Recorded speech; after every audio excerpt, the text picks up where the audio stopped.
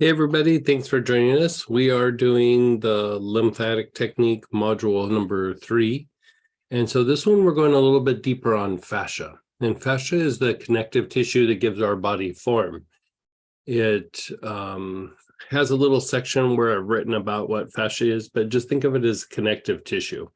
And it holds the organs in place, the internal organs. It wraps around muscles, groups of muscle fibers in the body, and then each muscle fiber itself. And the reason why we're tackling this is when the fascia is restricted, blood and lymph moving through that area are greatly diminished. And part of what happens when the body has toxic material or too much fluid, it dumps it into the connective tissue or the fascia. And so sometimes what happens is not only is the fascia restricted, which doesn't allow for proper movement, but sometimes the fascia itself is toxic and we need to go through and purify it. And just like muscle, the tighter it is, the harder it is to purify. So I have written out kind of some aspects that you guys can always go back and read about fascia, detoxing fascia, and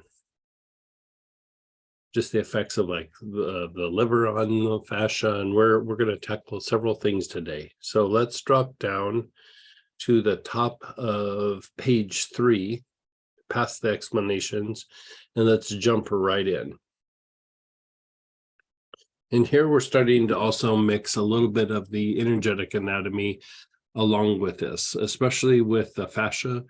Health rays play an important role. So you could say the more open the fascia is, the more open the health rays are. Okay, so we listed several oils for you to choose from. And in the ones that purchased the kit, I believe we put fascial release in there, correct? Yeah. Yeah. And so if you're dealing with a 2 ml bottle, remember you take the top off, and with these, there's a little flap that you want to undo, right? So that you can see the hole, right? So there's a little extra safety mechanism that reduces leakage. Then if you want to put a drop on, you turn the bottle upside down and then just tap it with your finger and a drop comes out. So there you go.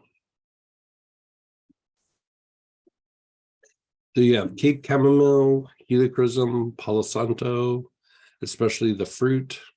The fruit is very good for the fascia. Poplar balsam, Siberian fir, terebinth, and wintergreen.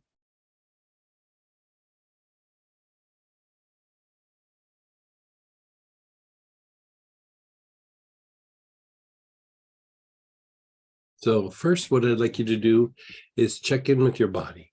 Feel your body. Feel where you have your aches and pains. Just feel the movements of the joints, like move your arms and shoulders around a little bit.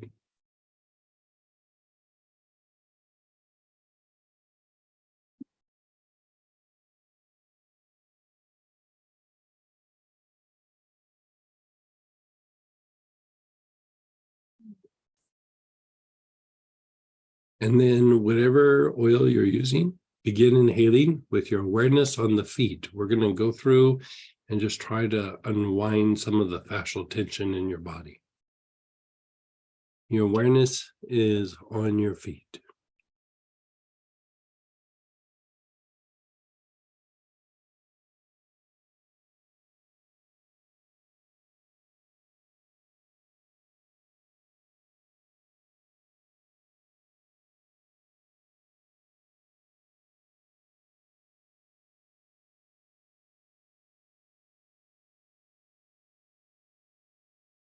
And as you exhale, try to feel tension leave that area.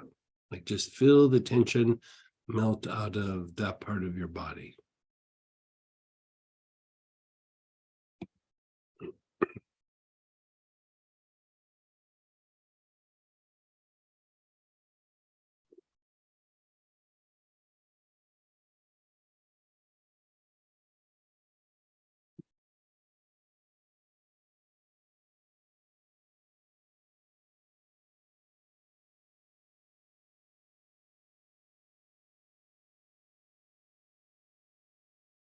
You're still on your feet.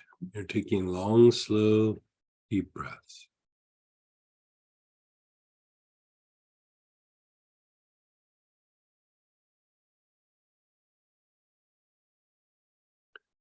Just let go for a moment. Just be still, be aware, just let go.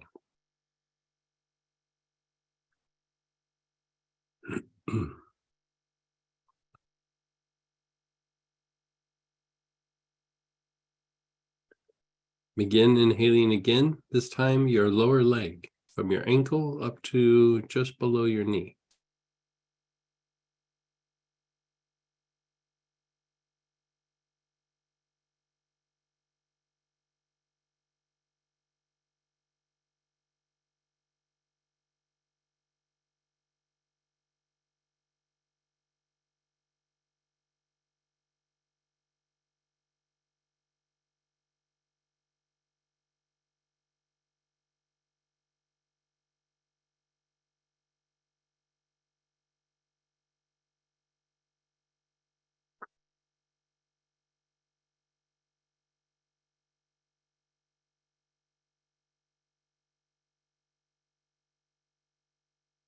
You're taking long, slow, deep breaths with your awareness on the lower leg.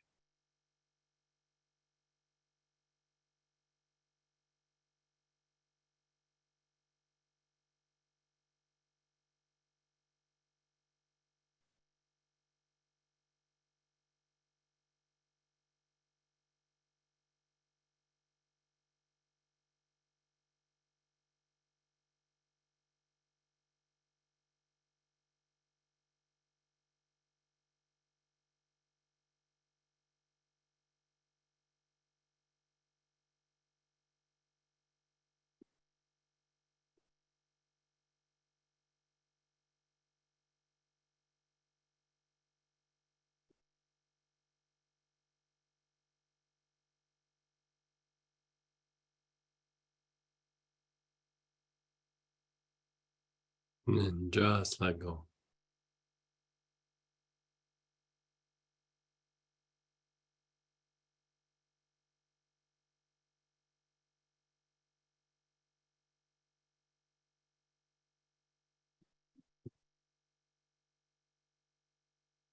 Begin inhaling, your awareness is on your knees. You're taking long, slow, deep breaths. Your awareness is on your knees.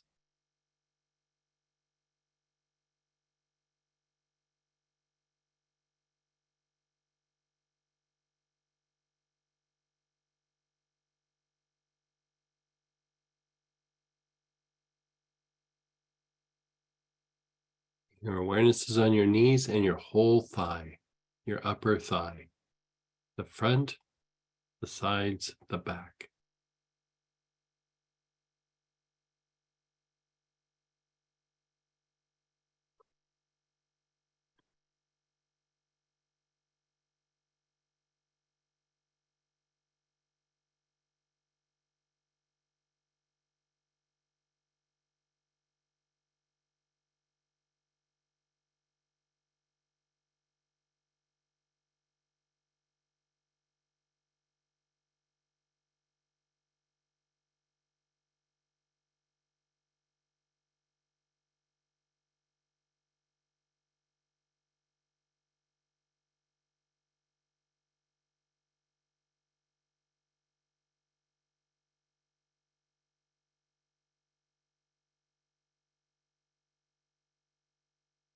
Keep working those thighs, those upper legs.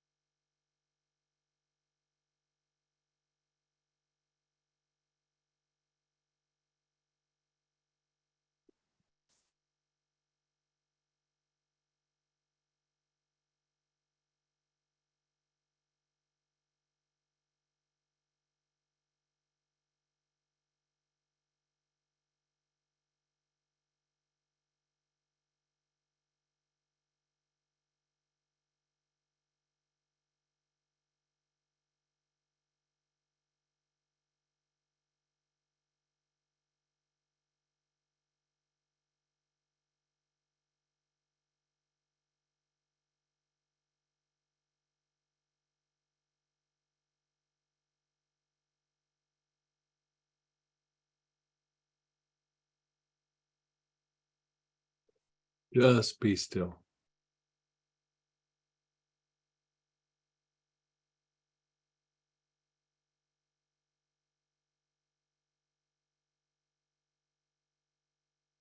Just be still. Just let everything go.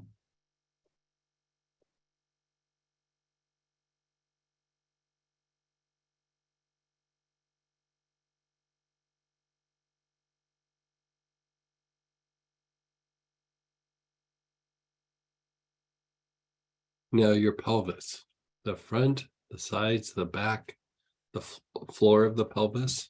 Explore the whole pelvic area, especially the hips.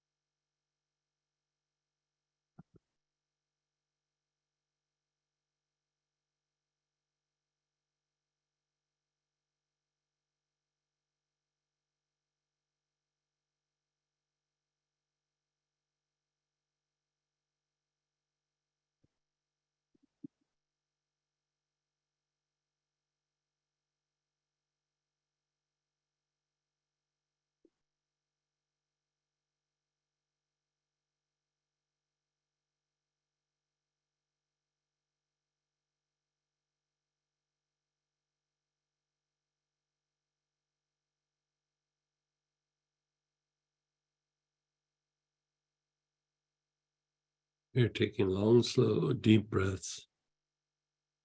Your awareness are on your hips, the front of your pelvis, the floor of your pelvis.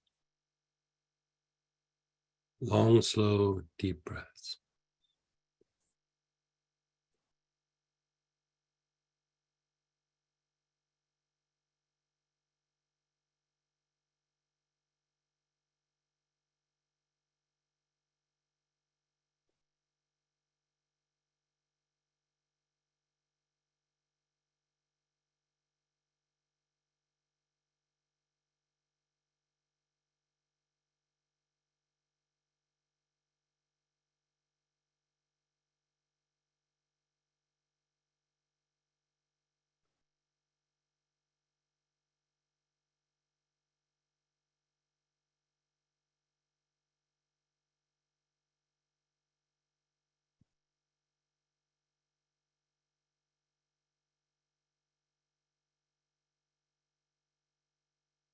And then just let go. Let go of everything. Just be still for a moment. Just let go.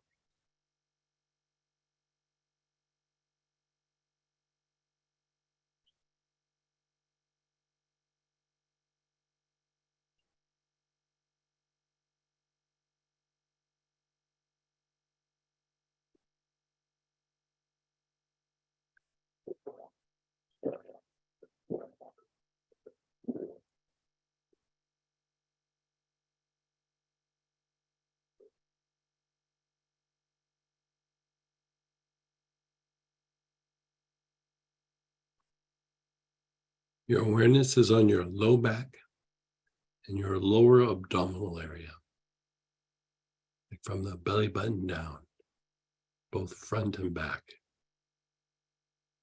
Take long, slow inhalations with your awareness on the lower abdominal and lower back area.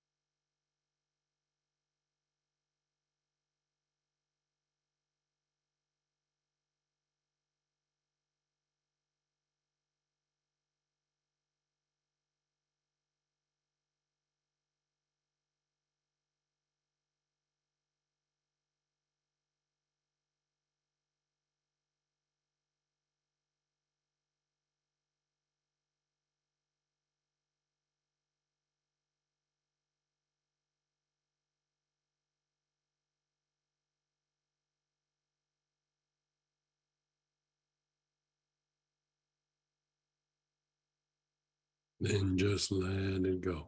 Just let it all go.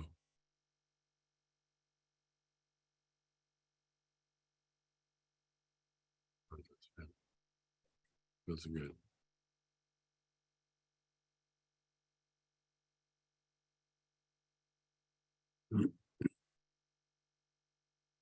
Now check in with the whole abdominal cavity from below your ribs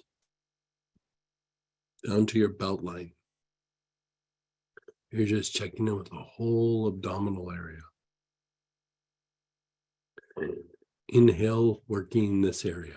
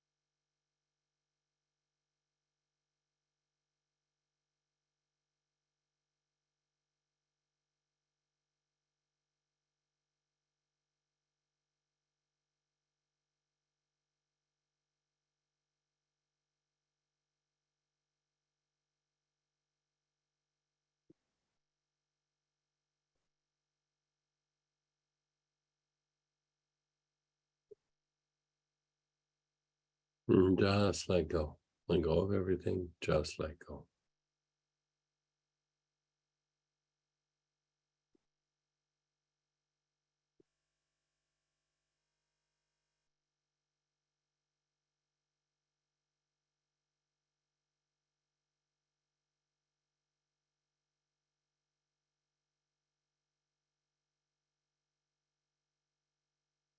Mid back area, the middle of your back, the whole back area in the midsection.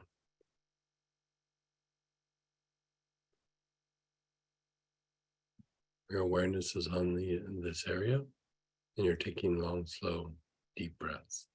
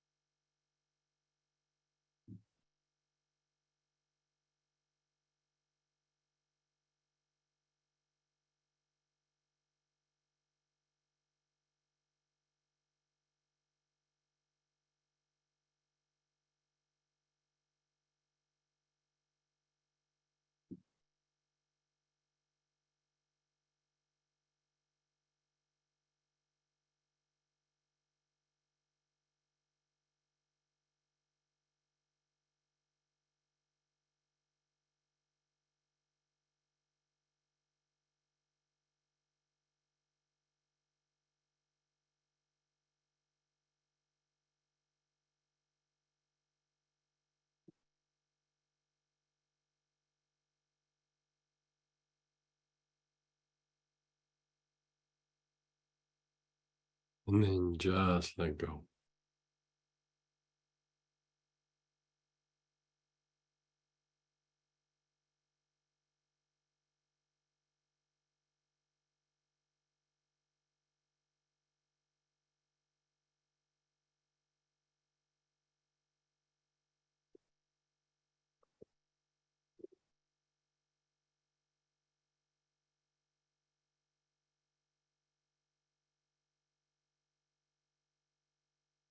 Your awareness is on your chest and your upper back. You're taking some long, slow, deep breaths.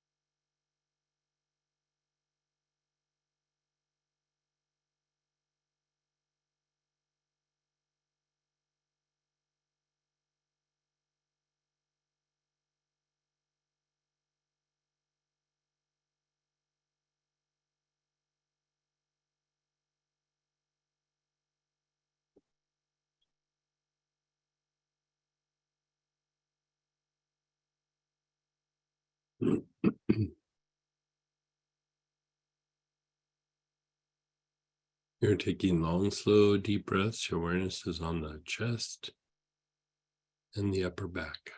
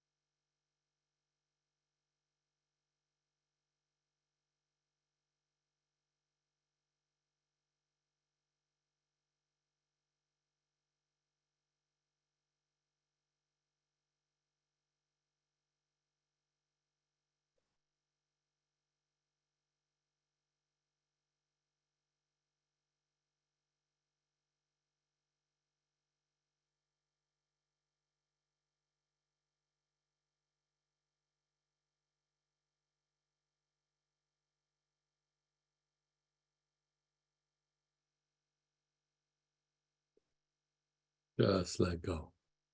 Let go of everything. Just let go.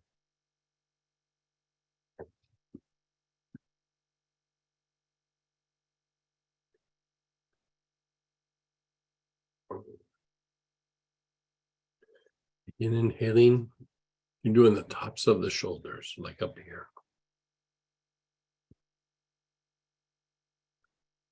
Long, slow, deep breaths. Your awareness on the tops of your shoulders.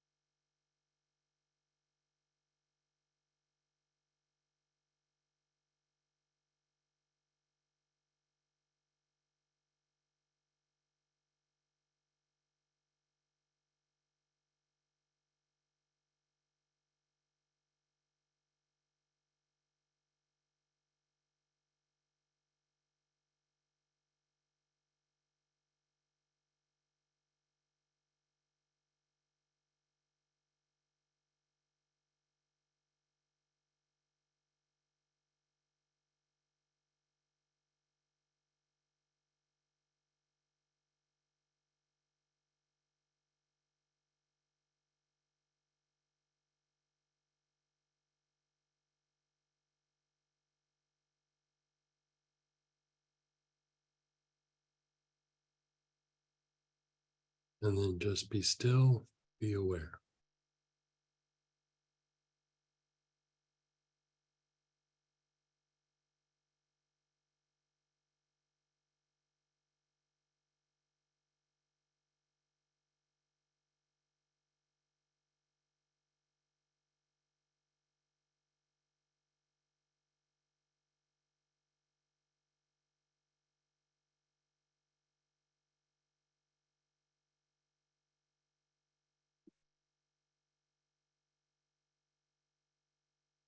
The arms, the forearms, the hands, from the tops of your arms to the fingertips.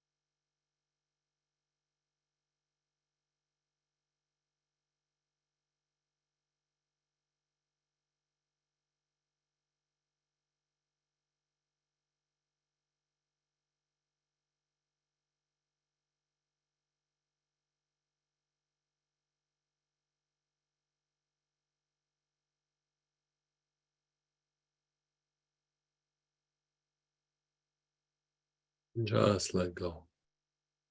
Let go of everything. Just let go.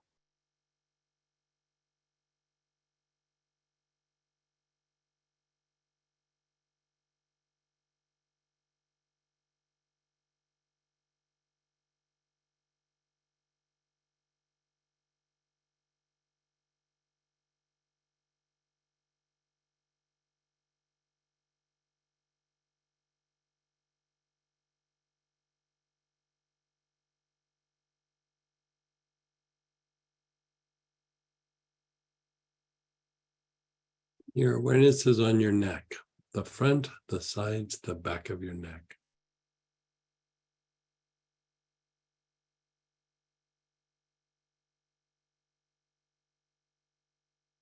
Long, slow, deep breaths with your awareness on your neck.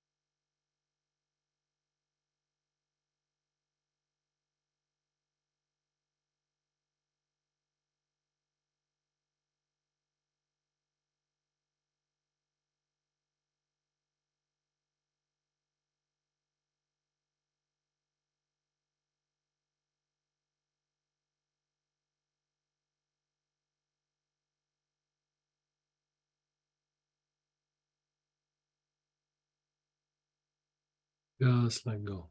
Let go of everything. Just let go.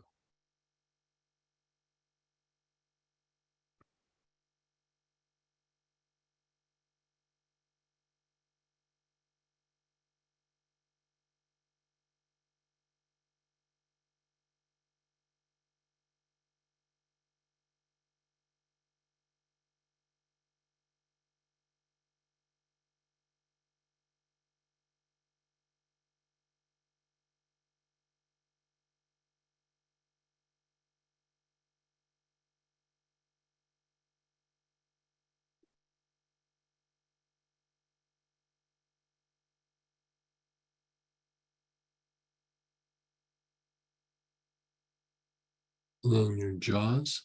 Your awareness is on your jaws. You're inhaling. And do your whole head, your jaws and your whole head, especially the sides of your head.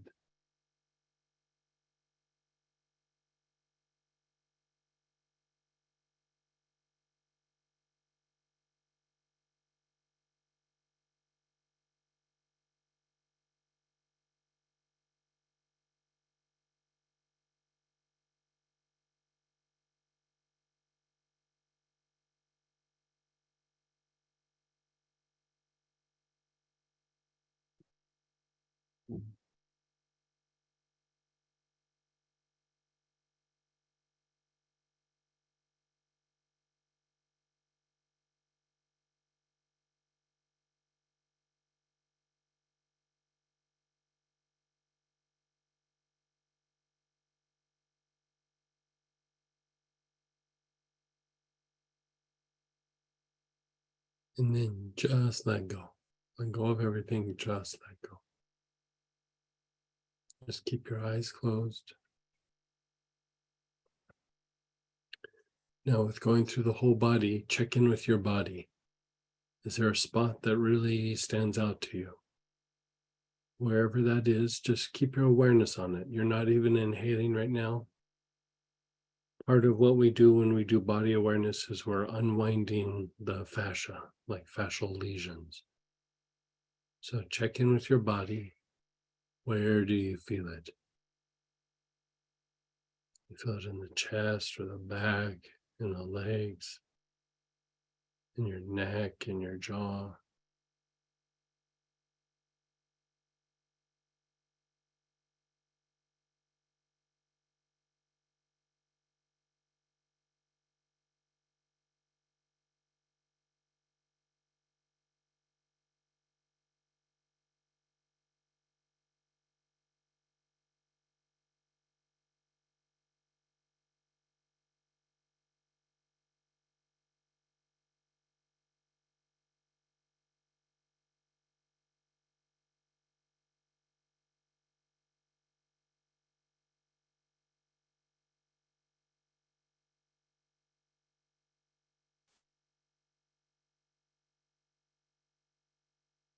Just keep your awareness on that spot and begin inhaling into that area.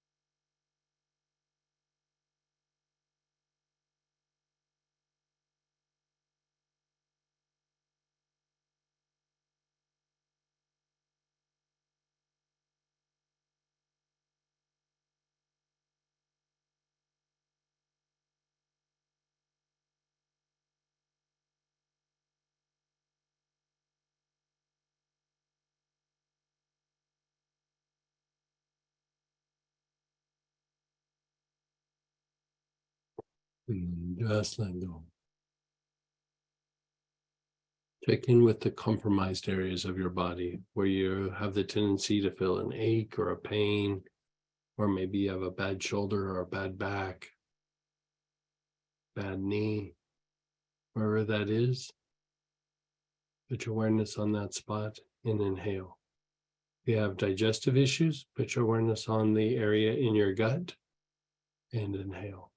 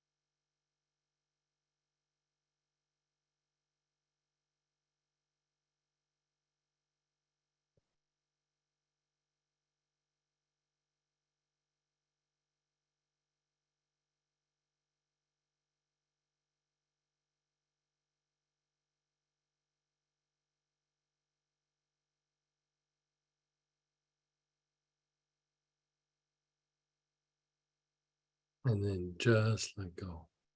Just let go.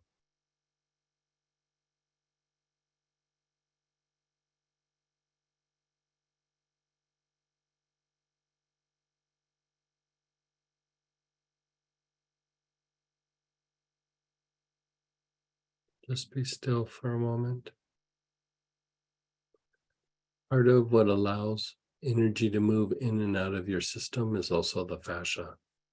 So this helps to facilitate a deeper release of our old conditioning, old emotions in a way that's very, very gentle. It just kind of floats out.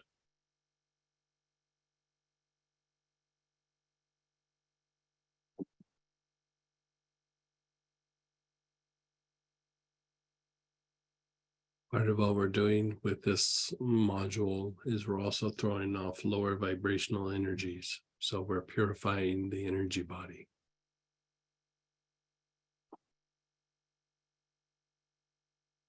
We're still using the same oil that you're using. We're going to do the process again, or we're going to do a little bit more exploration with this. So your awareness is on your feet, and within your feet, find the area that has the most tension, the most denseness, the most, like the heaviest part of that area. You can't find anything, just do the whole foot. But within the foot, try to find that densest, heaviest area where there's some tension, something. Explore your heels, your arch.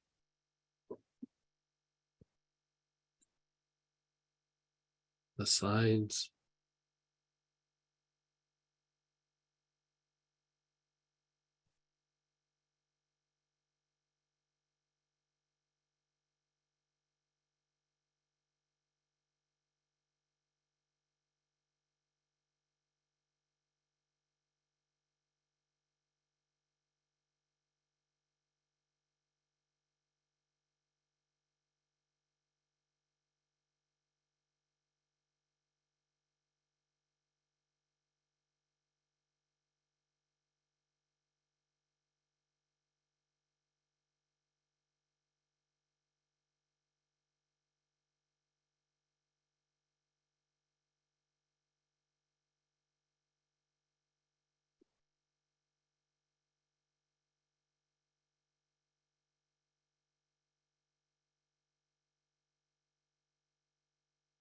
You're really exploring the feet. Where do you feel it?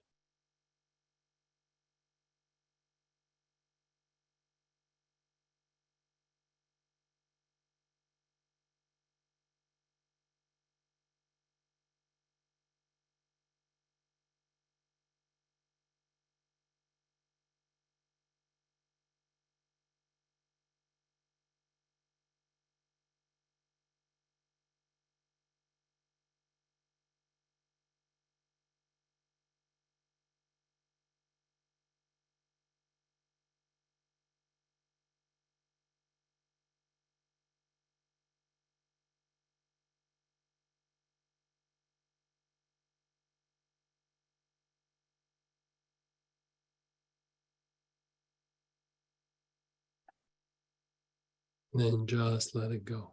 Let it go.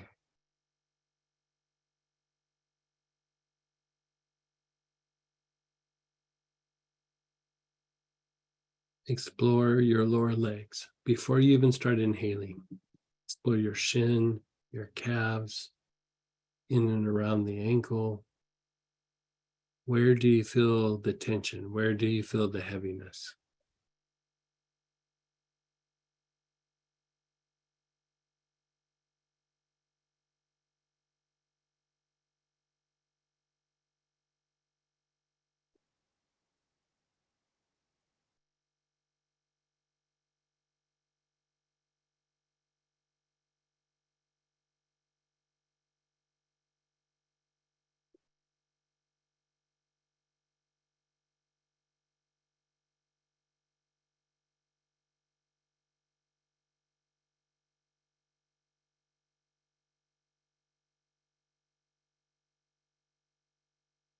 And then begin inhaling. Your awareness is on that area in your lower leg.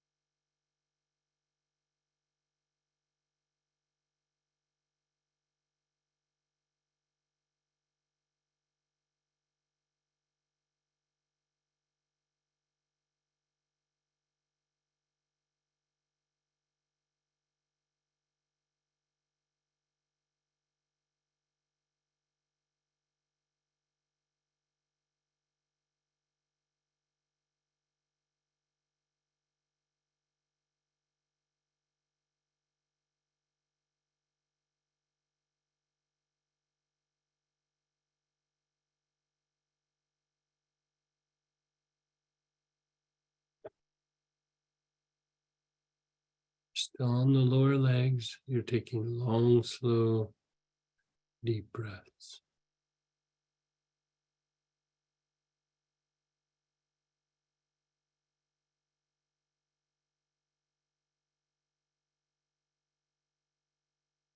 Just let go.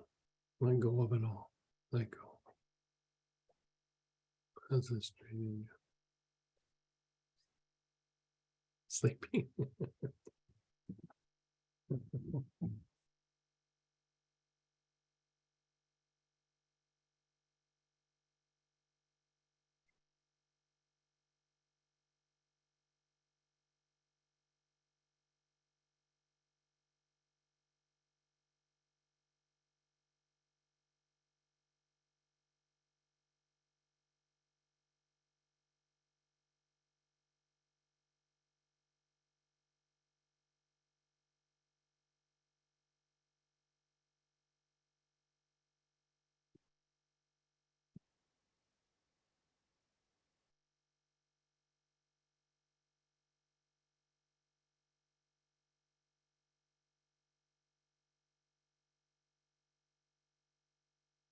Just letting go. Just letting go. Just let it incubate.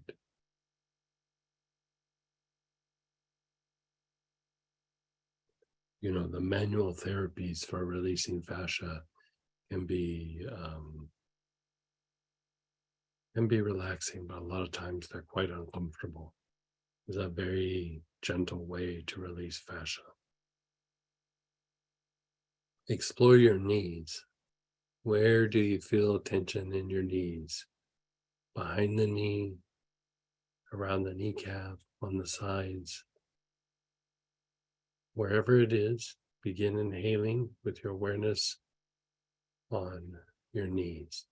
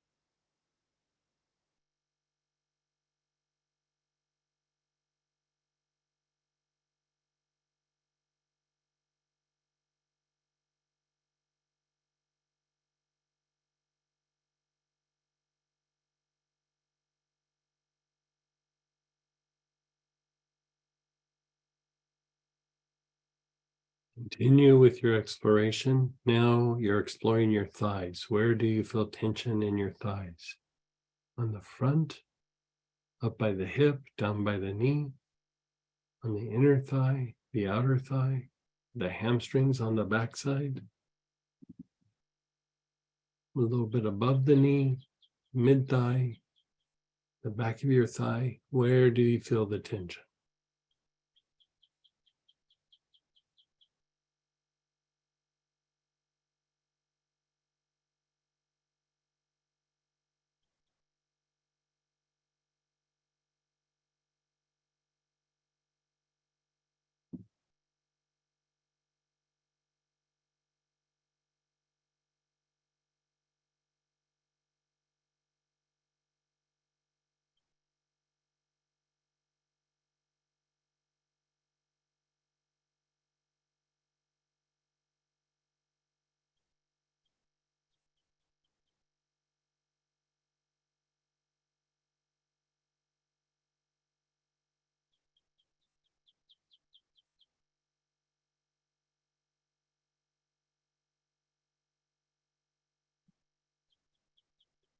Your awareness is on your thighs. You're still taking long, slow, deep breaths.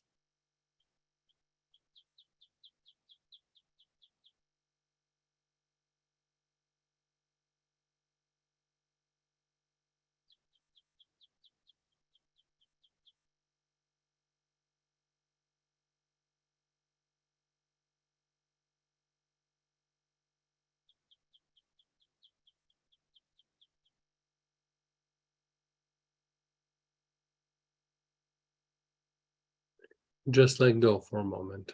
Just let go. Be still, be aware.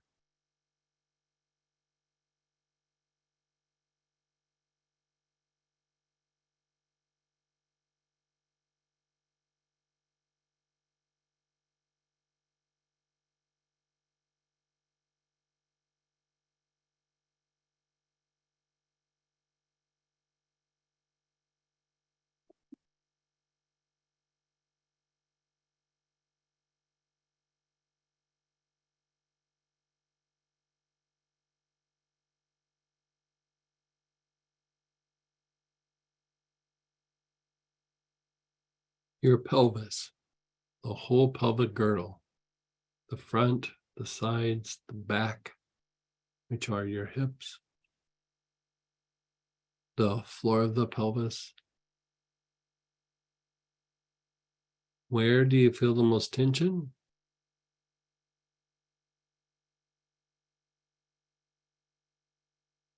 Wherever that is, put your awareness on that area and begin inhaling.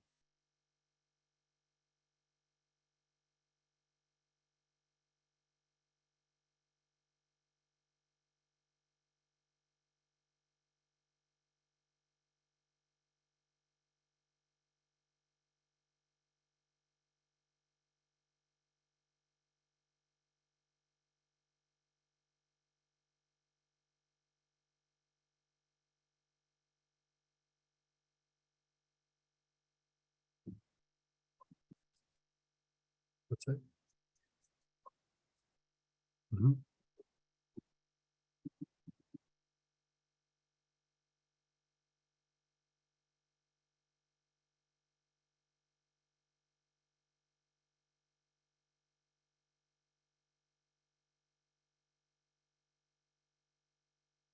You're taking long, slow, deep breaths.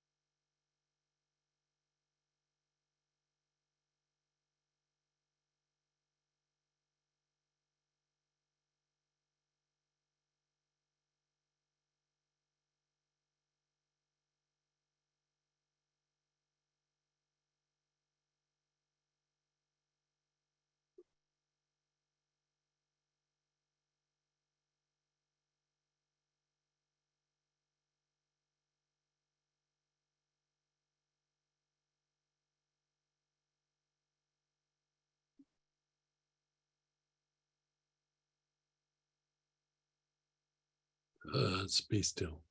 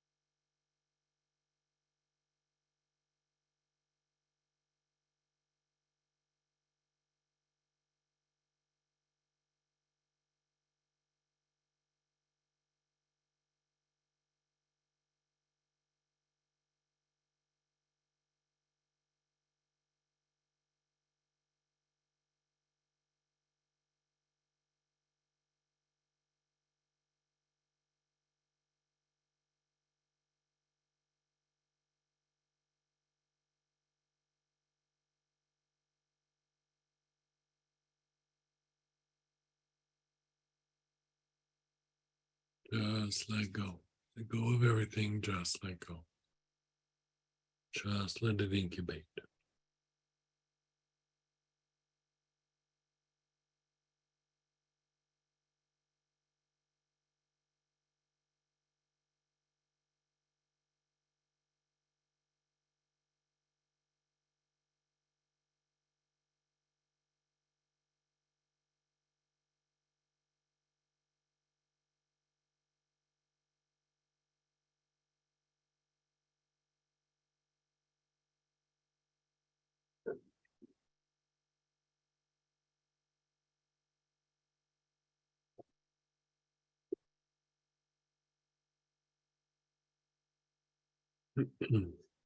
Explore your low back and your abdominal area below the belly button on the front and the back.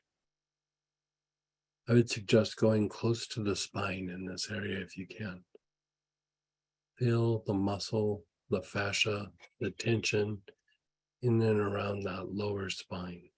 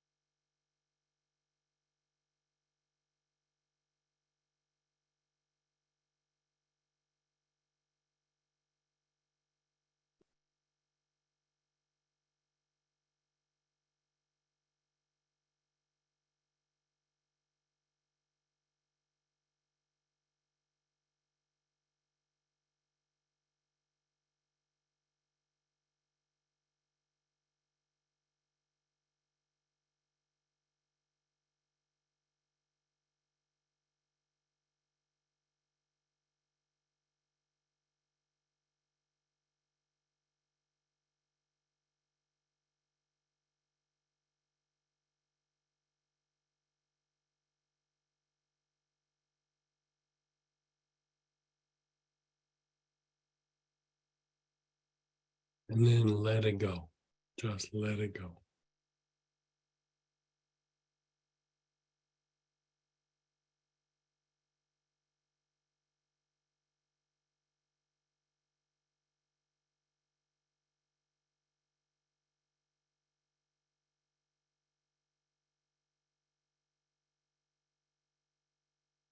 Explore your whole abdominal cavity.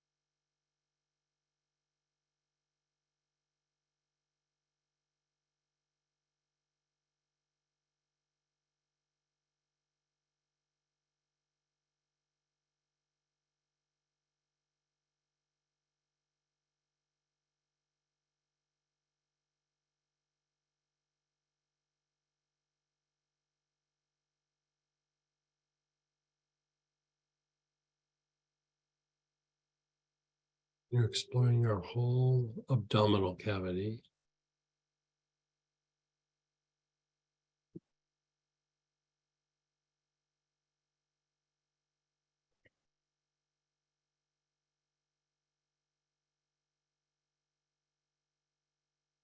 Mm.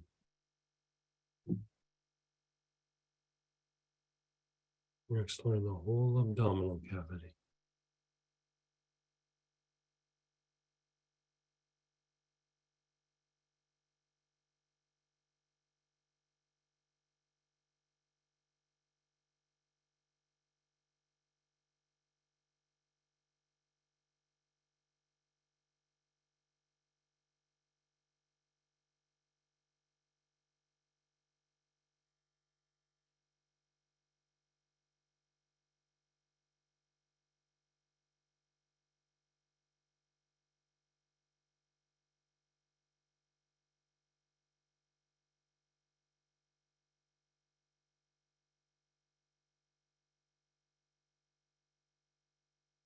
And then just let go.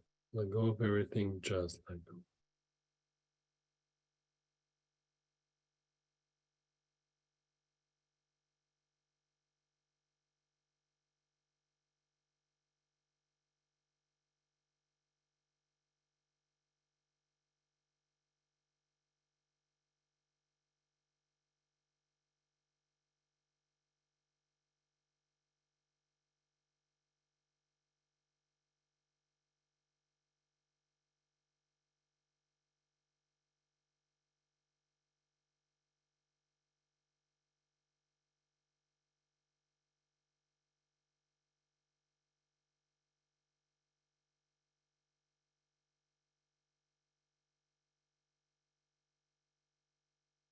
Explore your mid back.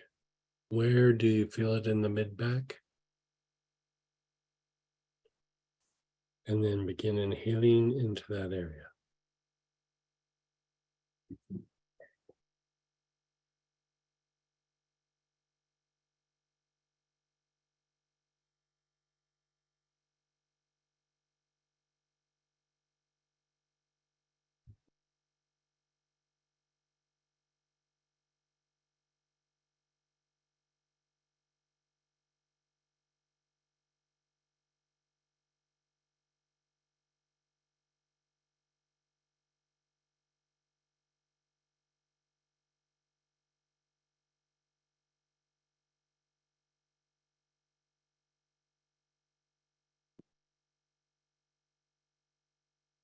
Your awareness is on your mid back area. You're taking long, slow, deep breaths.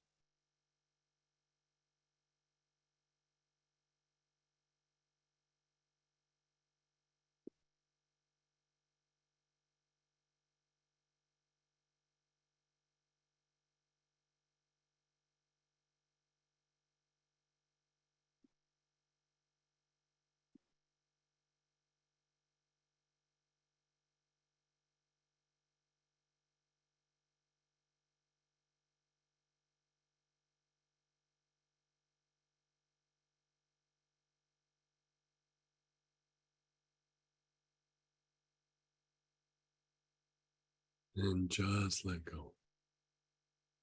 Just let go.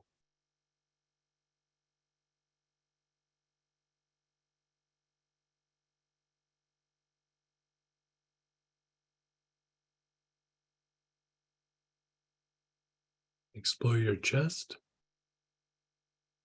your upper back area. Where do you feel the most tension in your upper torso, your chest, and the upper back?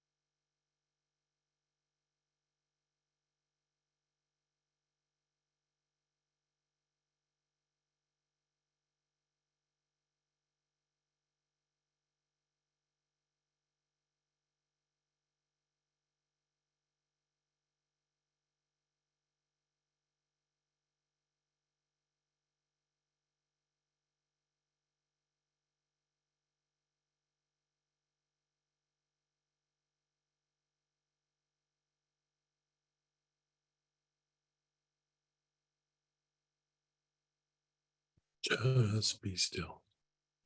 Let everything go.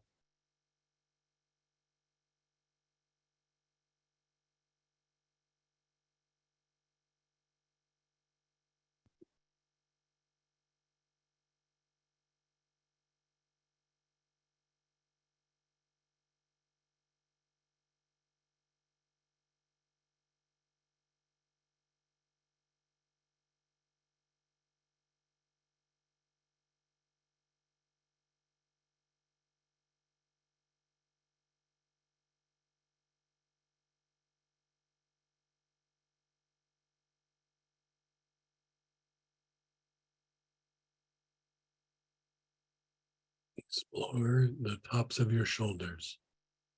Where do you feel it in your shoulders?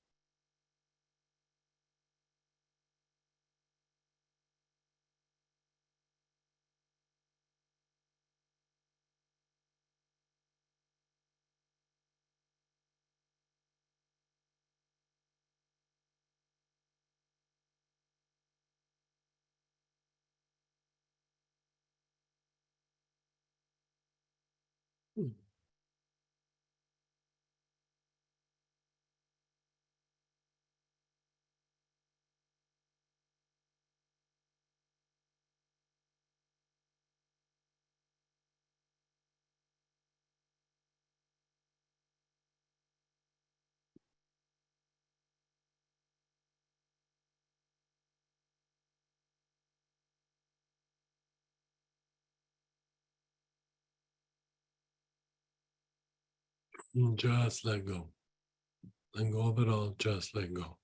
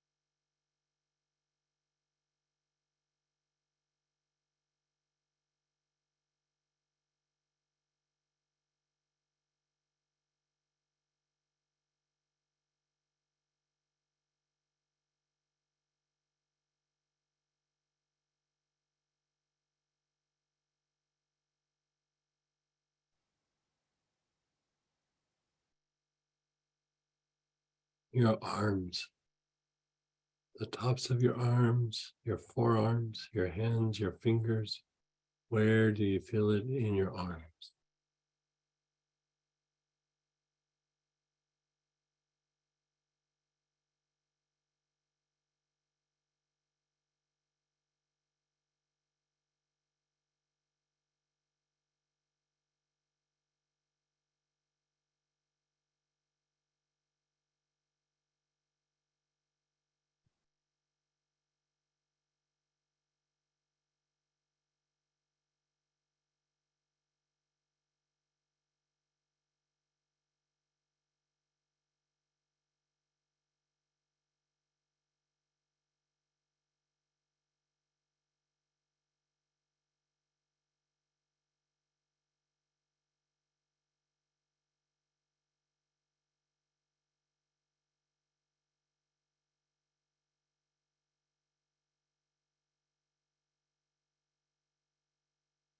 You're taking long, slow, deep breaths.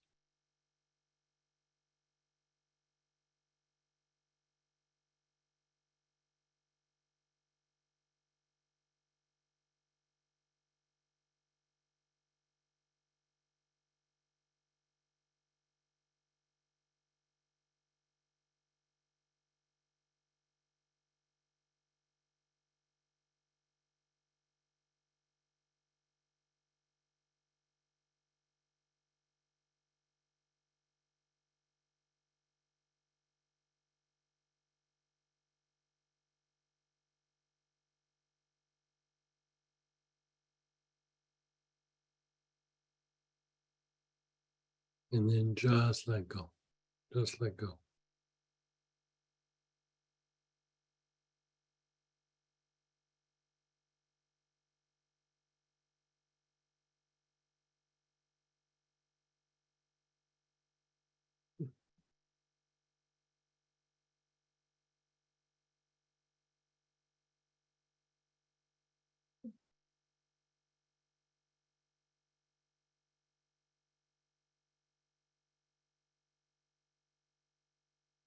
Your neck. Explore your neck. Front, sides, back of your neck.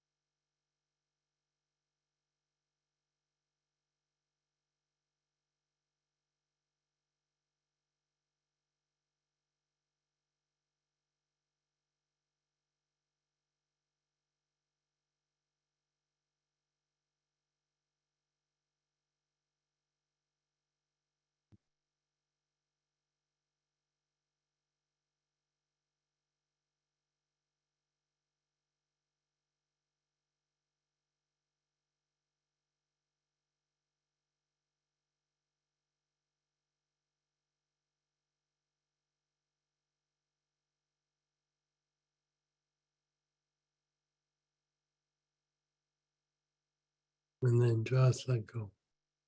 You're letting go of everything, just let go.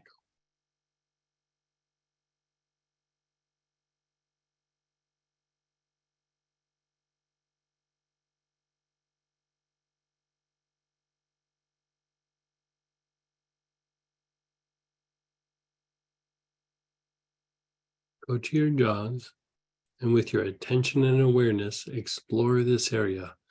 Find the most tension in your jaws with your awareness. And wherever that is, begin inhaling the oil into that area.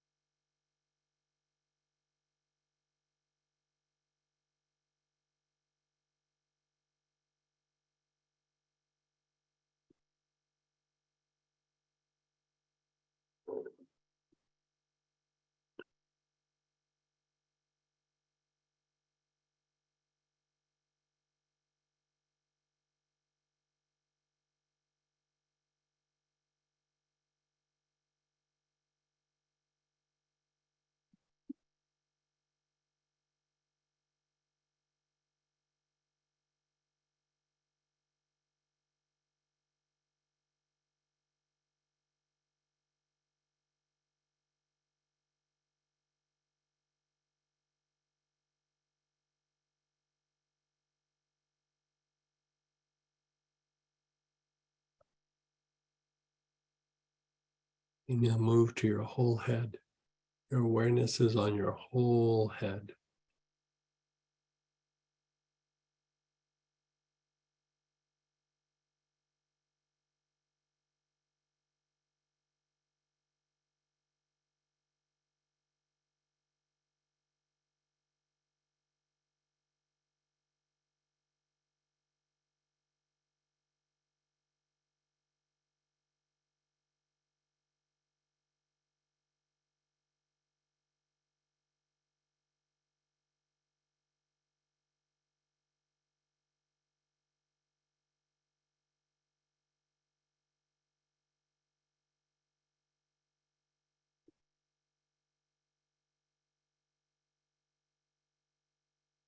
And then just let go.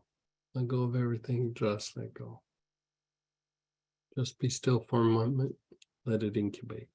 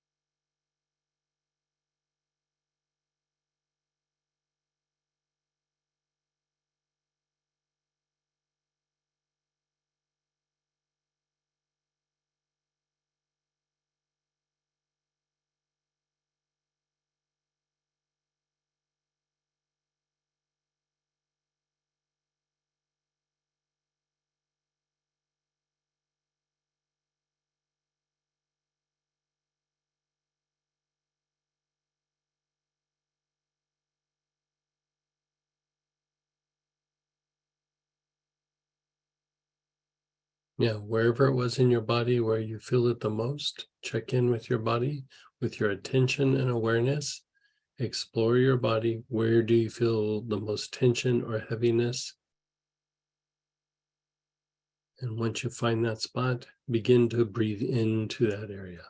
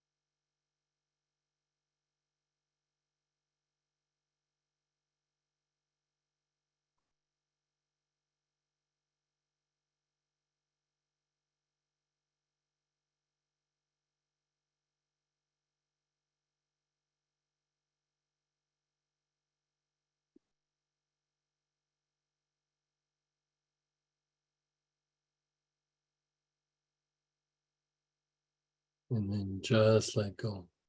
Just let go.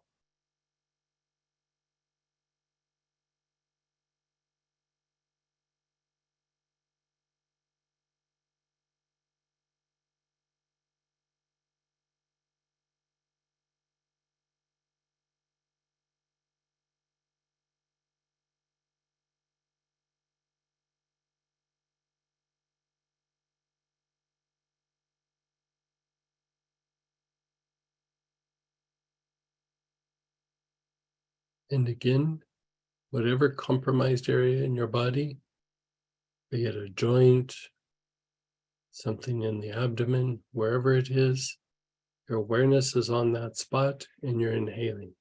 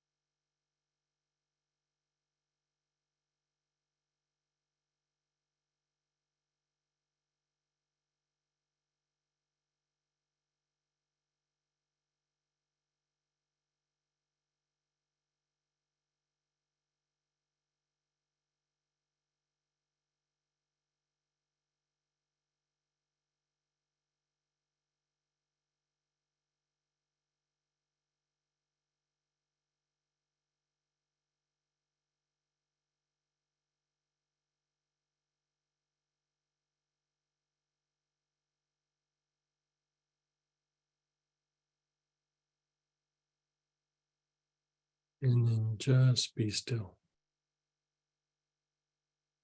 Just be still for a moment.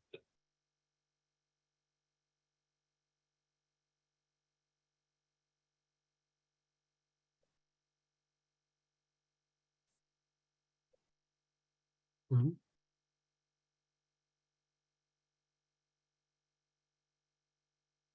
Sometimes we have more areas than just one that feel compromised. So we'll do a little bit extra, but you can hit the different spots. You can take a little bit longer and do this, or so let's again go back to the compromised areas in the body and begin inhaling.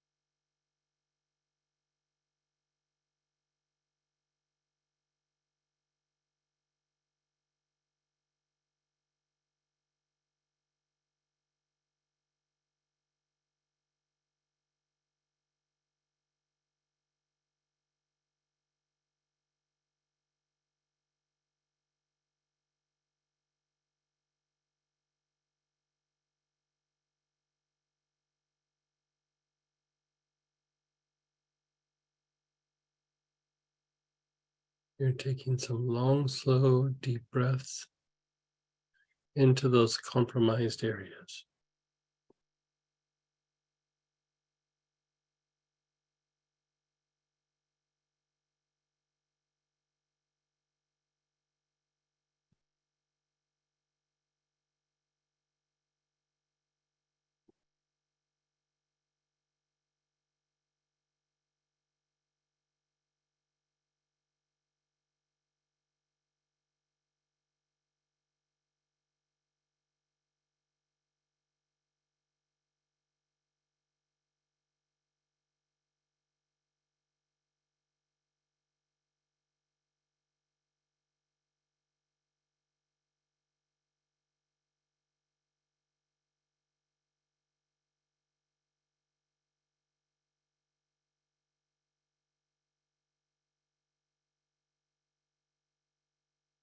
And then just be still. Just be still for a moment. Just be still.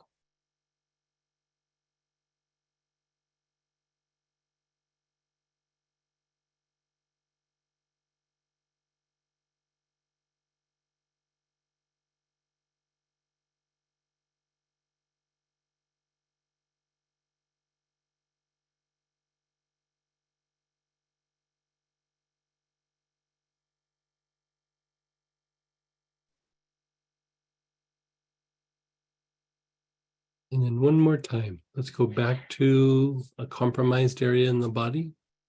Your awareness is on that area, and then begin inhaling.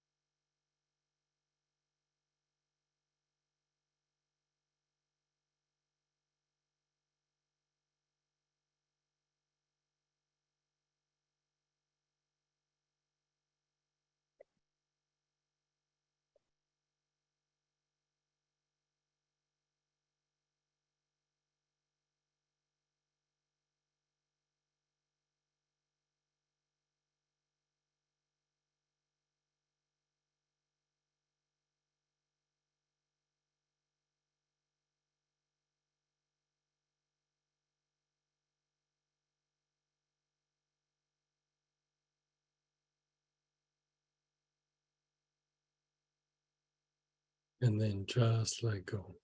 Let go of everything. Just let go.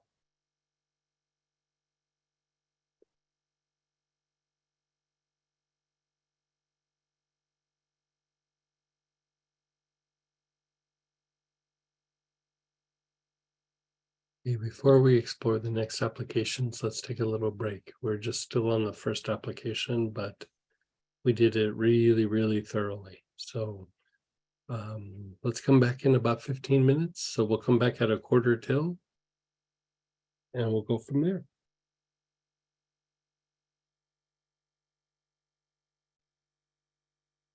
Reduce inflammation.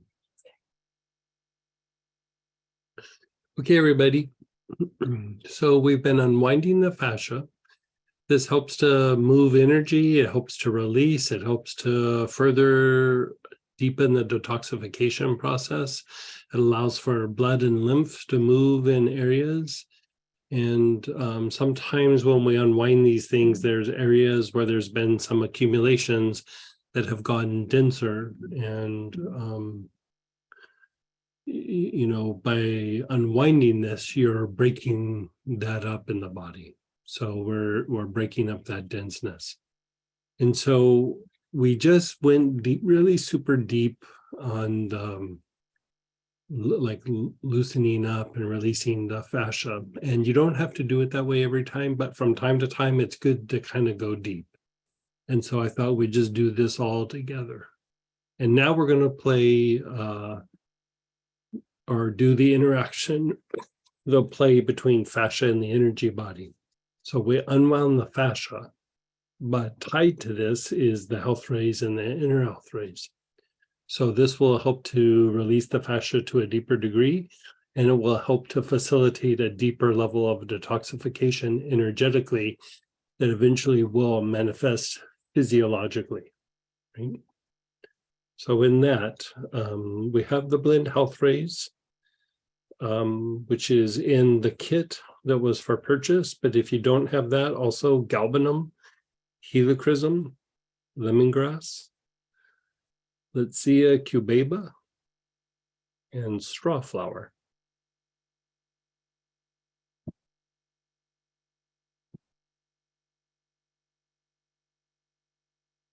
And here we're wanting to open up the health rays. Remember, the health rays are perpendicular lines that come out from the pores of the skin and extend outward from the body for, a few feet to maybe even further. But it is your body's ability to detoxify energetically. It's your ability to absorb good, healthy energy from the environment and your ability to expel off dirty energy or negative energy, lower vibrational energies. So here we're going to be inhaling, but we're putting our attention and awareness outside our body. And it's not so much about like, oh, it's a situation I need to heal or this. You just want to start reflecting on situations. You want to move the energy outward. You want to open up your health rays. So just start reflecting on the things going on in your life in the last 2 weeks or a month. If there's issues, if there's good things, if there's negative things, whatever it is, just reflect on the different situations.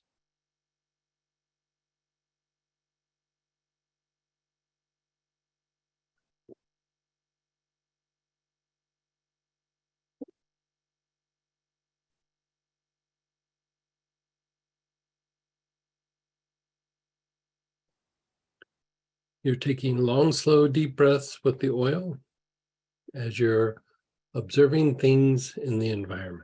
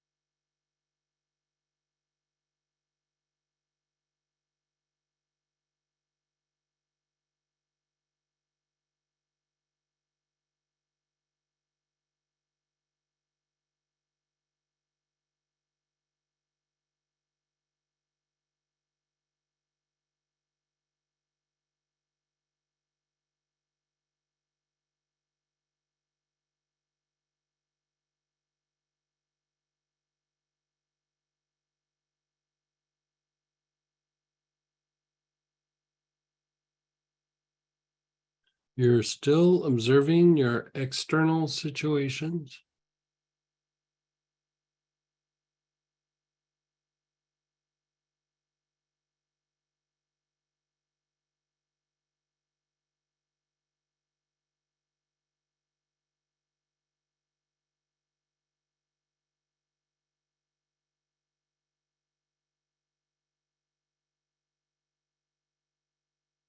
Now, just let go for a moment. Just let go.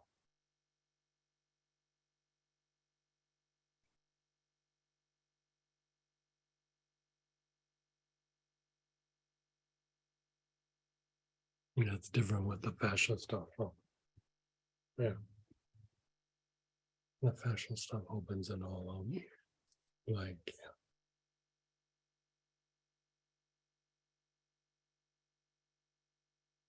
This first little section is going to end up in that master healing technique.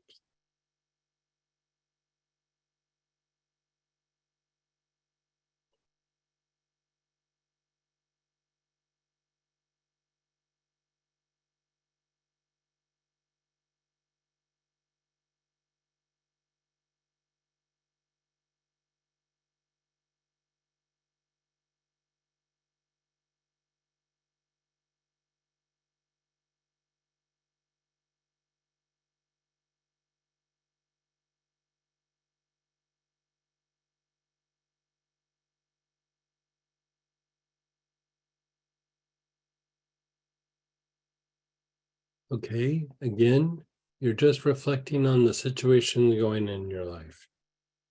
And if you're a big news reader or something like that, even reflect on the news, like things that are part of your activities, whatever they are. Inhale with your awareness just on the different things that you do in the last few weeks, last month.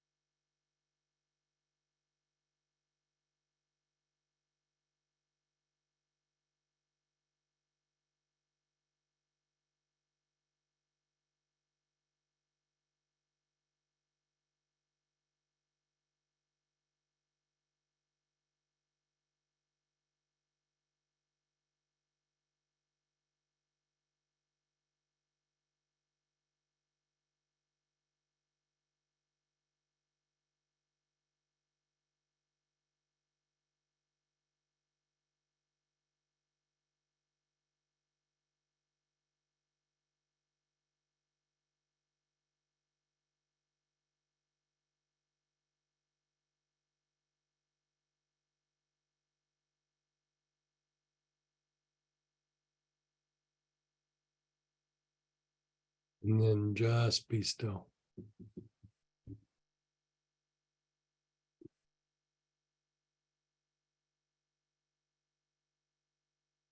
And this time, we're going to have you still do external situations, but go to something that was a bit painful, more than a month out.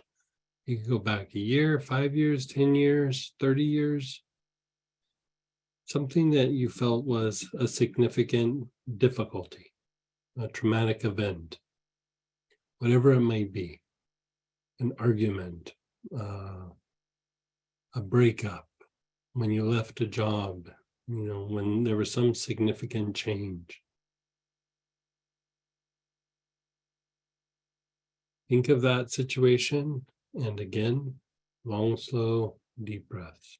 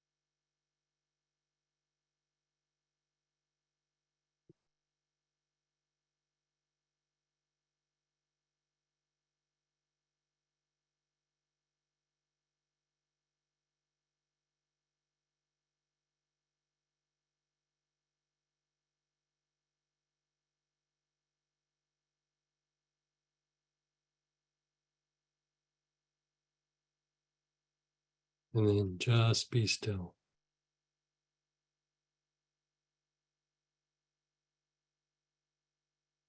Okay, we're going to go to the inner health phrase.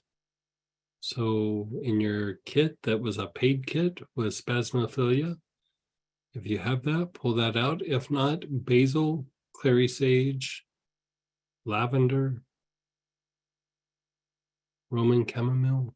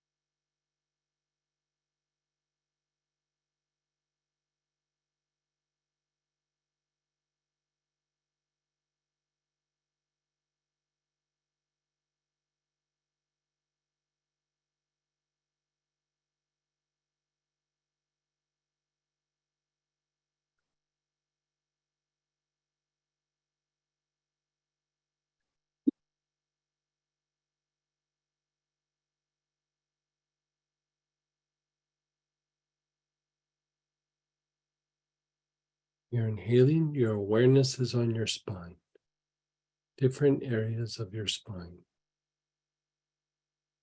Taking long, slow, deep breaths. Explore the different areas of your spine.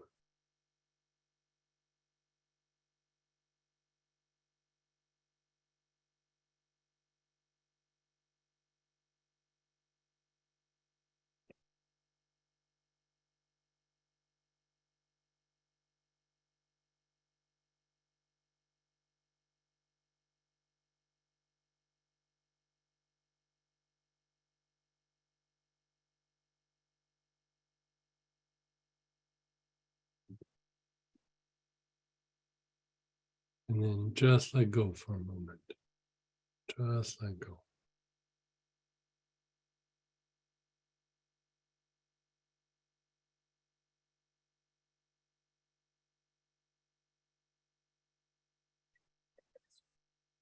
Mhm.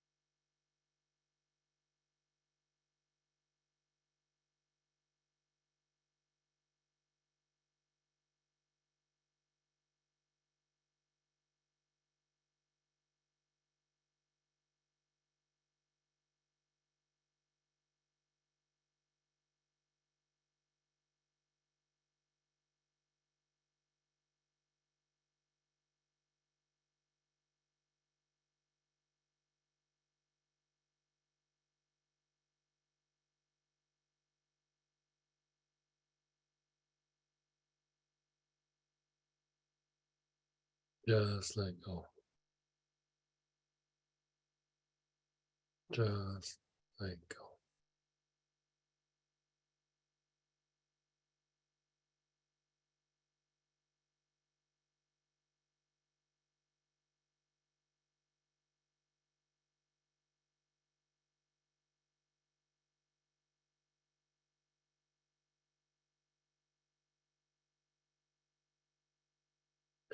Let's go back to the previous oil that you were using for just the normal health rates.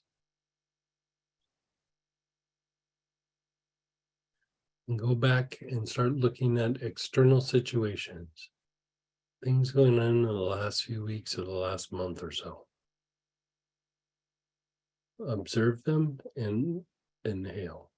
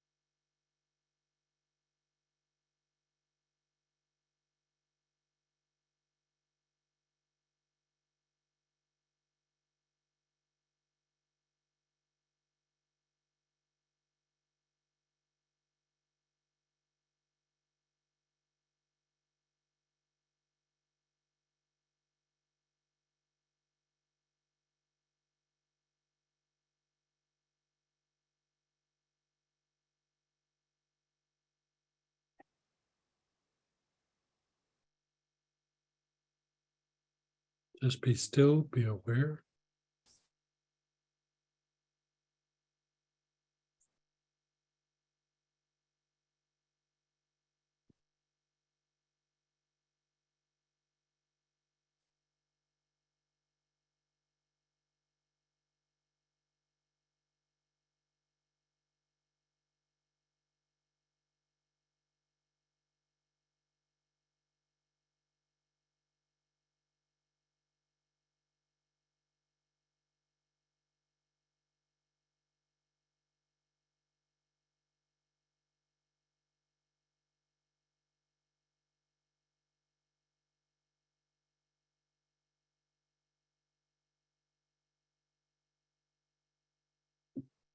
Again,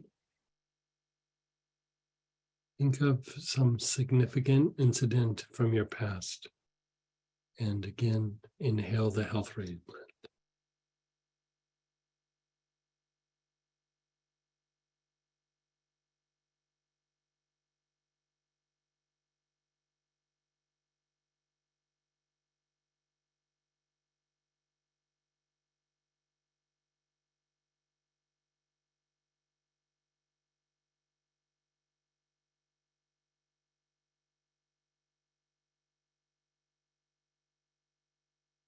You're taking long, slow, deep breaths.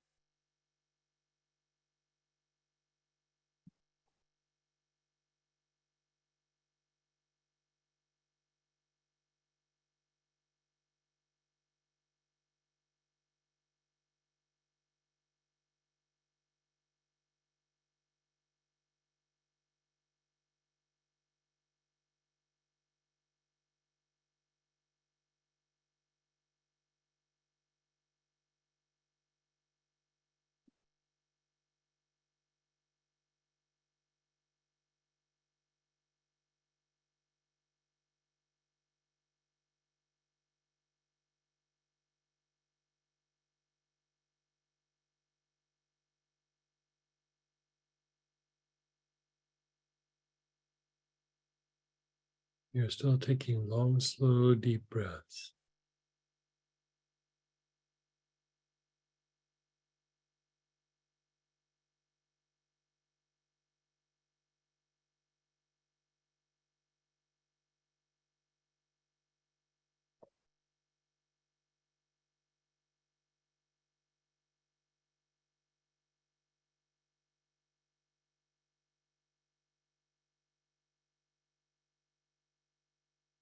And then just let go.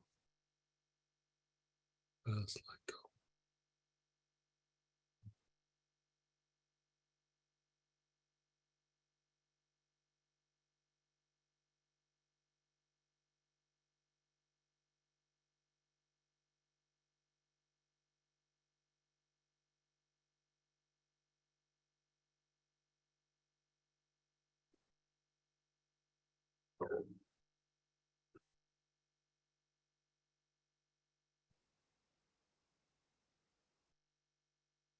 Pull out your inner health rays. And again, be it spasmophilia, basil, clary sage, lavender, Roman chamomile.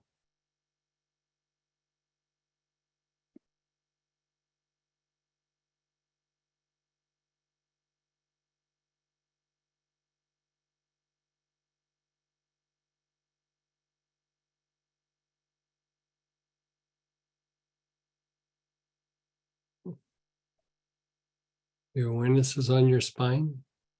Find a spot that's dense or heavy in your spine. If you don't have an area like that, work the whole spine. Begin inhaling with your awareness on that part of your spine.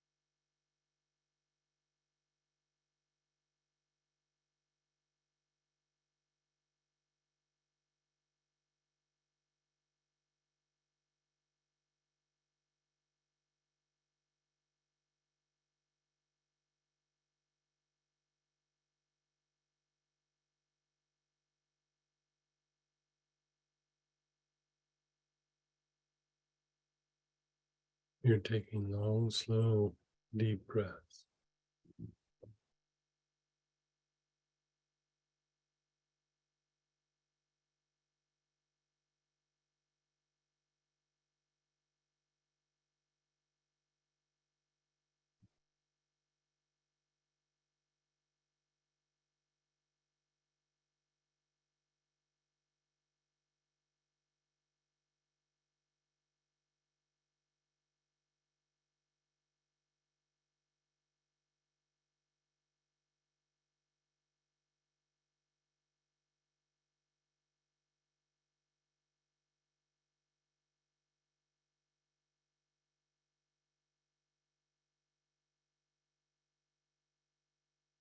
And just let go. Just let go.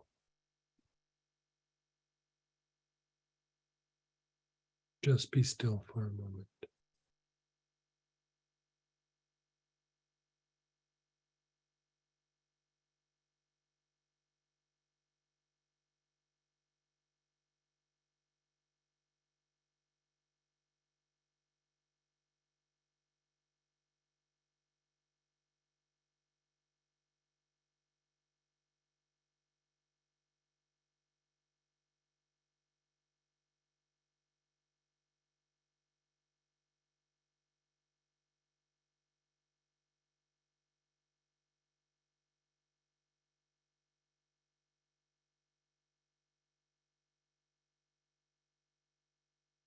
Let's go back to the very first oil, the one for the fascia.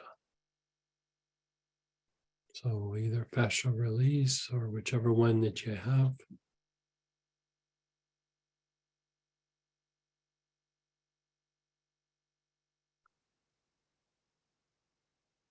And begin inhaling. Your awareness is on your feet.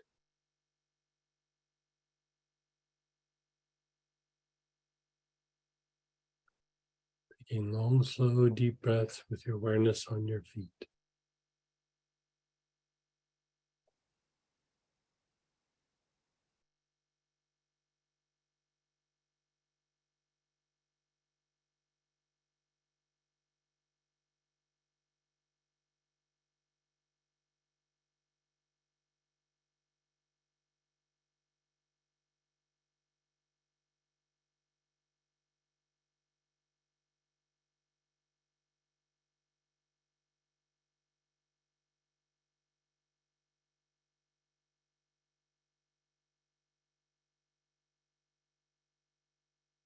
Your lower legs.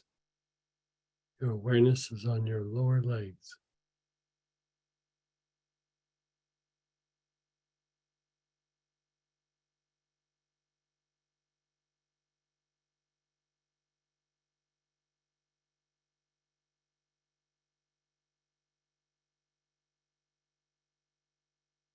Your knees and your thighs.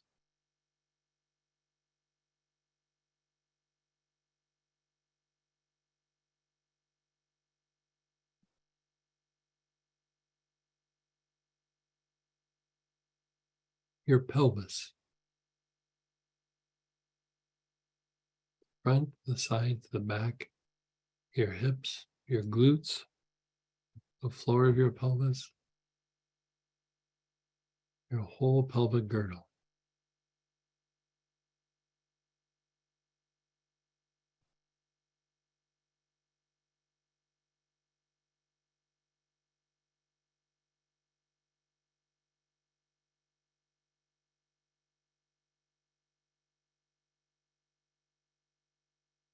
Your low back and low abdomen.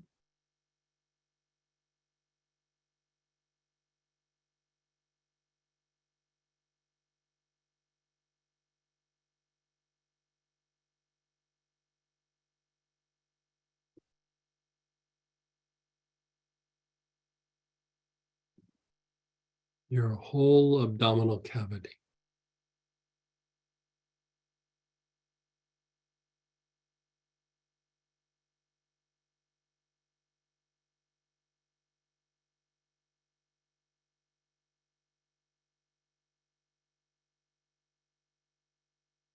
Your mid back.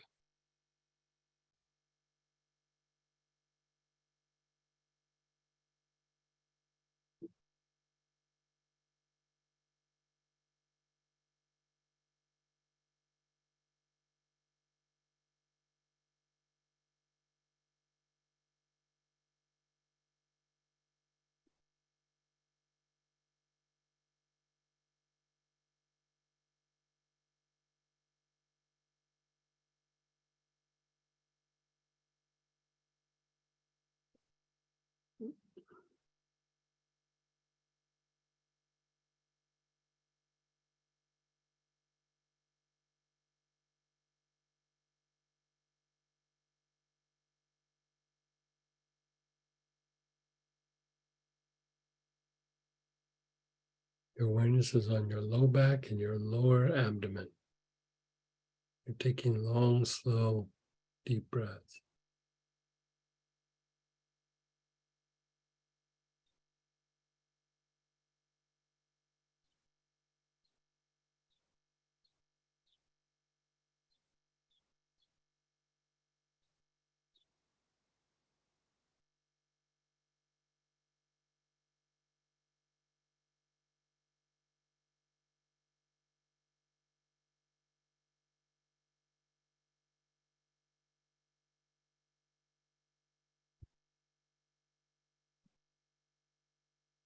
The whole abdominal cavity.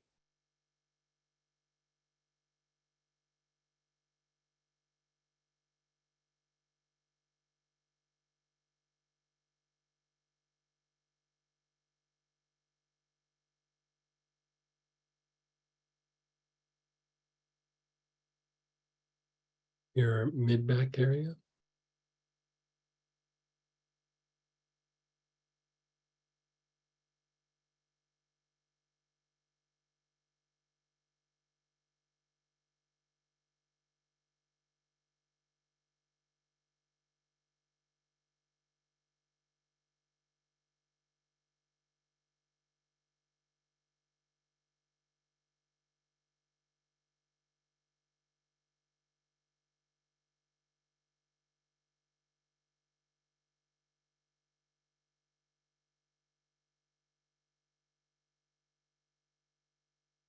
Your mid-back.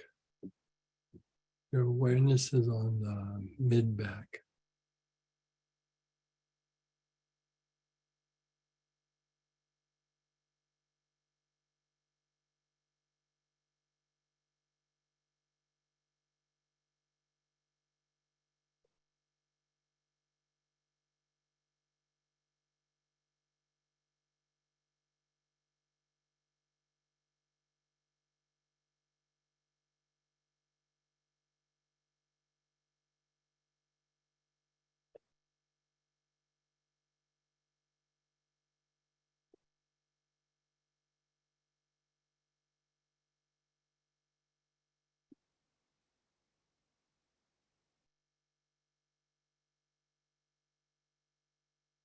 Your chest and your upper back.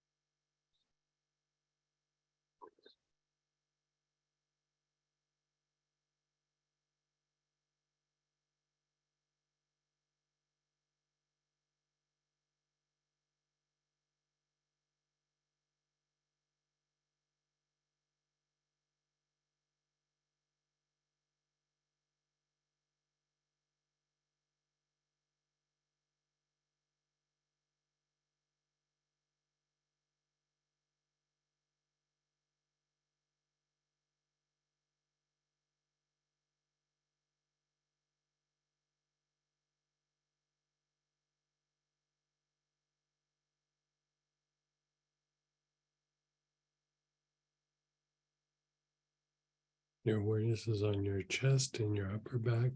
You're taking long, slow, deep breaths.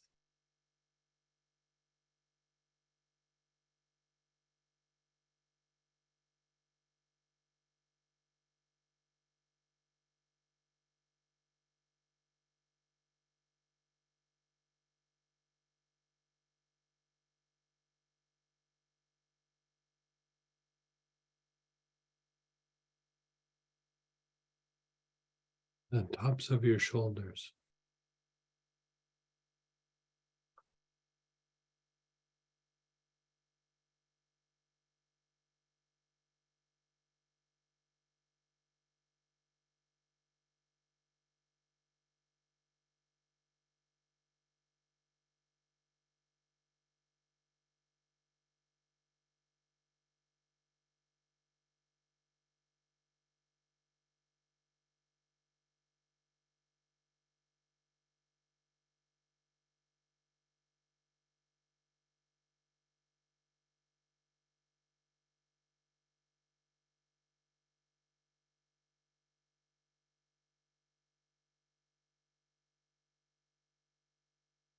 the arms, all the way down to your fingertips.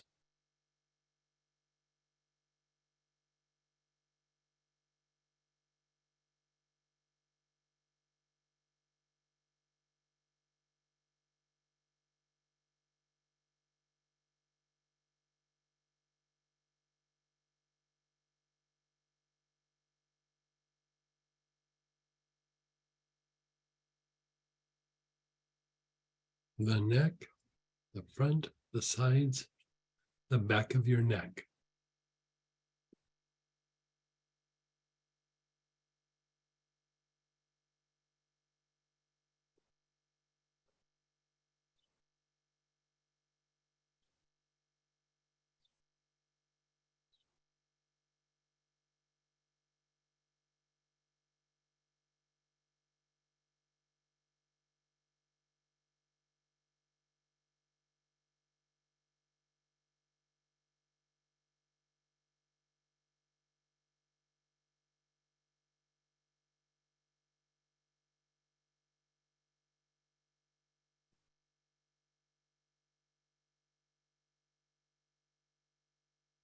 And then the jaws and the whole head.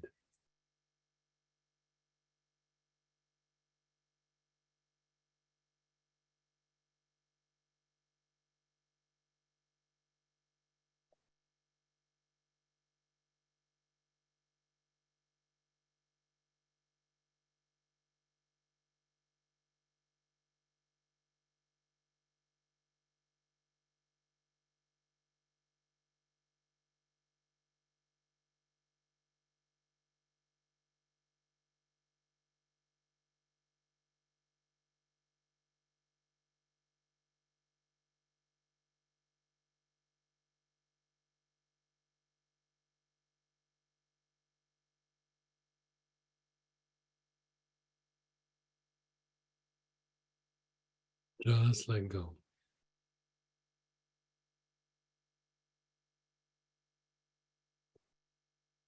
Just let go.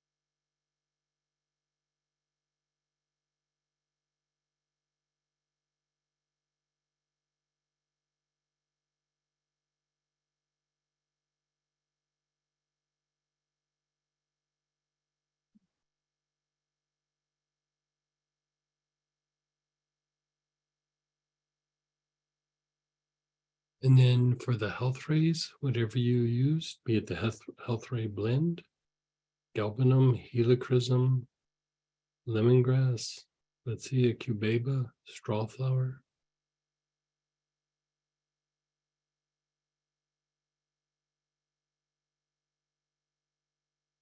And think of situations in the last month. Think of them, observe them as you inhale.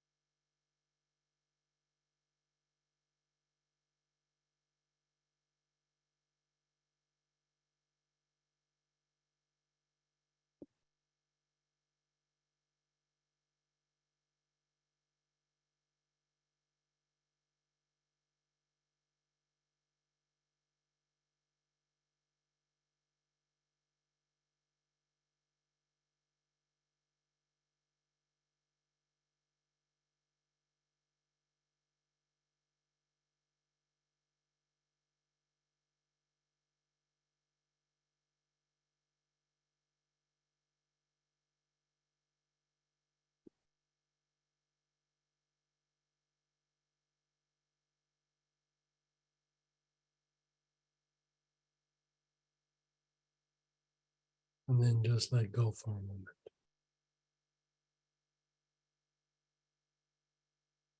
How's this treating you?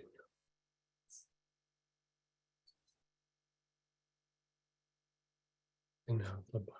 Here, what's unwinding?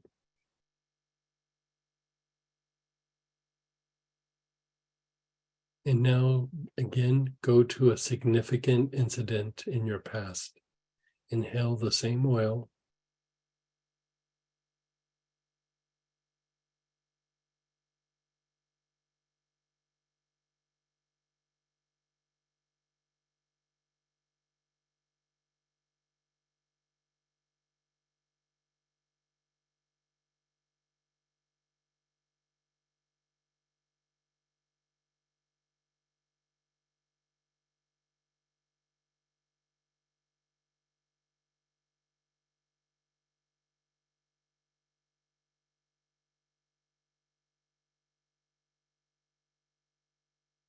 And then just let go. Just let go.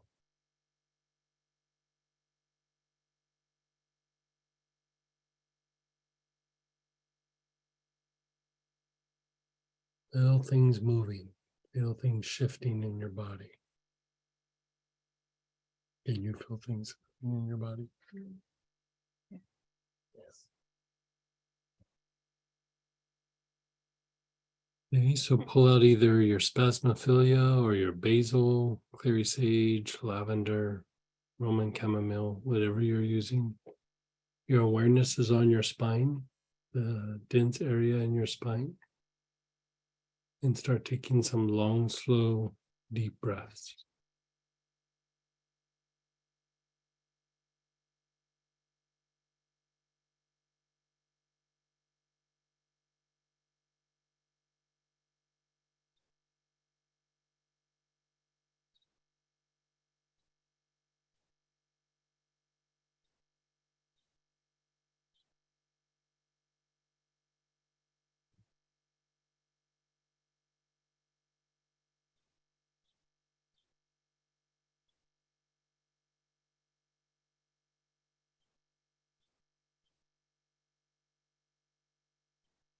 Explore the whole spine at this point.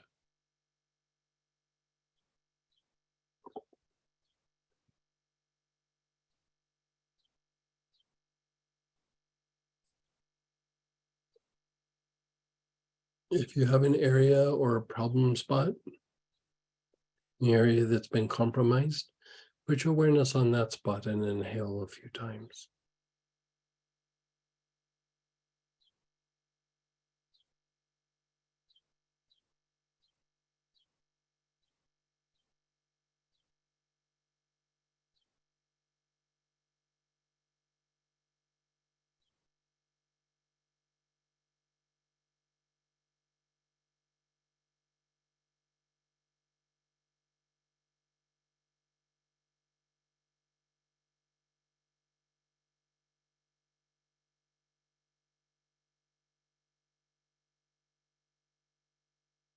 And then just let go. Let go of everything, just let go.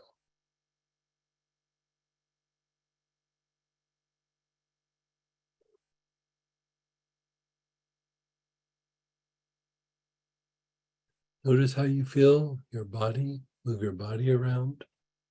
How's it feeling? We're just kind of priming everything, getting energy and lymph moving. So let's do this. We're going to take a little break. We're going to come back and do a little tiny bit more before we break for lunch. So let's come back at 10 till the hour and we'll begin with the next segment.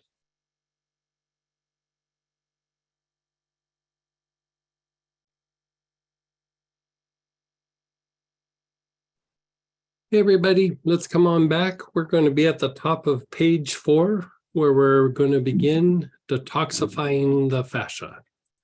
The first application. So here we have either pine or terebinth.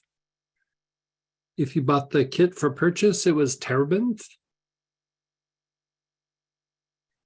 And so we're going to go to our compromised areas. And you could say, what we're doing here is we're helping to detoxify the area. We're helping to open this area up fascially, but the detoxification is coming from like a deeper level of unwinding the fascia and then stimulating the detoxification process. And then in the next phase, we're going to do it with lovage, where we stimulate like a deeper level of lymphatic movement. So first we're doing it through the fascia, then we're doing it through the lymphatic movement itself. So here in this spot, we're going to do compromised areas of our body. Now, if it's something that's like an internal organ, still work that area, still go through and work those spots. So we're going to go and do this several times. So do one spot at a time. Go for a while. We're going to do it several times, so you'll have time to hit each of your spots. Okay, so you have your pine, you have your terebinth. Your awareness is on some compromised part of your body. Like for me, for example, I blew this shoulder out, I don't know, a few years ago. And it came out of socket, and like I tore a bunch of muscles. And so like, I'll be fine. Like I can always feel the injured spot because it's compromised, right? But I don't want to have a surgery. And so there's times where it gets so wound up that I can barely move my head and barely move my shoulder. And if I treat it with trigger point blend, that we did in the last module, and terebinth, I mean, I treat it and it feels better than it did before it started becoming sore. Like it feels so good. So putting a little bit of terebinth on the area topically helps to also unwind, any potential trigger point or, deep spasms that are because of fascial restrictions. Just helps unwind all of this. So on your spots, put a little bit of terebinth or the pine.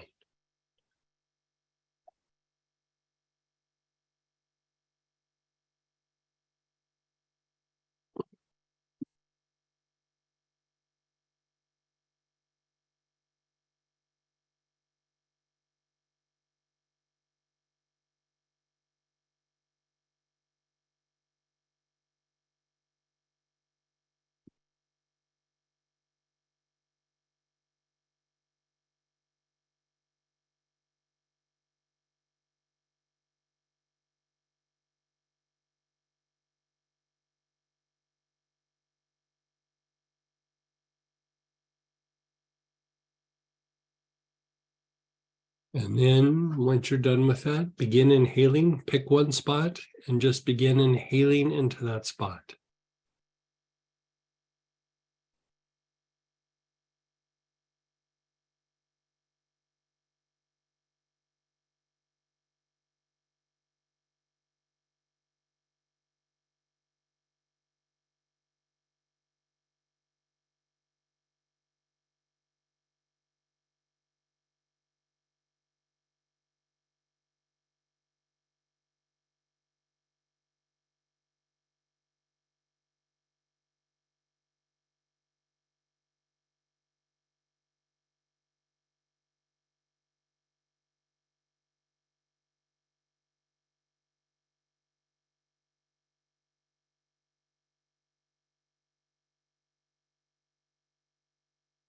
Keep inhaling into that one spot.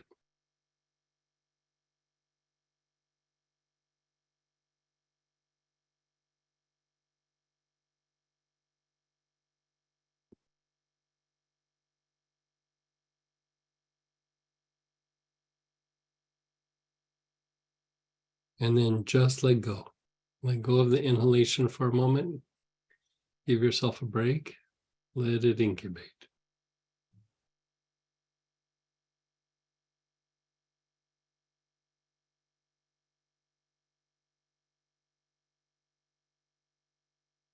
Move your awareness to another spot. If you don't have another spot, go for you. But if you're anything like me, I have a list. I have the ones, the twos, the threes, the fours. Yeah, I've graded them. Okay, so you're on your second spot. And begin inhaling.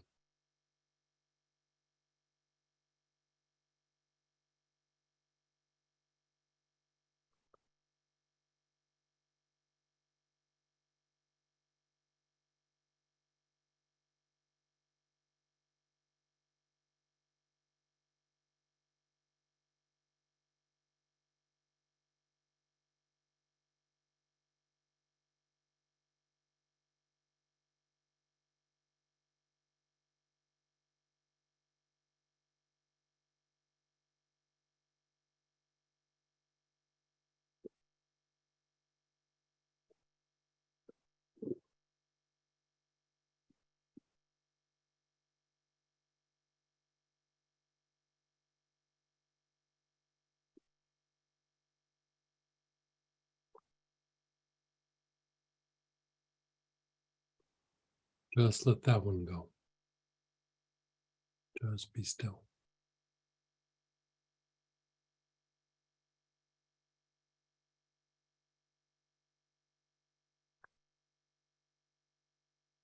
Pick another spot.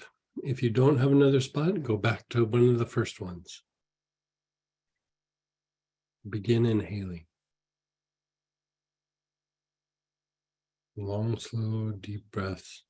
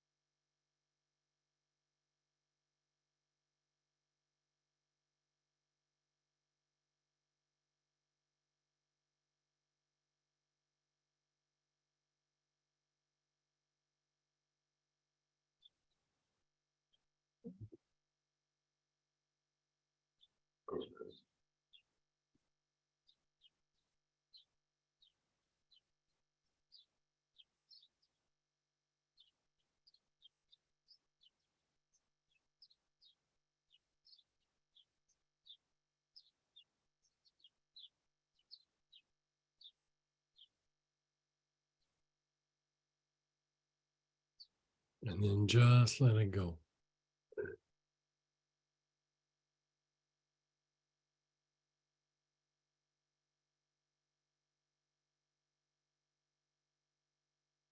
If you have another spot, let's hit the other spot. If not, go back to one of the previous spots and work it some more. Begin inhaling.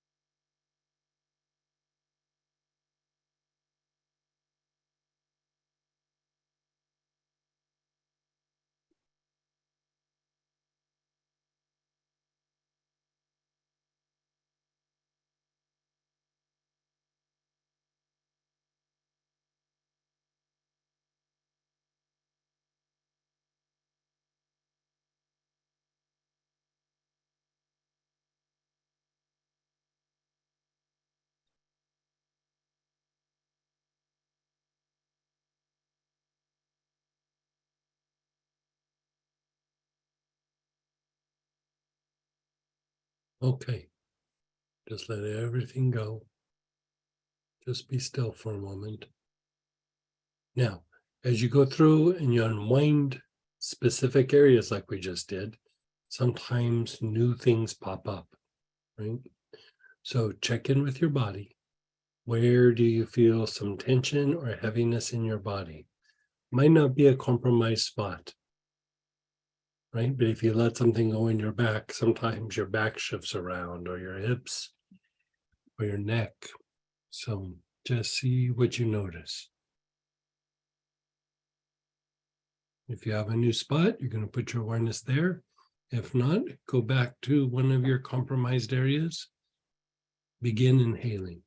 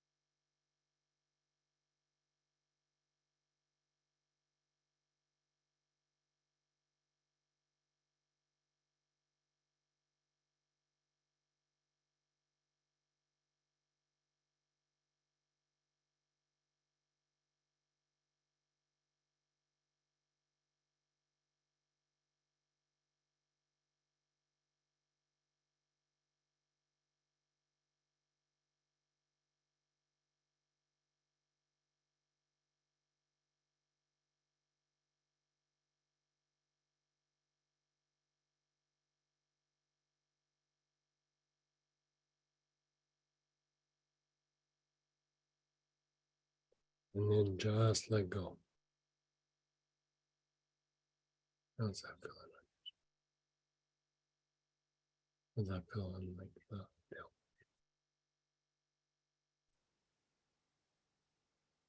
Easing it up. What about your neck? Did you do any up there? Yeah.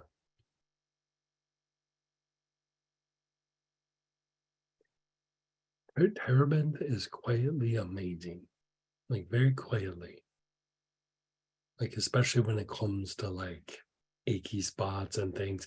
It's not necessarily a pain reliever, but because it shifts and moves the fascia and helps to detoxify the area, it can just change something without it being like about the pain relief. You're not putting it on because like, oh, that hurts. It's just like you're unwinding it so the healing process can happen, and all of a sudden it just shifts things.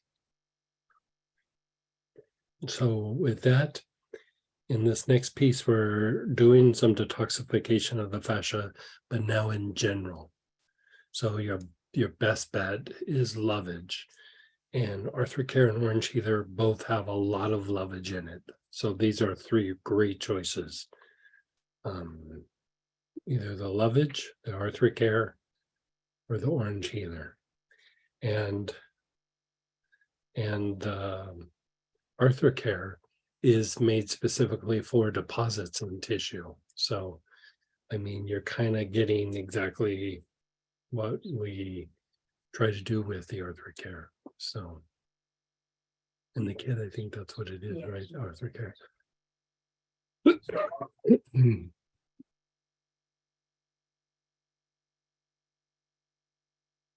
So with this, you're going to take long, slow, deep breaths with your awareness on the lungs. Anytime you want to circulate things through the whole body, the lungs is a great way to do it.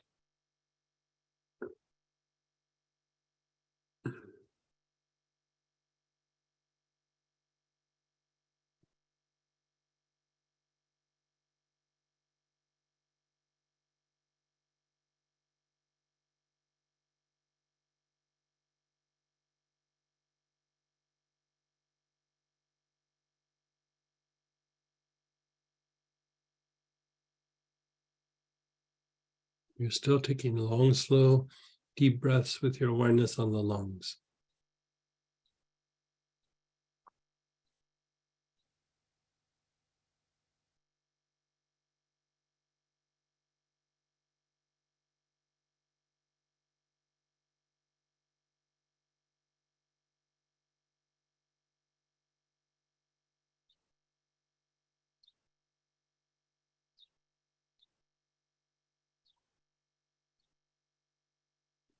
And move your awareness to the kidneys.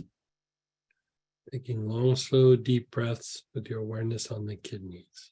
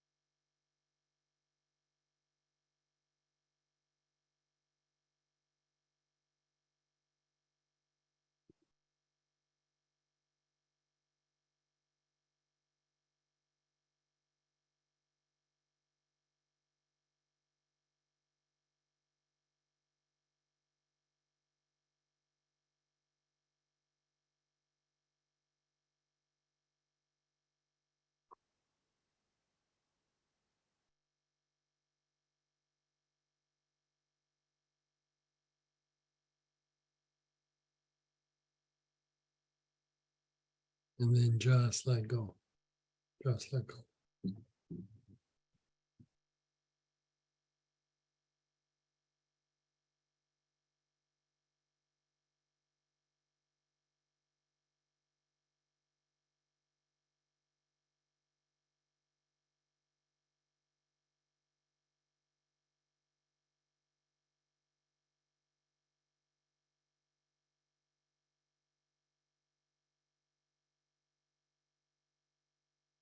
Again, begin inhaling. Your awareness is on the lungs.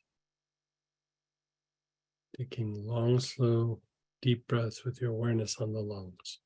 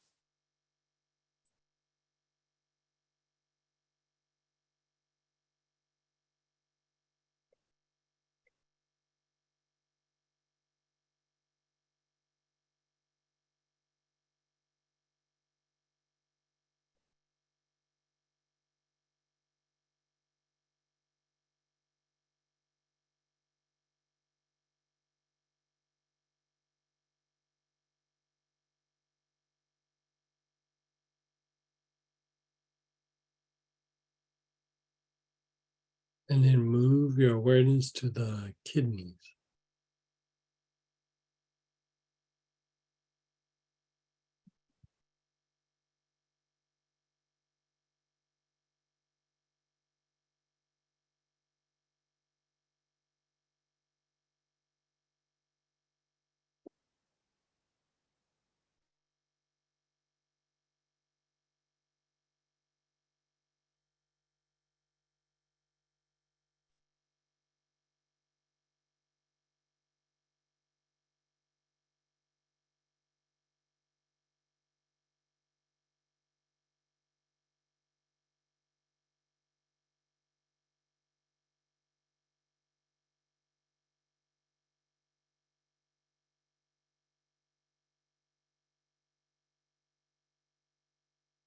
And then just be still.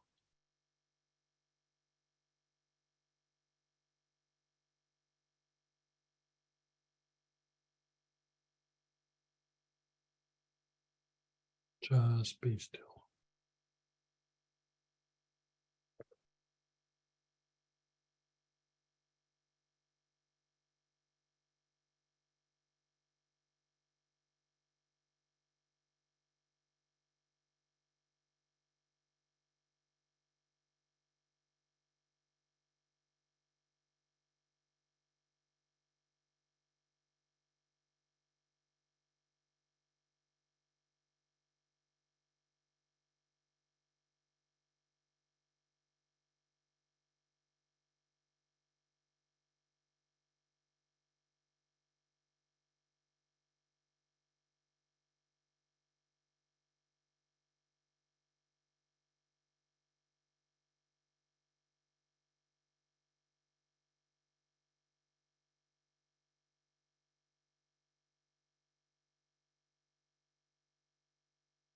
Again, same oil, either the lovage, the arthrocare, or the orange healer. Long, slow, deep breaths with your awareness on the lungs.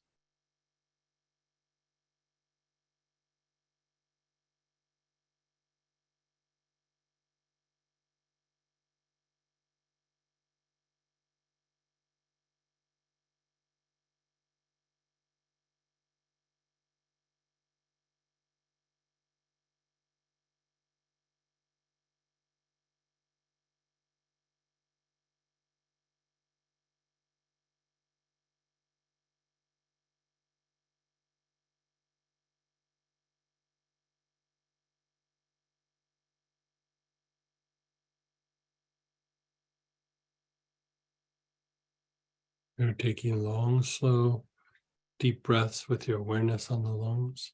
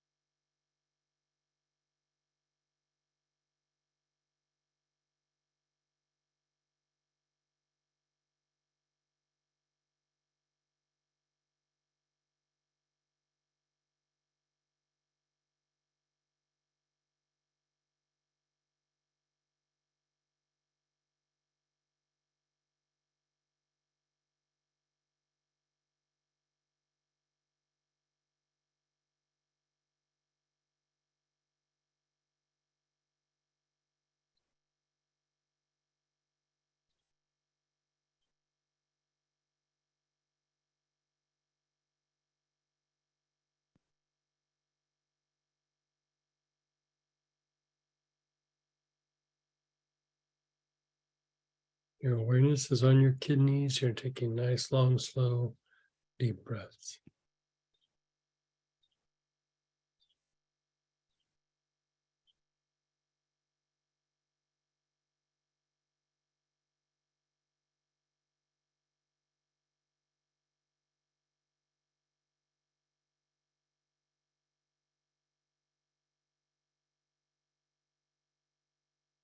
And then just let go.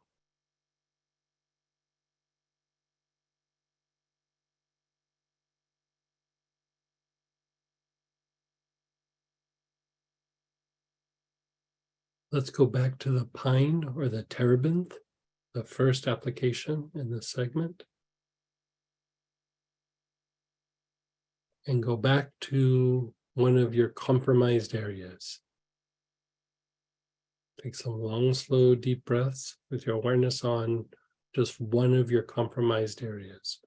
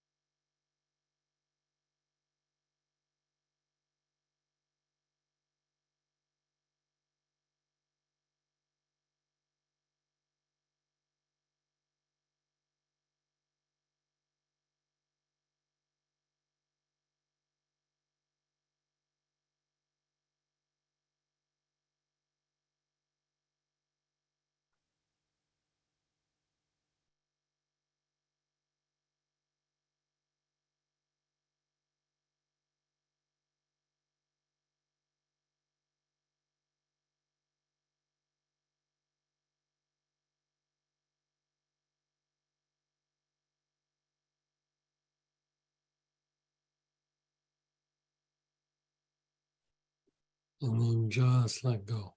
Let go of everything, just let go.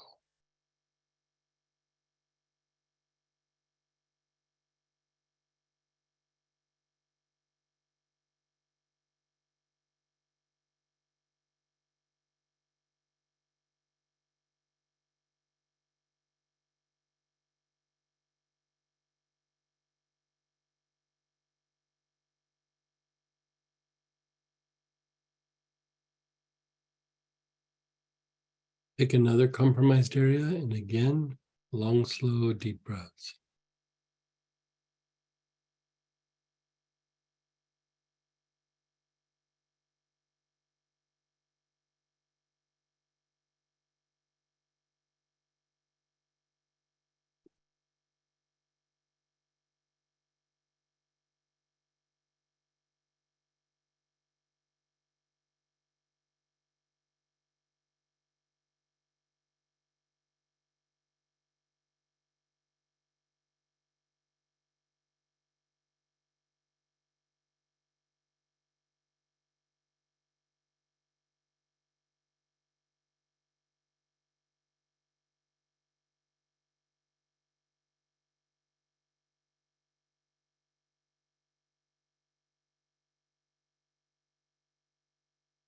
And then just let go.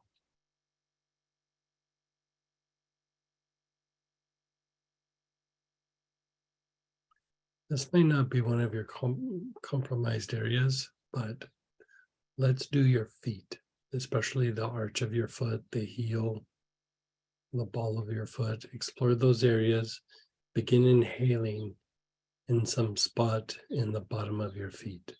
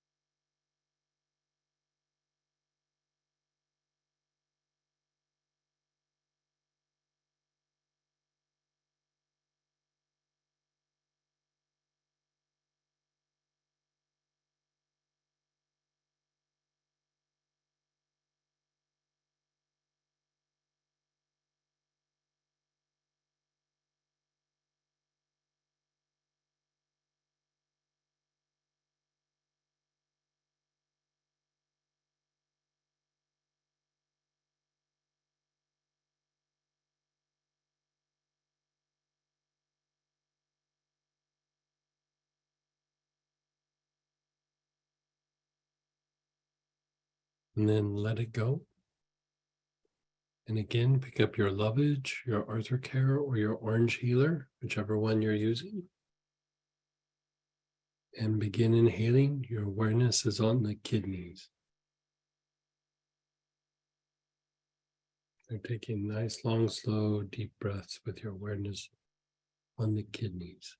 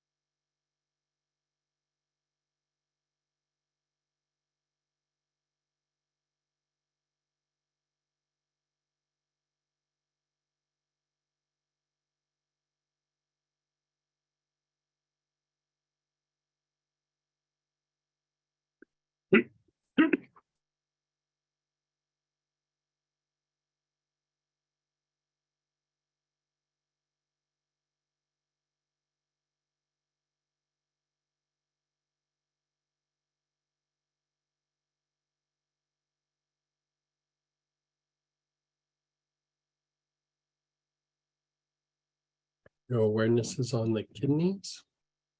You're taking nice, long, slow, deep breaths.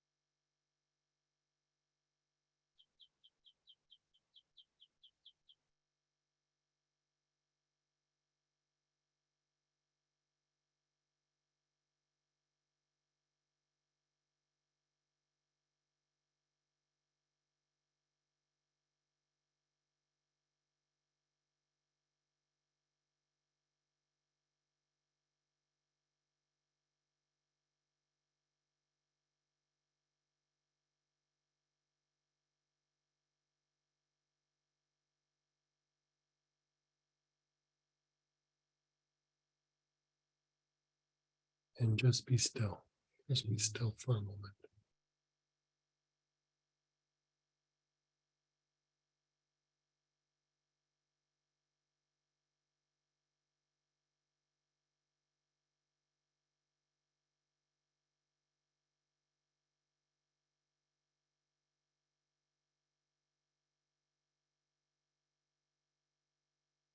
And one more time. We wanted to detoxify the fascia in general. So let's do the lovage, the arthrocare, or the orange healer again, inhaling through the lungs.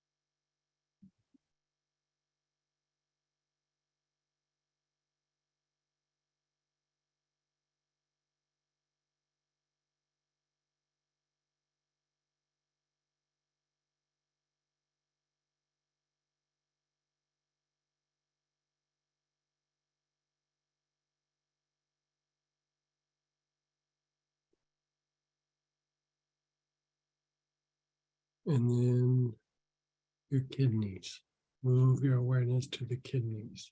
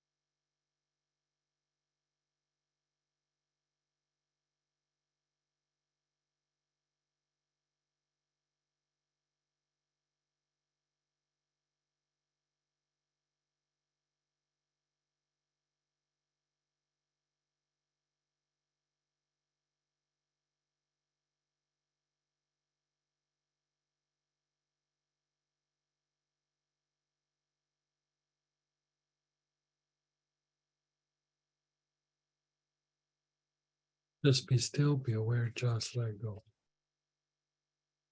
Just let go.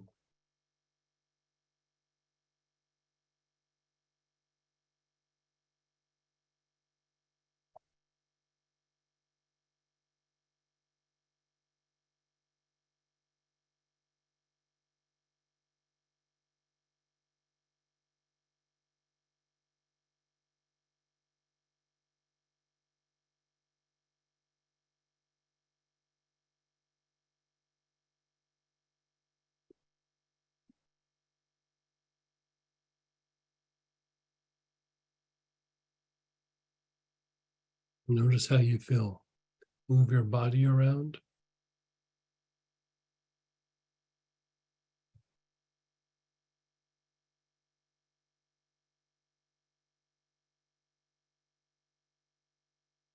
Hey, we're going to take a break for lunch. We're going to come back at 2:00 and we'll finish up this segment and still do more and Q&A and share experiences and all that. So I'll see you in about an hour and a half.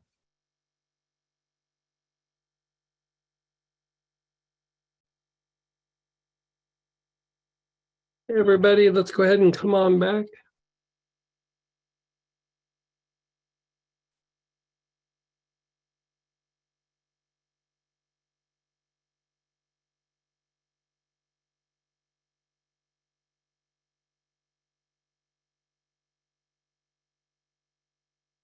We're at the bottom of page 4.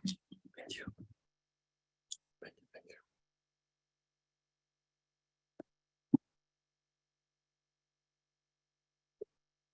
you. And here we're going to stimulate the detoxification of the liver. And so one of the best ways to start the detoxification process for the liver is to start with peppermint. It doesn't do the complete job, but it gets the ball rolling. So pull out your peppermint. If you don't have peppermint, corn mint will also work, but we want one of the mints.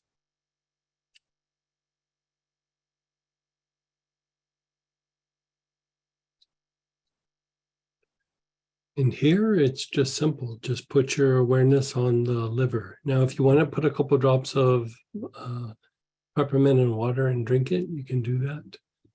But for the most part, we're just going to inhale. Long, slow, deep breaths with your awareness on the liver.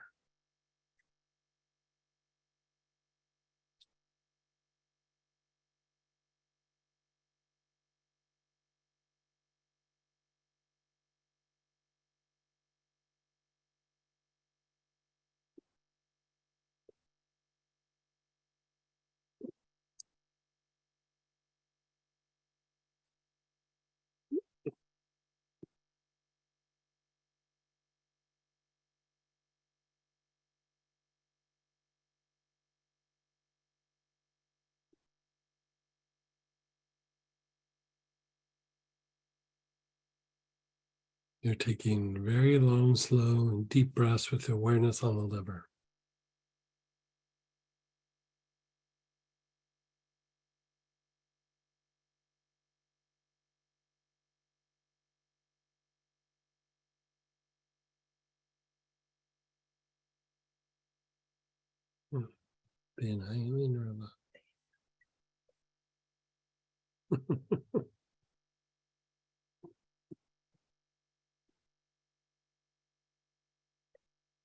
Mhm.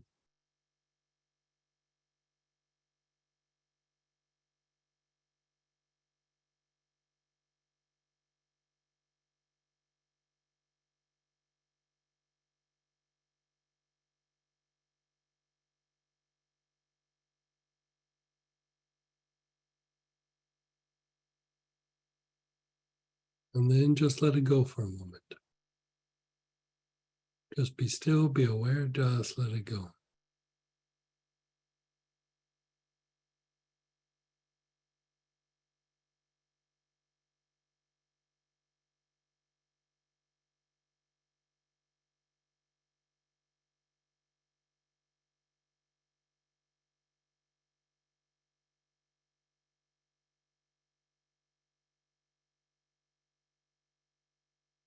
And again, begin inhaling. Your awareness is on the liver.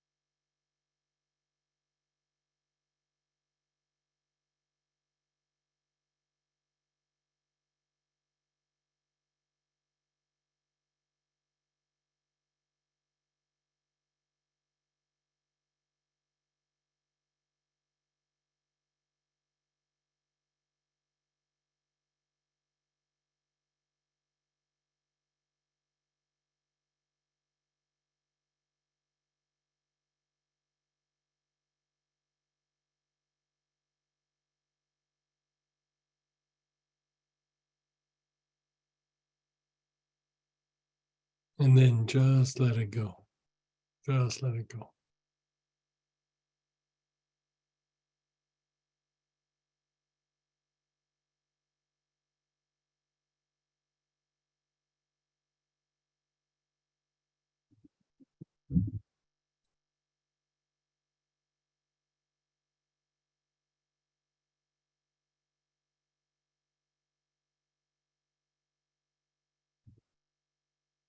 Begin inhaling again.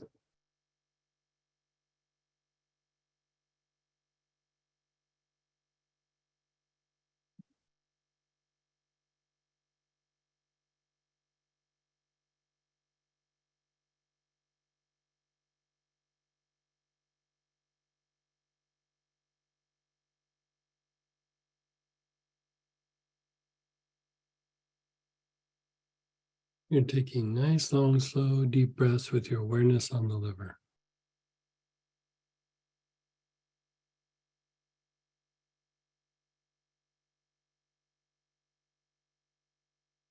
You okay? Yeah.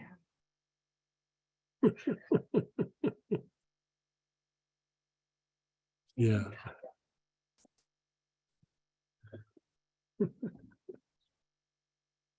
It was funny to watch. Yeah. You're inhaling, your awareness is on the liver. You're taking nice, long, slow, deep breaths.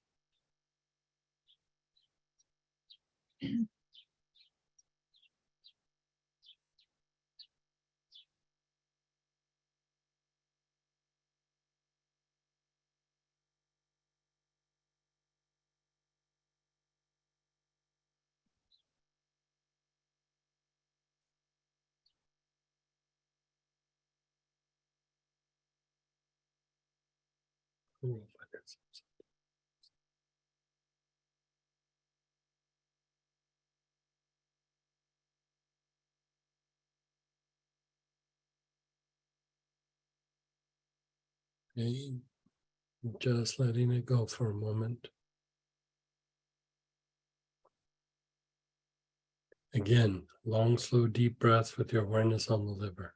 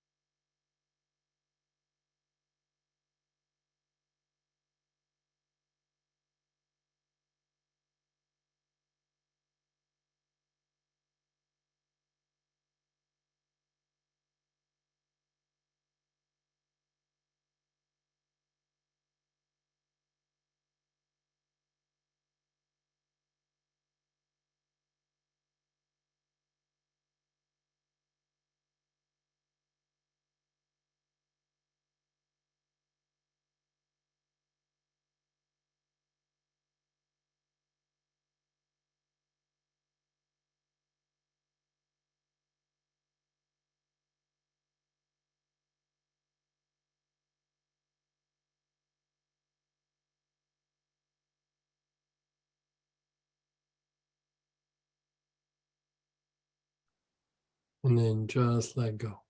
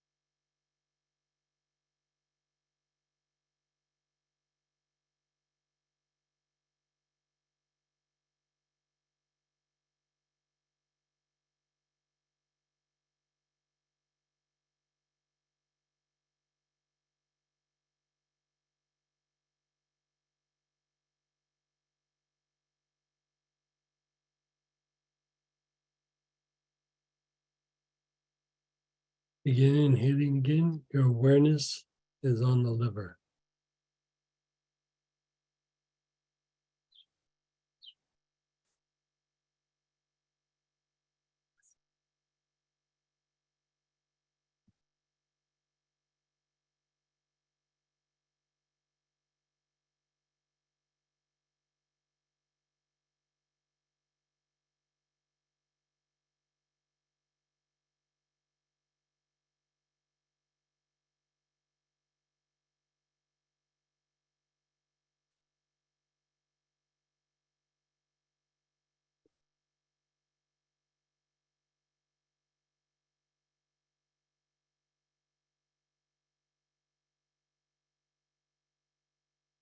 And then let that go.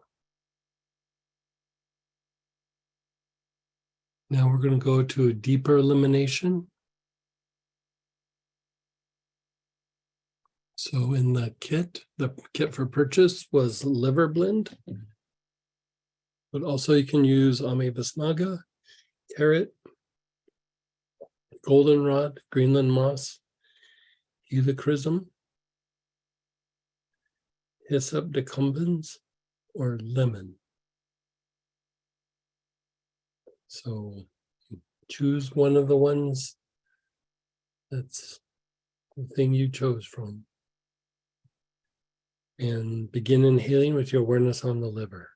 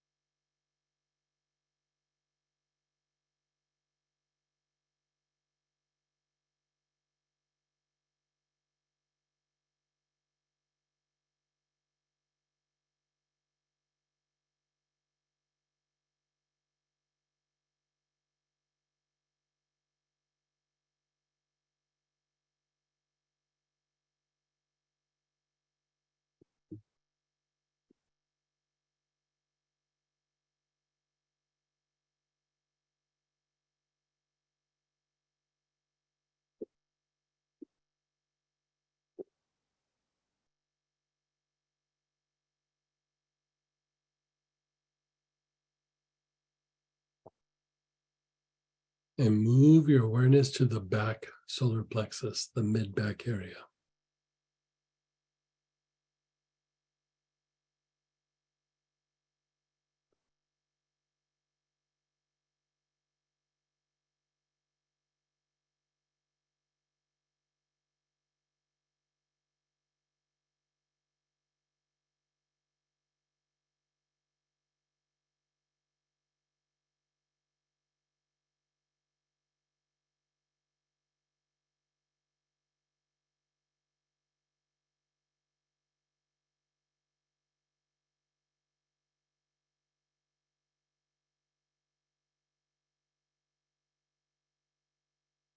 And then just let go. Let go of everything. Just let go.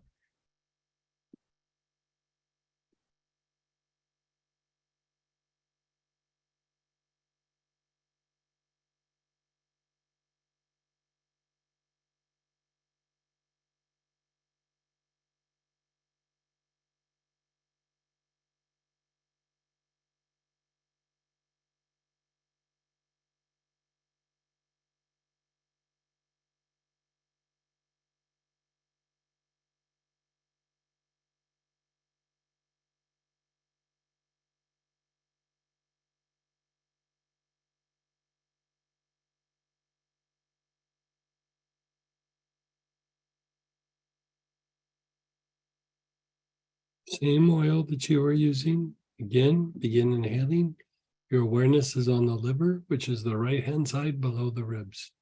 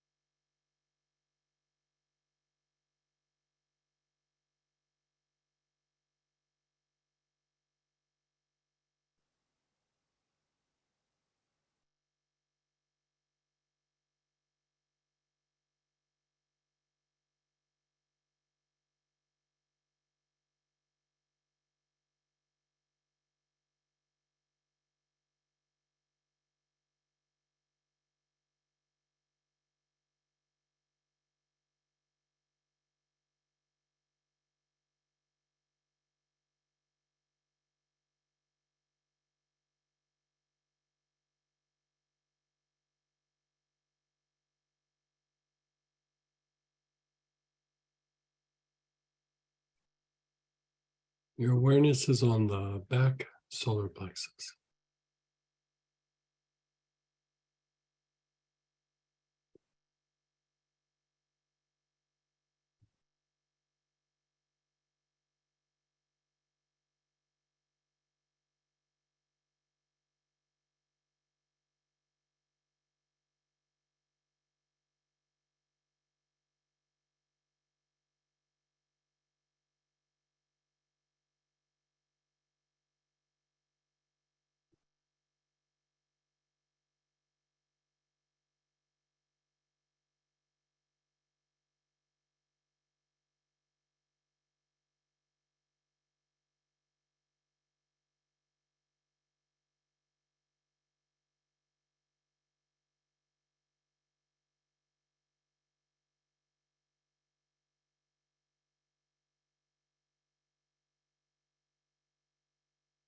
And just be still.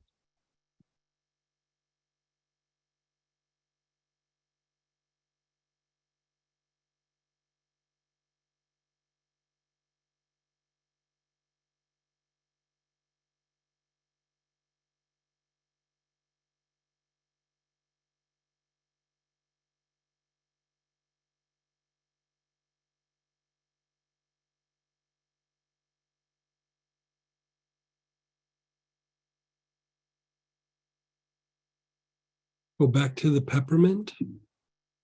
Begin inhaling the peppermint again. Your awareness is on the liver.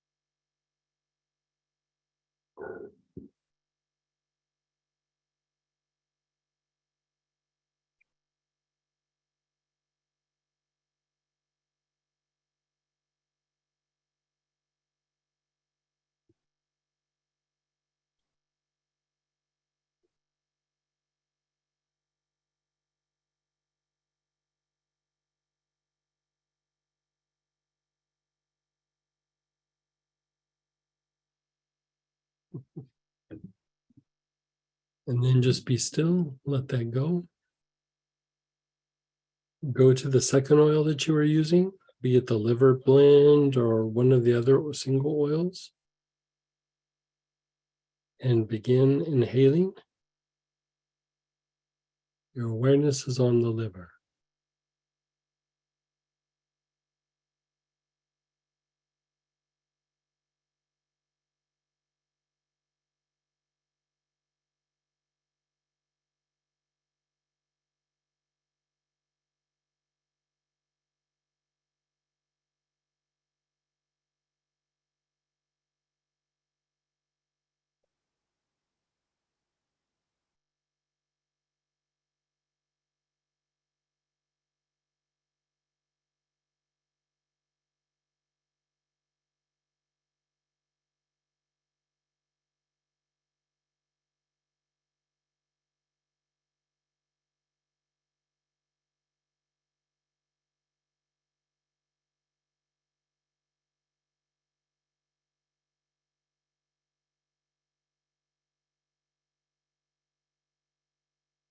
And your back solar.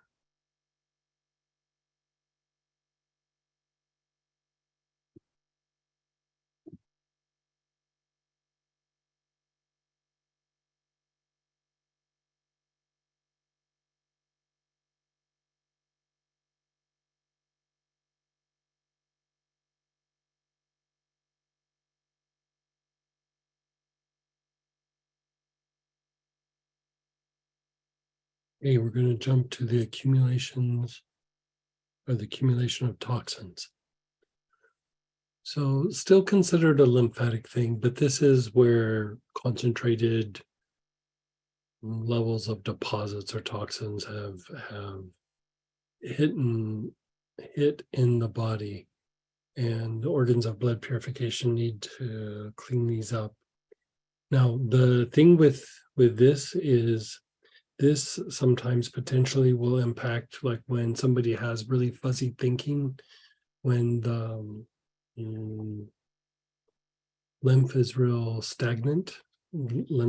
Fuzzy thinking can definitely happen. That blend accumulations actually is one of the best things for clearing up the fuzzy thinking. So the blend actually is detoxifying to the brain, which is actually quite hard to do. Most things are detoxing to the body, detoxing the brain. Another ball of wax there. So any of the single oils, angelica, birch, birch tar, carrot, celery, coriander, sea odorata, fennel, juniper, lovage, parsley, or the accumulations blend. First, just start inhaling it, whichever one you're using. Let's not even guide it yet, just start inhaling right off the bat.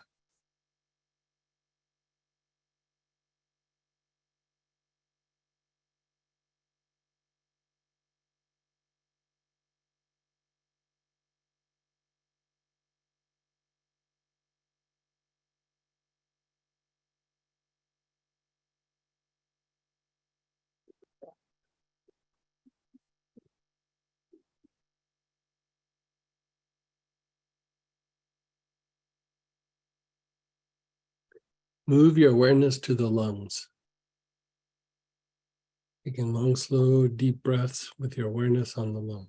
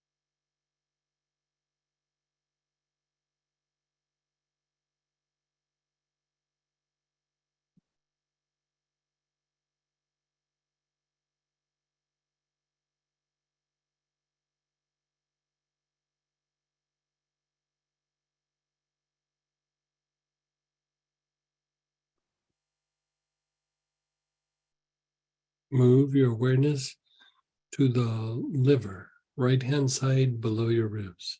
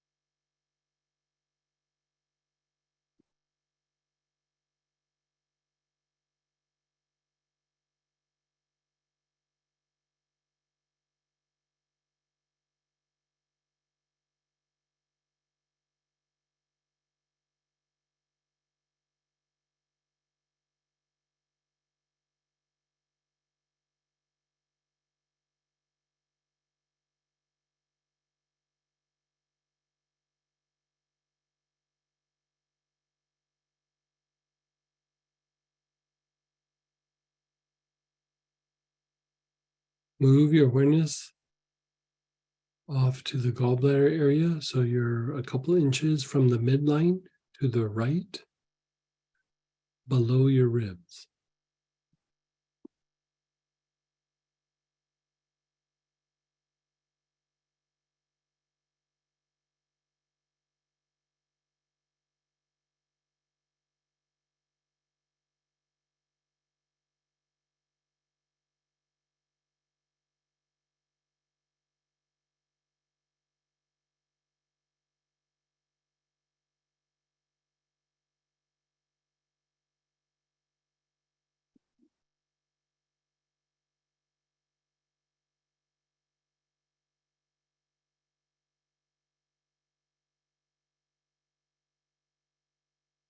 the kidneys.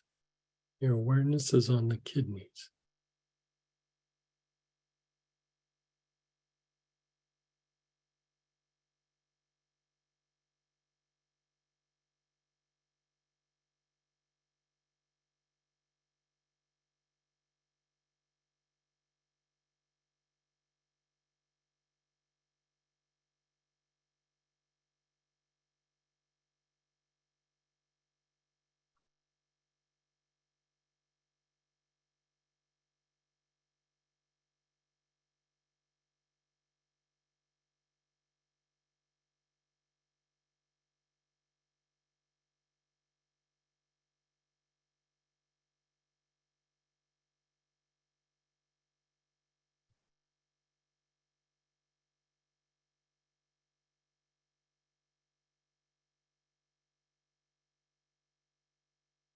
And then the spleen on the left-hand side below your ribs.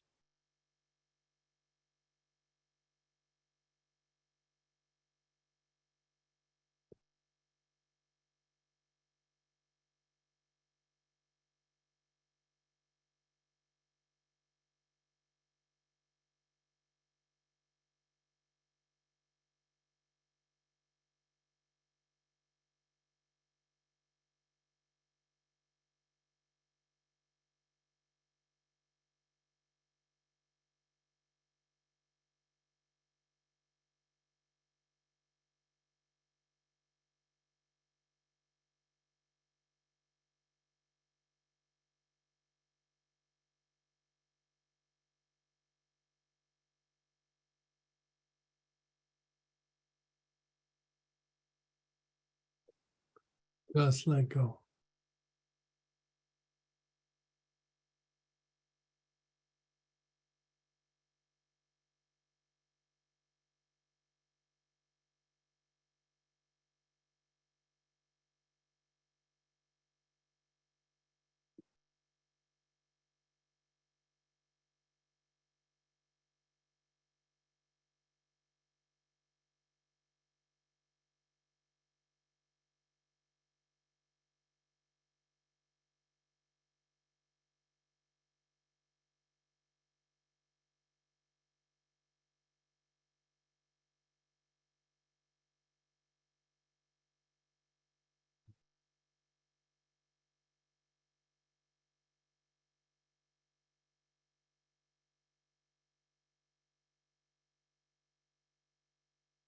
Again, same oil. Begin inhaling. Your awareness is on the lungs. You're taking long, slow, deep breaths with your awareness on the lungs.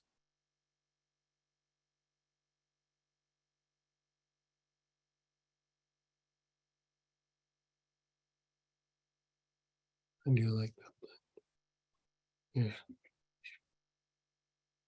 Mm-hmm. Yeah.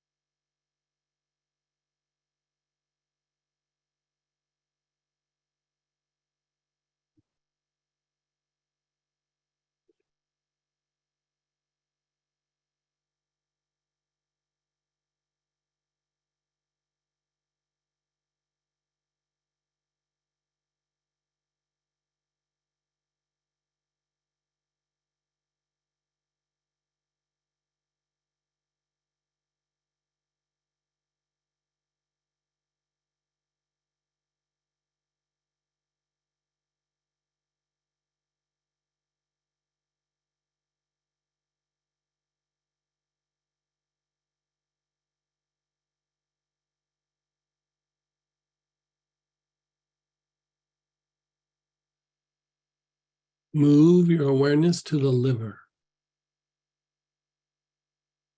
Your awareness is on the liver.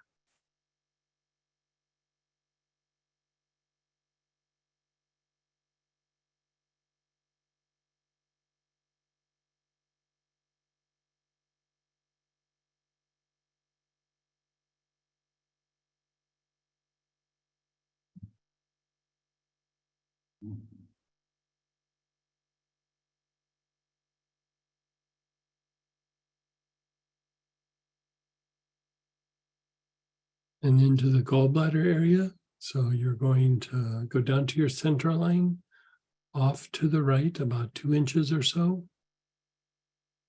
And it's below your ribs.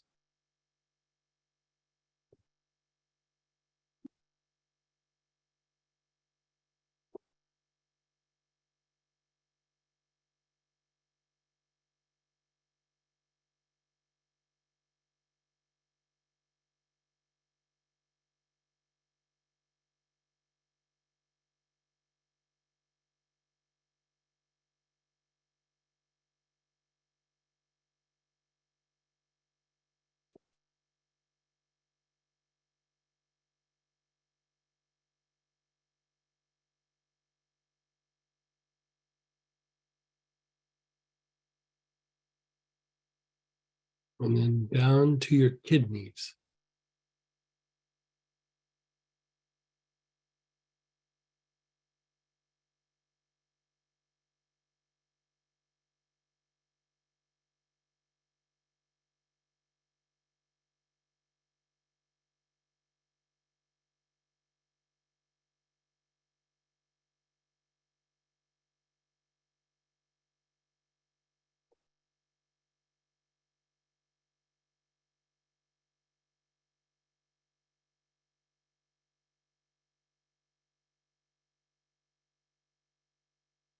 And then your spleen, left hand side below the ribs.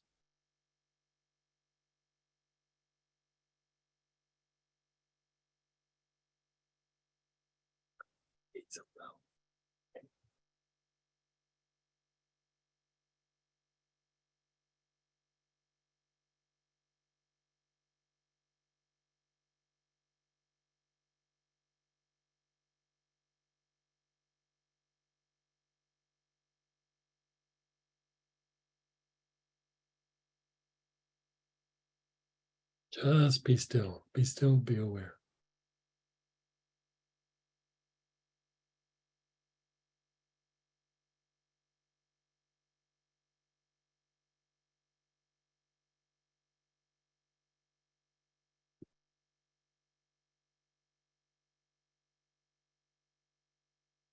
And we're going to do that one just one more time.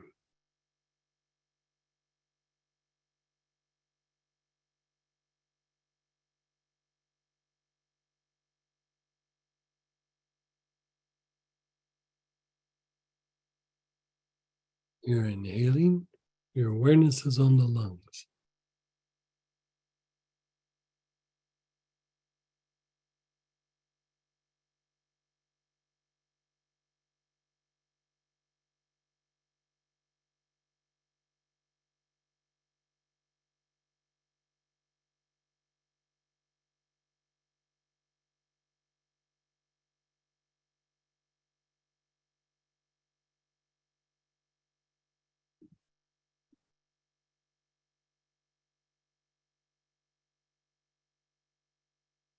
And then the liver, right hand side below your ribs.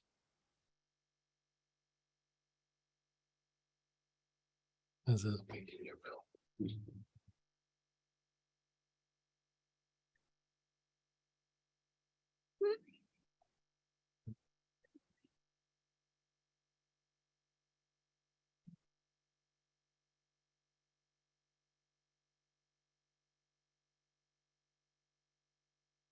Mm.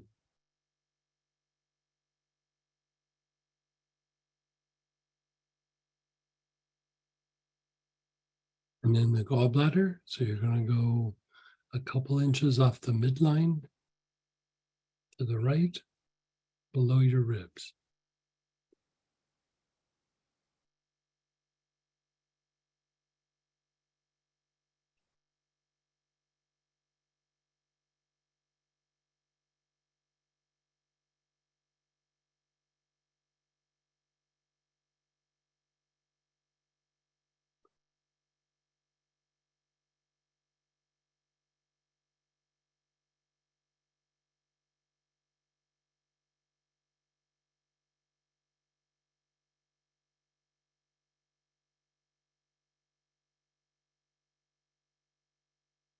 And then the kidneys.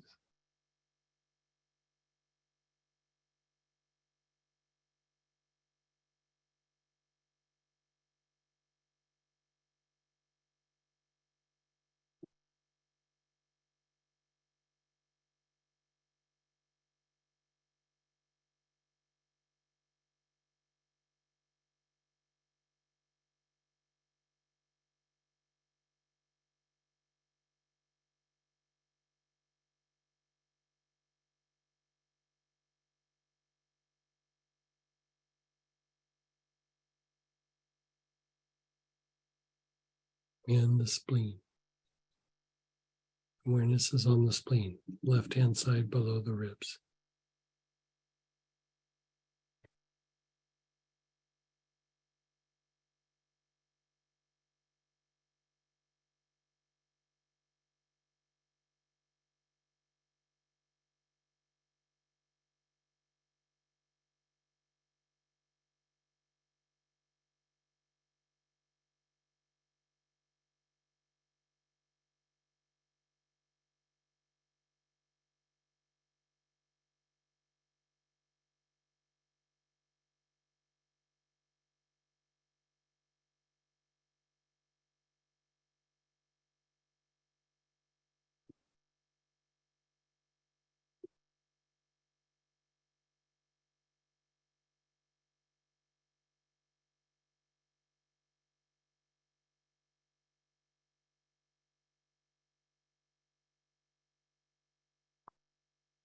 And then just be still. Be still, be aware, just let go.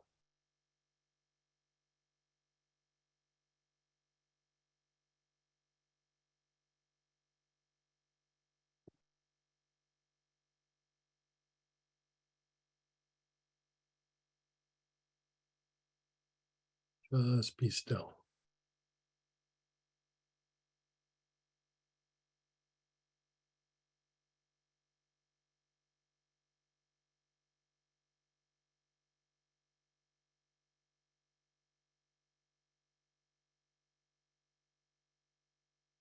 Okay, we're going to take a little break. When we come back, we'll share experiences and do a little Q&A before we jump into the next one.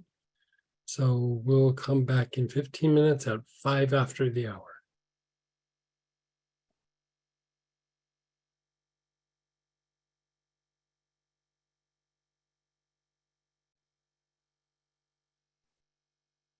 Hey, everybody, let's go ahead and come on back.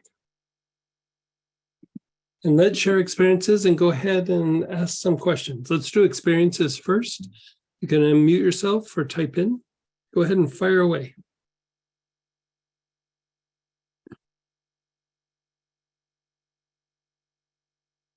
And you can unmute yourself, you can raise your hand, you can type in. And if you have something private, you don't want to put it to everybody, you can send it over to me at Samantha Durfee. Go ahead, Andrew. Hey, It was the most amazing thing at the beginning when we were doing the fascia release and oh, isn't that great? and going up the legs. You Yeah. had worked with me on relaxing that amped up spasmy twitch thing that's in Oh, my yeah. leg. But I could feel all kinds of stuff just letting go in Yeah. that. Yeah. It was like the most beautiful massage I've ever had. Oh, No joke. And you know, it allows for energy to circulate in the body better. It allows for lower vibrational energy to be flushed out. It allows for nerves to function better. It opens up the pathways for the blood and the lymph to move in the area. And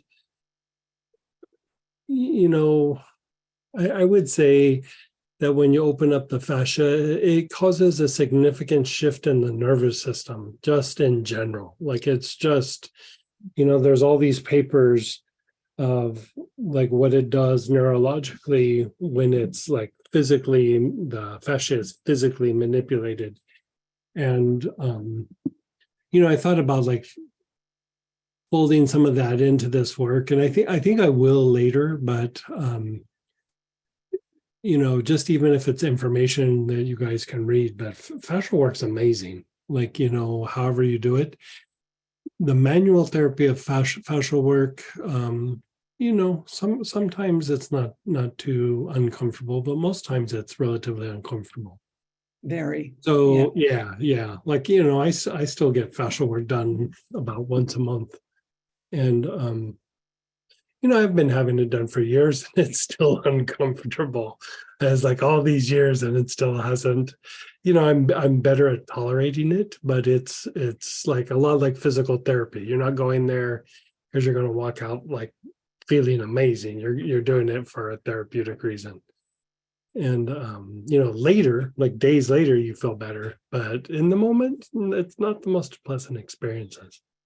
They have that purple blade they use on you and scrape down through. Oh trees. yeah, I haven't had that done to me. Like I've had somebody like demonstrate it on me, but yeah, they haven't used that. I do some of the old fashioned like Rolfing stuff, and Mhm.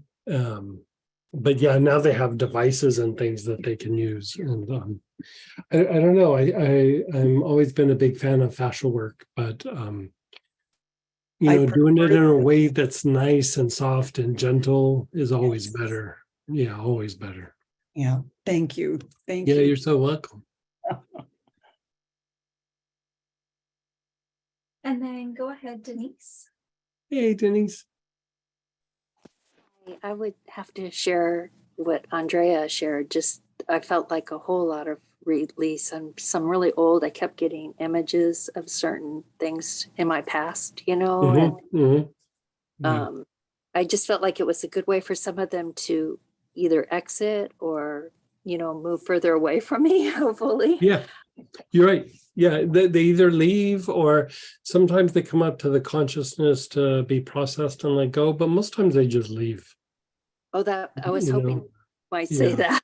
Yeah. And we know where I've been the last few months. And in the last 24 hours, there's been some huge changes. My son's out of jail right now. He's at Oh, the wow. state hospital with COVID, but he's at the Right, state right. hospital, But still, and he's yeah. agreed to sign a release order. So that would all be huge. But I Oh, think good. it's the movement you've created. I gotta so please Good. continue with these wonderful classes. Thank you. You're so welcome. Yeah, super glad to hear that. Oh yeah. Hallelujah. Thank you Yeah, so no much. joke.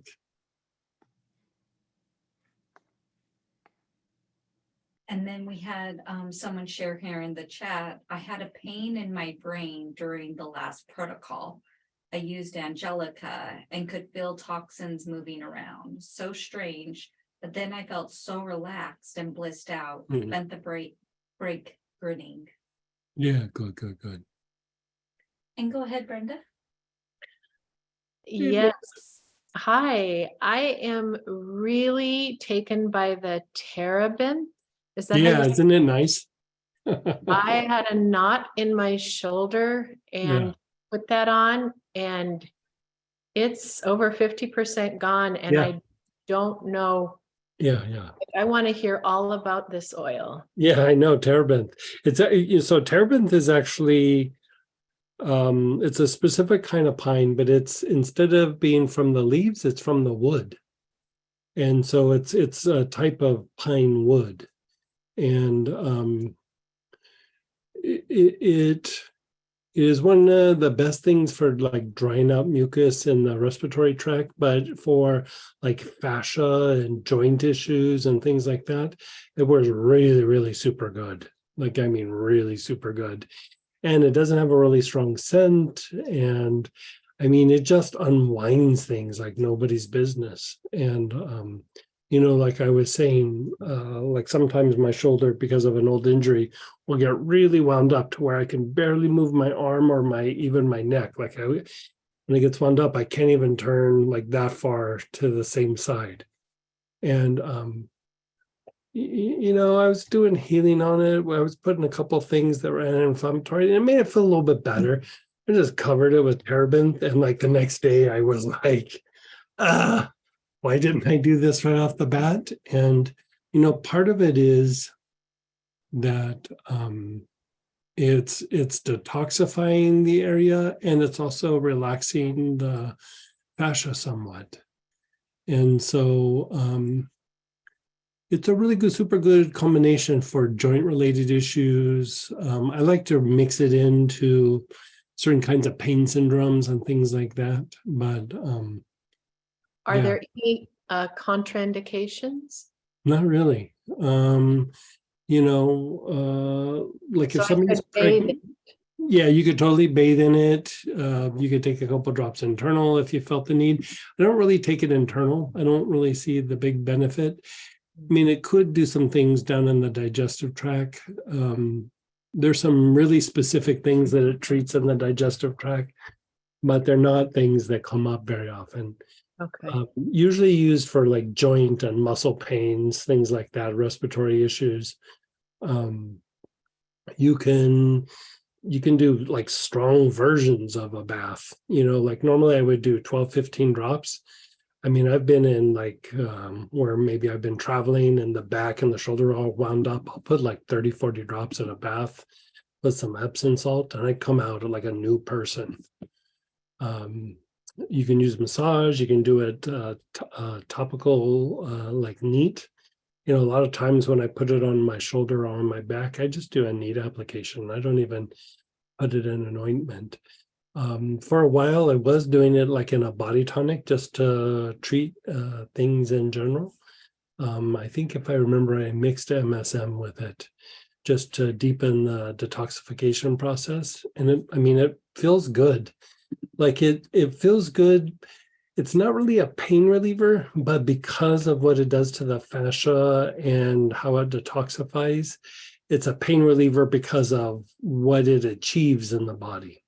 It's not an analgesic or something like that, but it has slight analgesic properties, but the effect far outweighs its analgesic properties, kind of, you could say. Yeah. It's amazing, and it's cheap.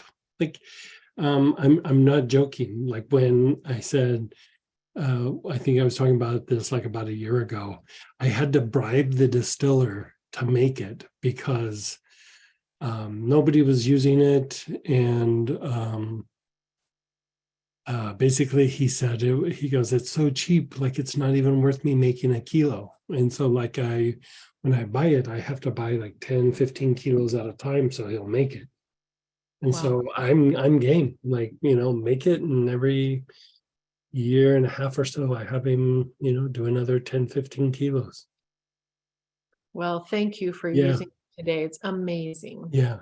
Thank you. Yeah, you can go crazy with it. Like you could put a lot on your body and it would be okay. So if you have like a bad joint issue or something like that, go for it. And as far as drying up mucus, Anula breaks the mucus up, but as far as drying down the mucous membranes, terebinth is really super good for that. Yeah. And then go ahead, Linda. Hey, Linda. Let's get you unmuted here. Done. Hello. Hey, how are you? I'm better than I was Tuesday when we spoke. I could not believe the fascial release, how much it worked on the right leg with the new knee joint in it. Oh, good. I tried to sort of imagine the fascia around not just the muscles, but Right. the tendons and the Yeah. joint and the Yeah. all parts of the knee, including the prosthetic. And oh my goodness, it felt so good. Yeah. And then when we used the spasmophilia for the spinal awareness, I texted to Andrea, I feel lit up like the Eiffel Tower. Those were really good. Mhm. And then just coming back from lunch break, all of a sudden I was nearly crippled with pain in my knee. And Nan Howell, who's also on this call, took a look at it clairvoyantly, and she says, looks like a bunch of ants on jelly. So we got that cleared. What's up with that? They were extra. Yeah, it's just cycles that like when you have such a strong surgery, it's just things that happen. Yeah. But You it just gotta felt so keep good. it cleaning, keep cleaning it up, keep cleaning it up. Yeah. Thank you. Yeah. I love this class. Thank you Yeah. so much. You're so welcome. Like, you can use a little Palo Santo on that from time to time. Traditionally, I think in the past, I've used a lot of times charcoal root cleanser to kind of keep cleaning up the joint, after a surgery like that. But I think like we were talking about, I can't remember if it's Tuesday or last weekend, but the the hips for some reason need less maintenance. They still need a bunch of maintenance, don't get me wrong, but they need less maintenance than the knee for some reason. And the knee just needs a little extra attention.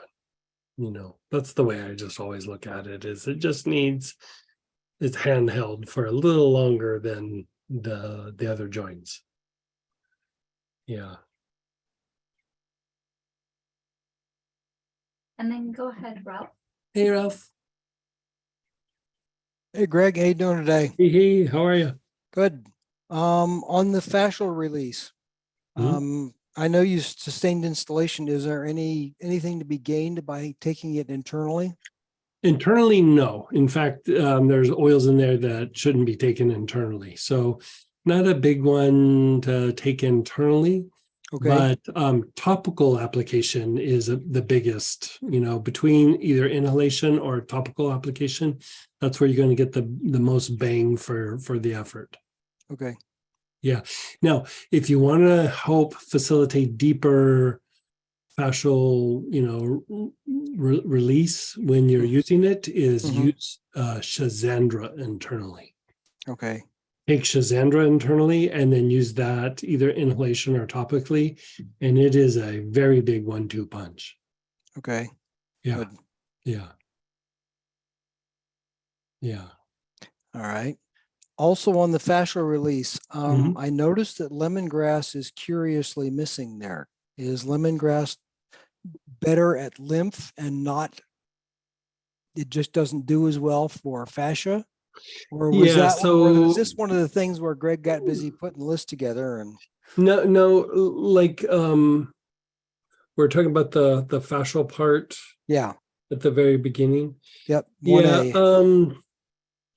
it's okay. Like the thing that the lemongrass does that's really more for the lymph is it actually has a bigger impact on the autonomic nervous system, which is very intertwined with the lymphatic movement. I mean, it's Okay, also intertwined with the fascia and things as well, but it's not so much for releasing fascia the way that the things are here. Like, okay, one that's a sleeper, the Palo Santo fruit's really good, terebinth is really good, helichrysum, a natural fascial, yeah. I mean, that's why it works so well for scars. Mm-hmm. But one that is a little bit of a sleeper for fascia is wintergreen. Wintergreen Oh, is really great for releasing fascia.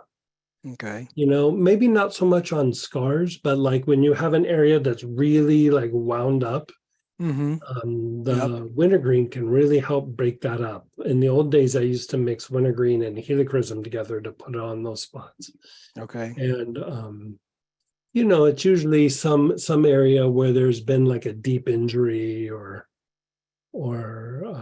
like a postural misalignment or something that's caused like a really bad contracture / lesion on an area, Mm-hmm. or post surgery sites that just are not unwinding.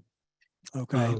I used to do it like I'd mix those two together and I would do like hot compresses where you'd put it in a bowl of water and then keep dipping like paper towels and then sticking it on the area Mm-hmm. and do that like over an hour or two.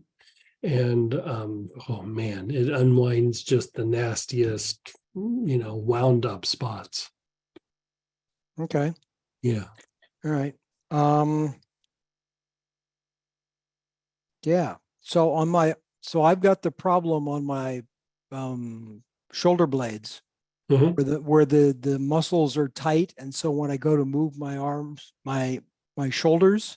Mhm. It sounds like it's bone on bone, but I know it's not because it's not That's hurting. the It just infraspinatus. it just sounds that's terrible. That's And it totally the doesn't- infraspinatus. When the infraspinatus is really wound up, which Mhm. you nailed it, it's the muscle on the big muscle on the shoulder blade. Yeah. It produces like a lot of what sounds like popping and cracking, like Yep. grinding, but Yep. it's just the way the joint is tracking because of that being so wound up.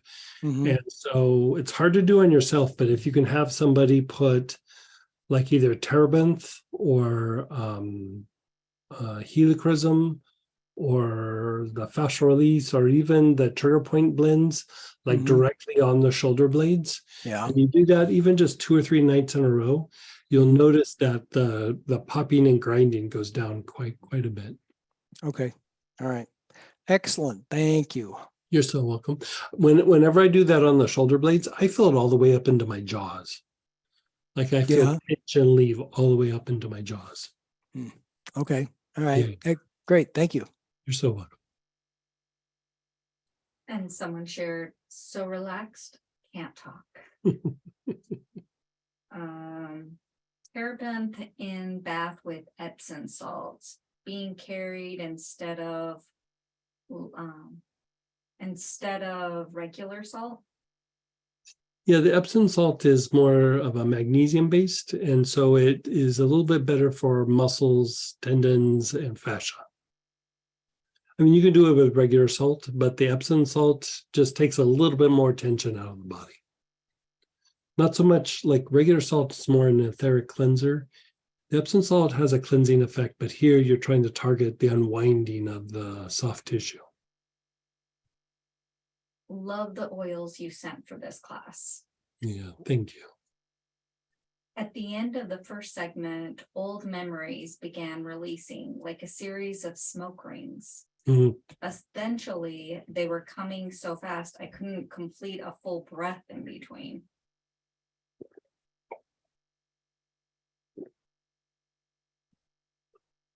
Could you say more about detoxifying the fascia? In the notes in the booklet, it says it's not possible to detoxifying the fascia. So I'm a little confused. Are you saying that it's not possible to detoxify the fascia with external techniques? Let me go back and read what you're talking about.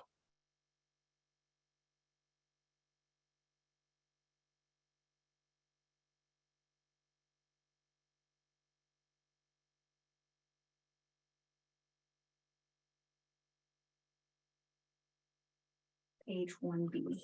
Oh, yeah. Yeah, like it's just stating that there's like no medical way of going through and detoxifying the fascia. They don't really see it as a medical issue. But there it says no scientific evidence. But here we're using anecdotal evidence. So, basically it's just saying modern medicine doesn't recognize detoxifying fascia. So.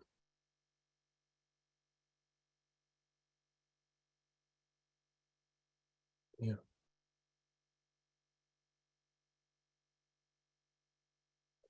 Okay, so we're going to segment 3 here. And this is something that we've done a long time ago, but we're going to do it again. And it's a very potent technique. And we're basically going to go back and forth between something that's antispasmodic, and here we chose marjoram, and something that is astringent. And here again, we picked cedar. And when I first used to do this, I used to do it with marjoram and cistus, but that makes it too pricey of a thing. I don't know that the cistus works that much better than the cedar, and cedar does it for a fraction of the cost. So this is what you're going to do. I would say let's do this in real time instead of just practicing on a spot. Find a spot in your body where you have an issue. And you can mix this with alcohol, not with massage oil or lotion. So you either do it neat or with a little bit of alcohol. And so basically, like if I take, and let's say we're going to do it on my wrist right here. I'm going to take and I'm going to put a few drops of, we're going to start with marjoram, and you're going to just kind of rub it into the areas until it really absorbs. And then you're just going to sit with it for a minute. Now, normally we would just sit with it, but here we're going to take the marjoram and inhale it into the area that you just rubbed it. So if you have a bad knee, do your knee. If a bad back, hit a spot of your back.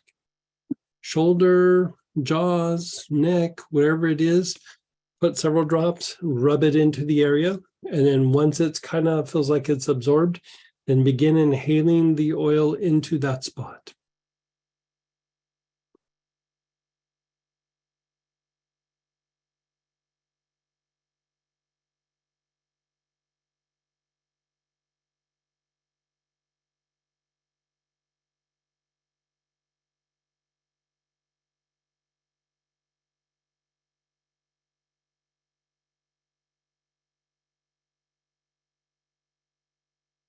You're still inhaling into that area.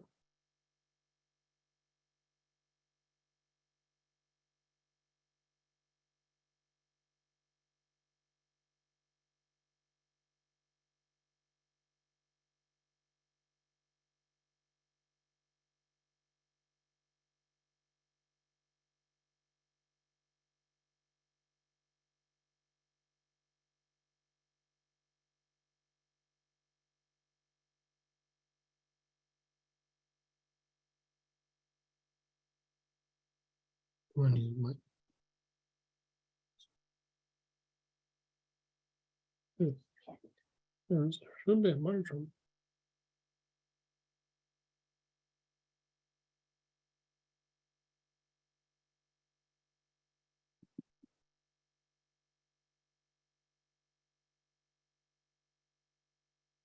You're still inhaling into that spot.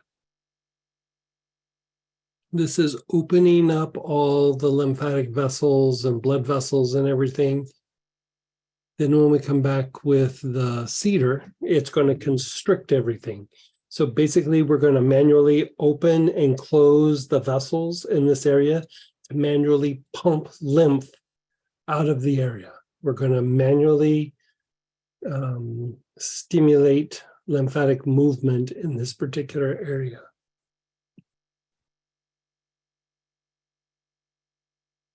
Okay, so now take your cedar, and I think we need to find something.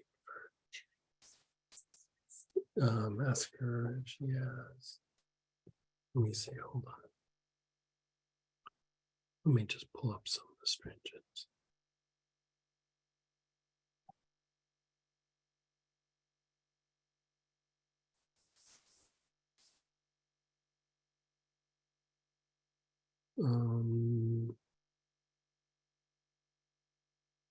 Ask her if she has cypress. I think she has cypress. Are all cedars okay? Yeah, any cedar is okay.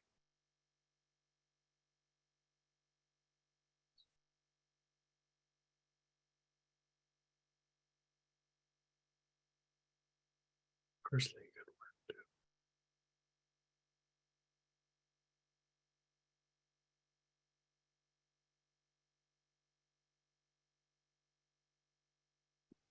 So you're going to put the cedar on the area, same spot, and then you're going to rub it in until it really absorbs.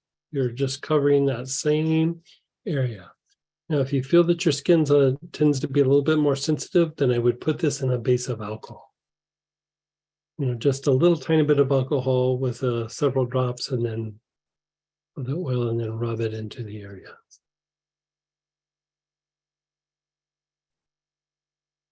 And then once you're done rubbing the oil in, begin inhaling. You're inhaling the cedar into that same area that you applied the essential oils to.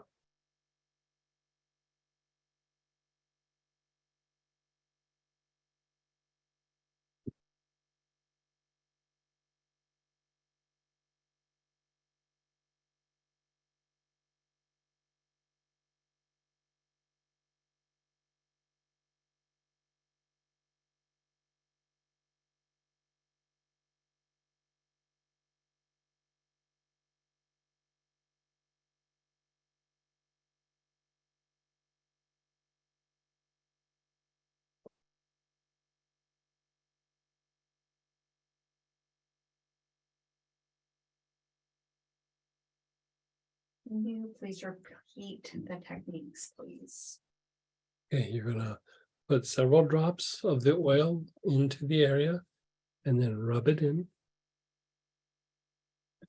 And then inhale with your awareness on the spot that you're applying it. So if you're doing it to your knee, then do it to your, inhale with your awareness on the knee. If it's your shoulder, then you do your shoulder.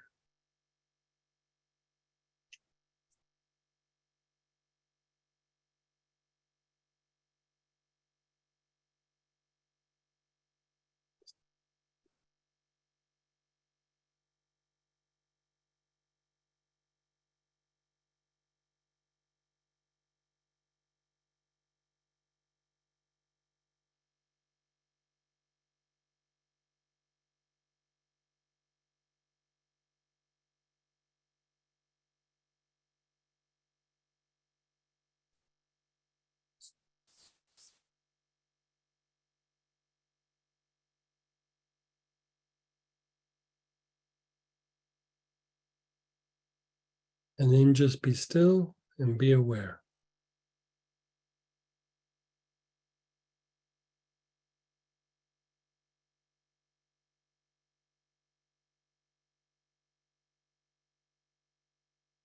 Begin inhaling the cedar again with your awareness on that spot.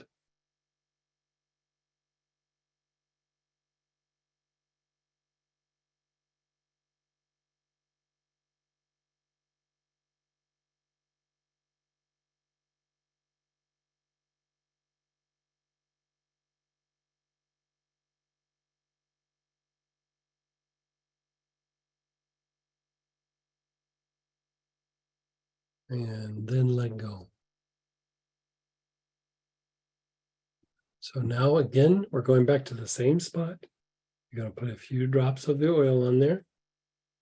You're going to rub it in till it really absorbs.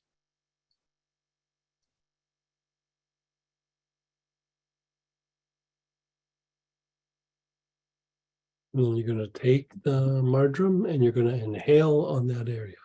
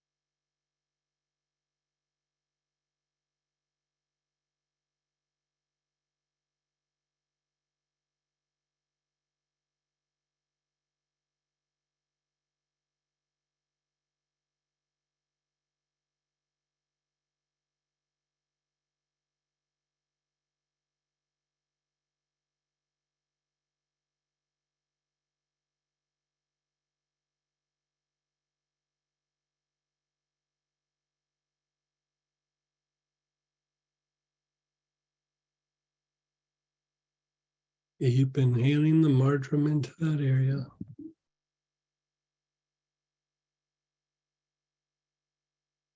Right. Yeah, like I have way more range of motion in that area.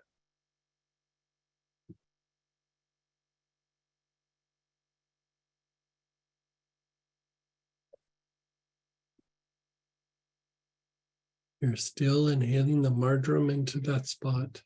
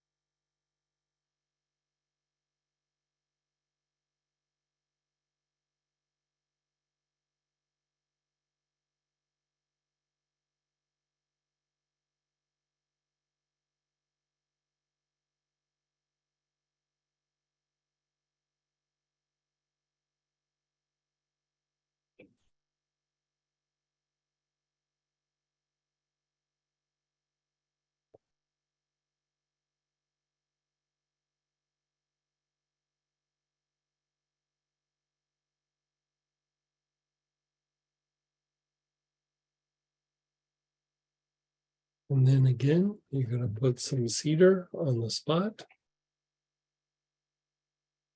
You rub it in.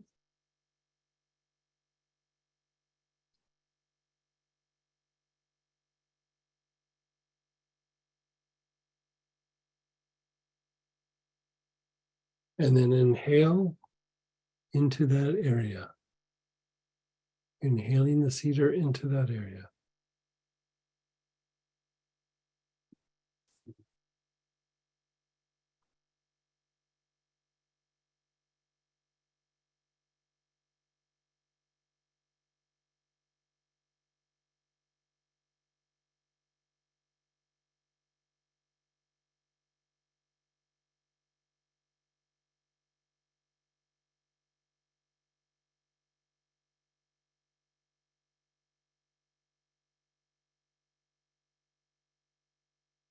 Oh no. It is.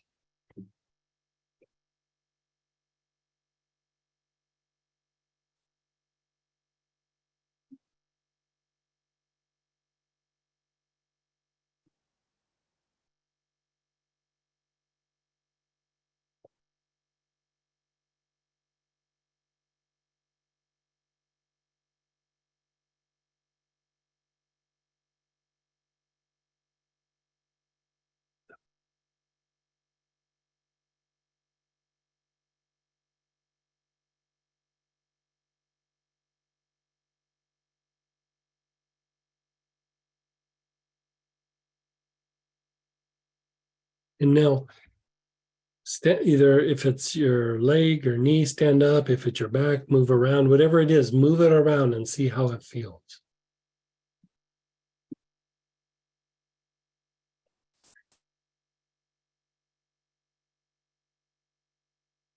So again, this is the byproduct of the manual. This is basically a lymphatic pumping technique where you use something that's astringent, which is the cedar, which constricts, right? It tightens up the tissue.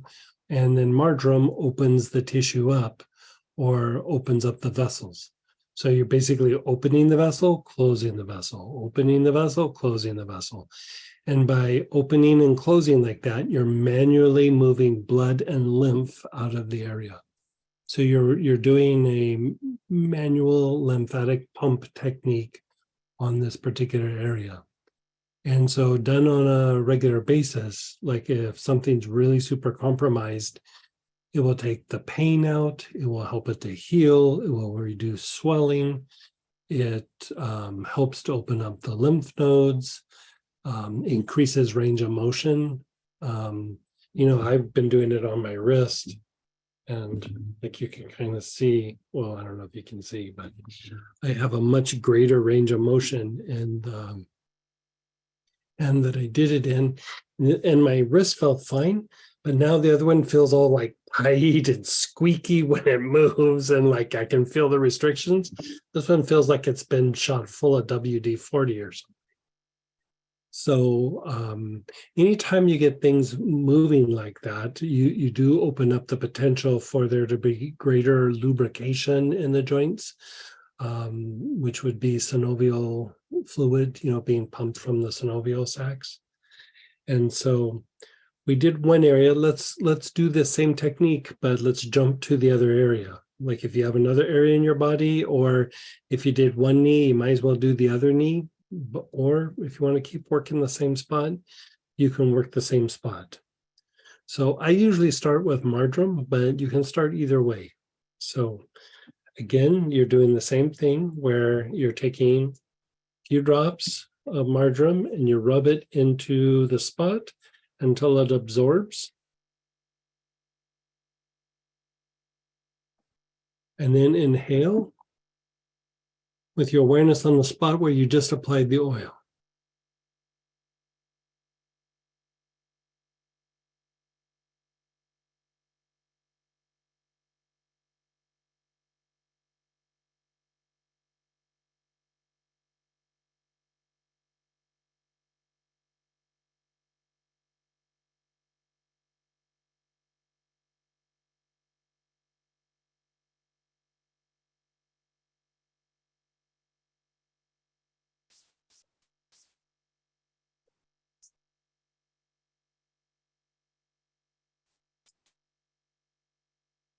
the finger, like just treat the whole finger.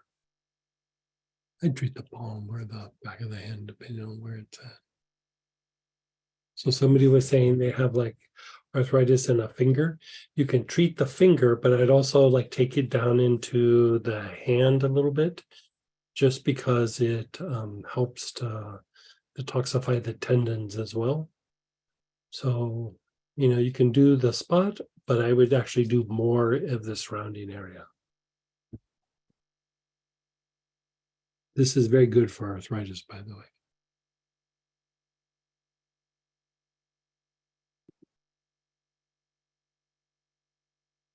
Okay, so now let's put the cedar on.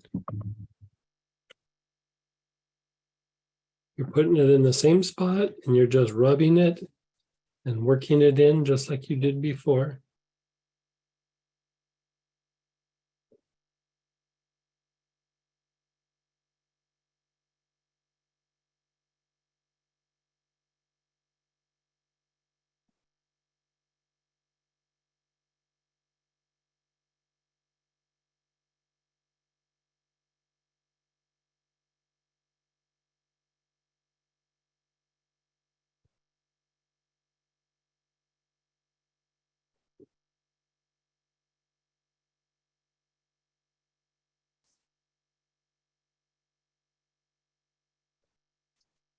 Yeah.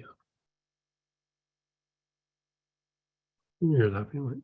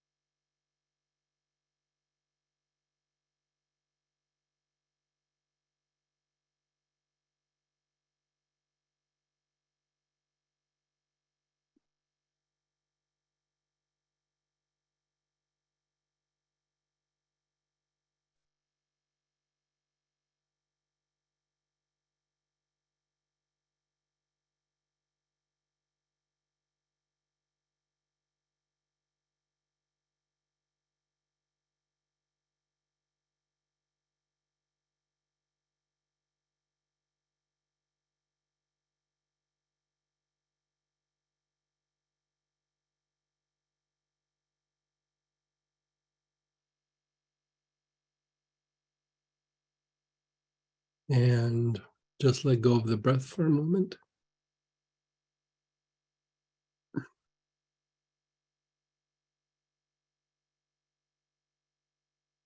Let's go back to the marjoram, put it on the same spot.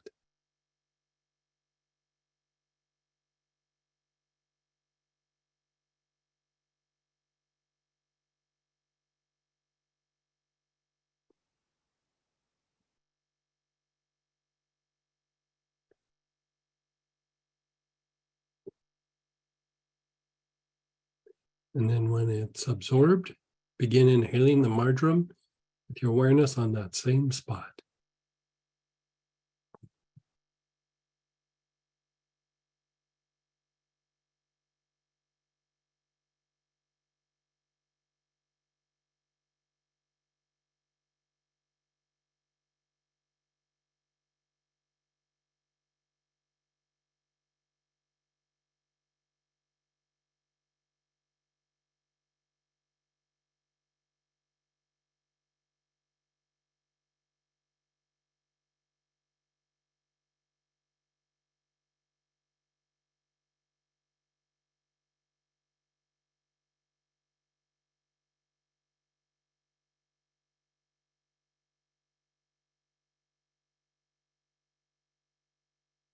Taking long, slow, deep breaths with your awareness on that spot.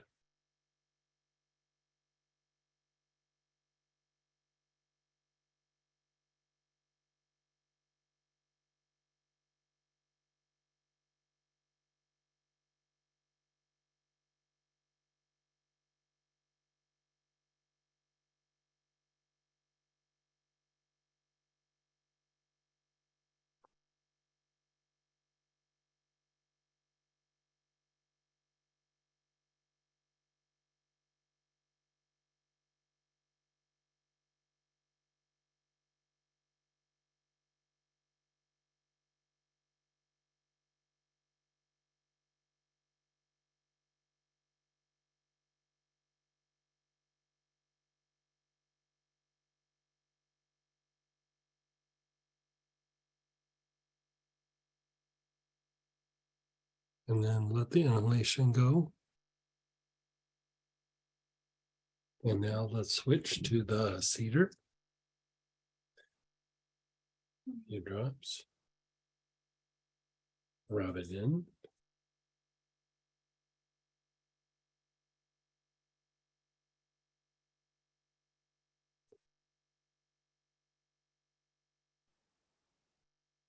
And then inhale with your awareness on that spot.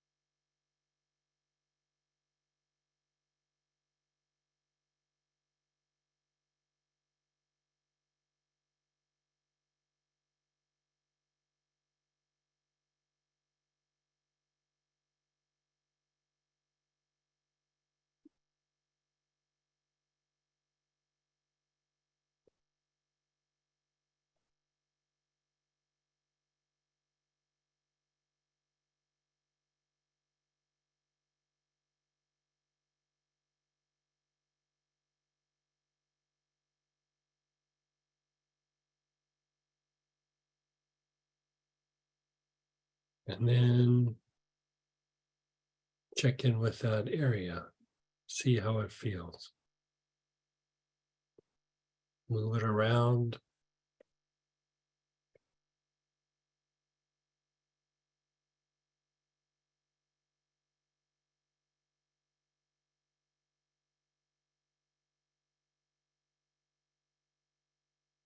Now we're going to slide into number 4. It's a little short thing, mugwort technique. This will help to deepen the release of fascia in the body. It will also help to move energy through the body. It helps you to be more present psychologically, and it helps to throw off lower vibrational energies. So allostasis blend, mugwort supreme, also mugwort or artemisia would work. And in your kit, it's the Artemisia. Yeah.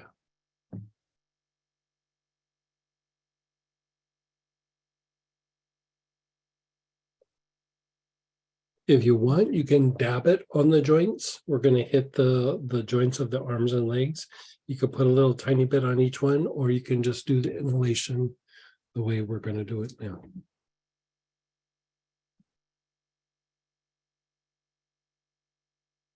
So begin inhaling. Your awareness is on your armpits.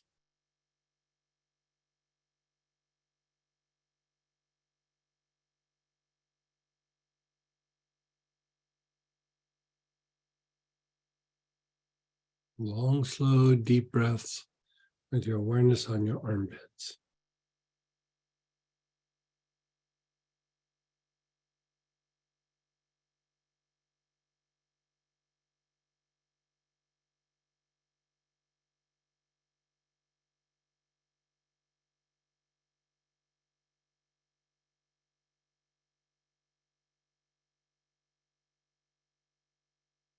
And then down to your elbows.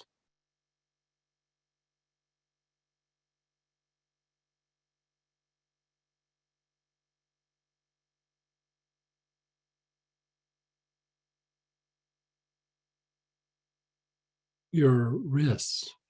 Your awareness is on your wrists.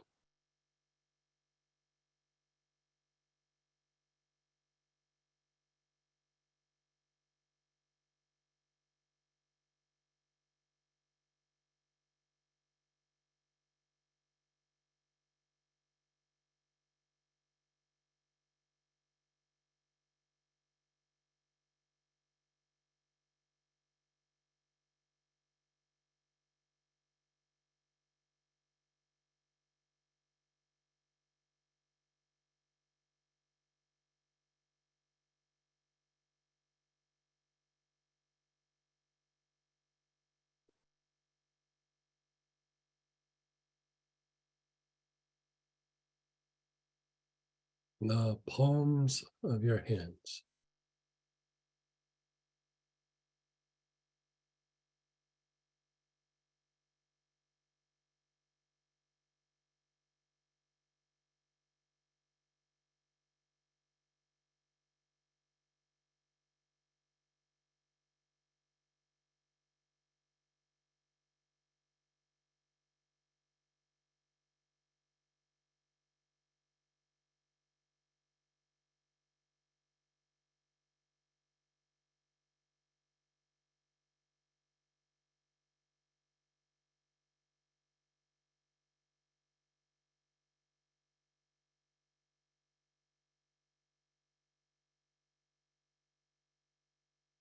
Your hips.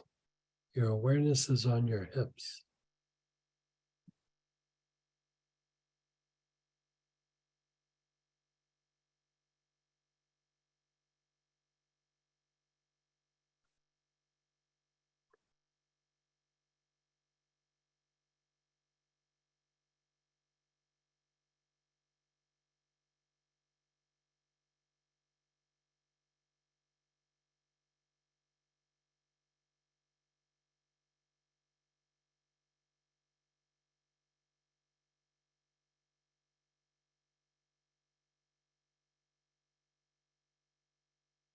Your knees.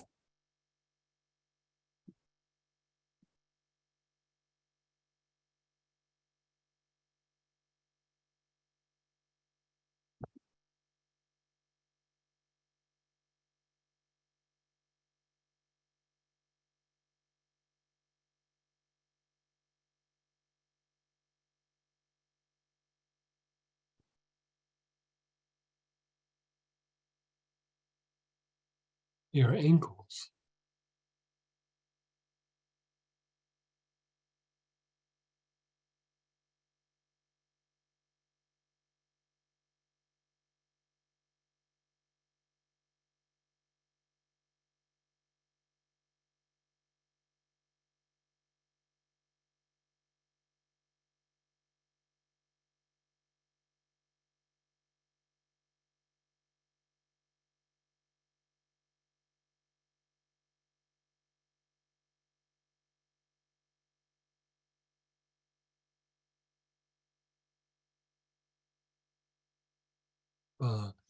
Soles of your feet.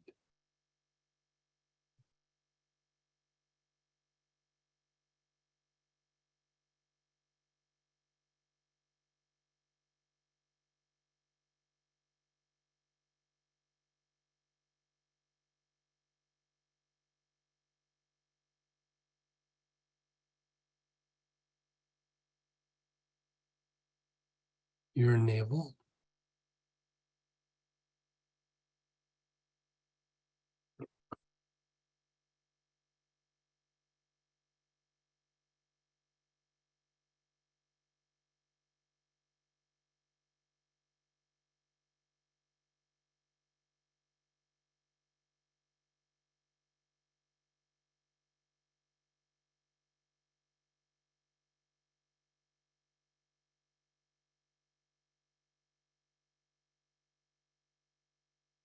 An inch and a half below your navel.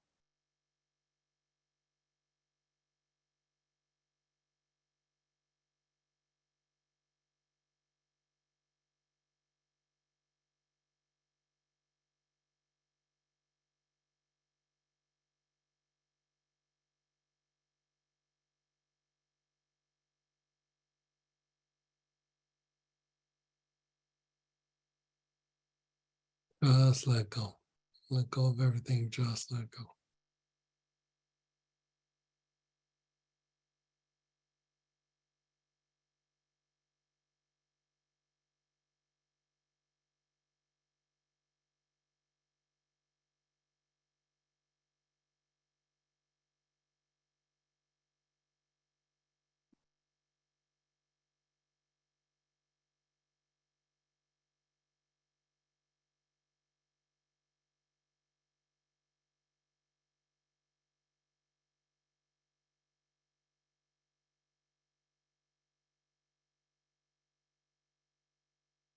Just be still.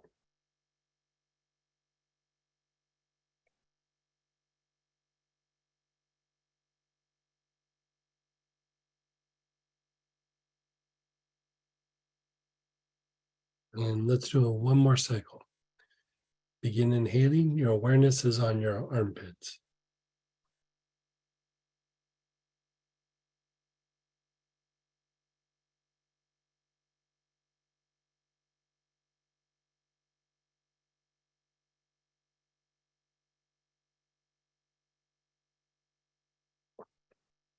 Your elbows.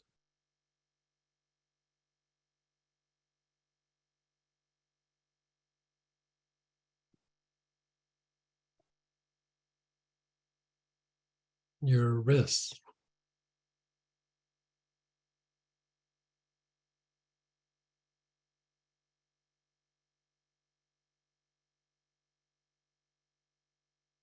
the palms of your hands,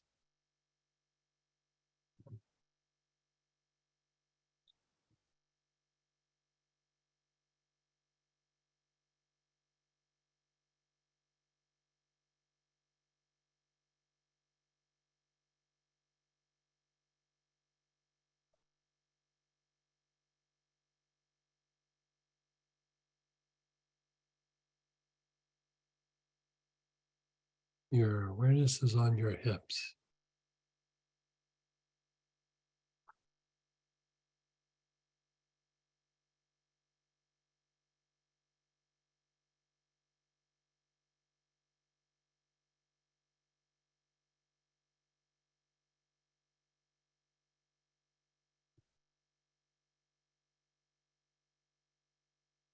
the knees,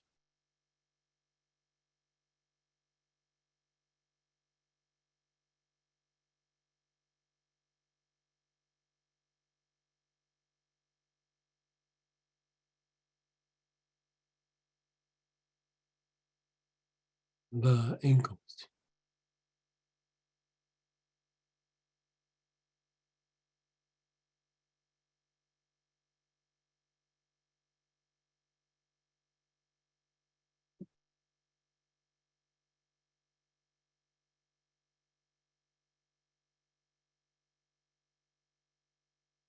the soles of the feet,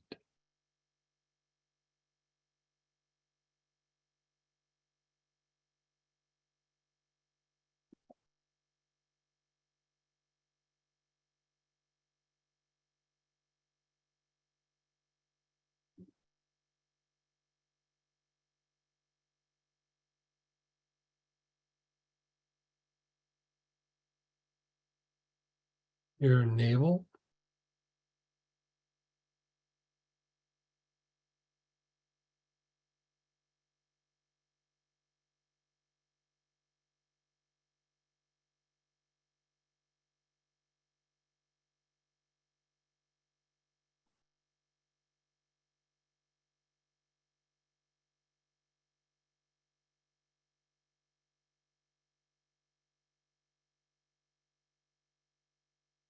an inch and a half below your navel.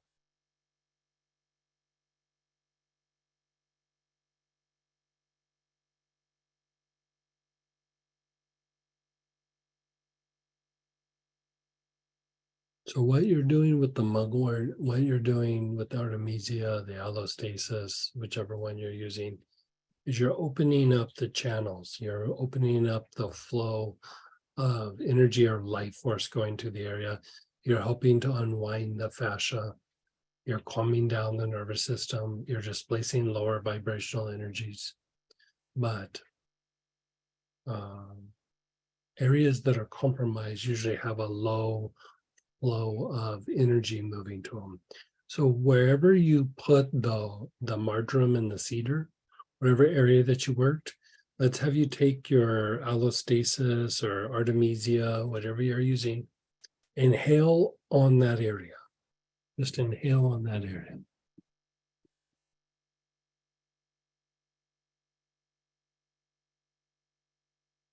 We want to increase the flow of life force to this area.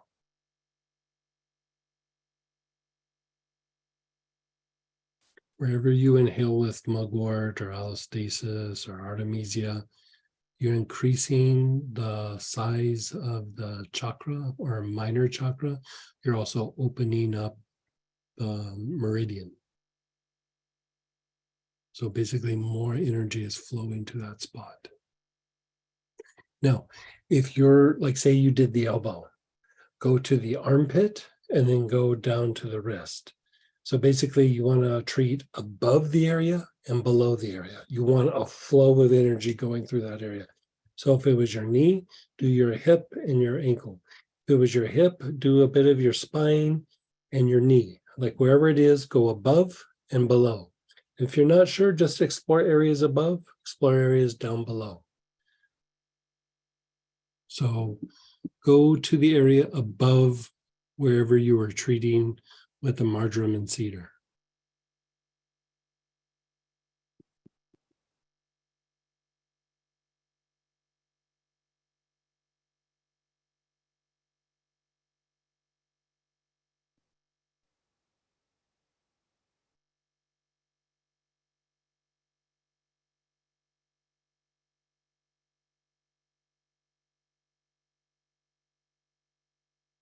And then go below the area, wherever that is.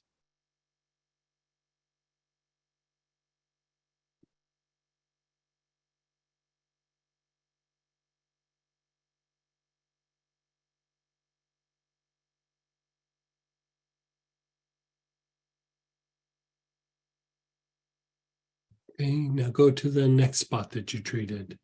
Inhale on the spot itself. Wherever you worked it, inhale.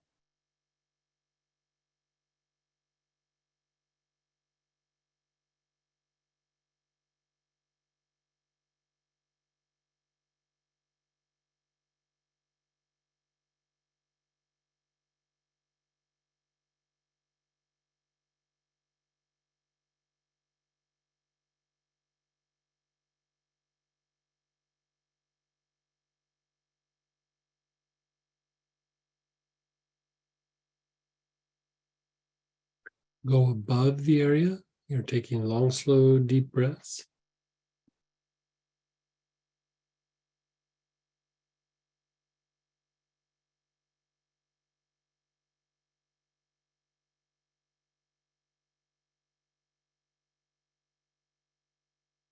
And then go below the area.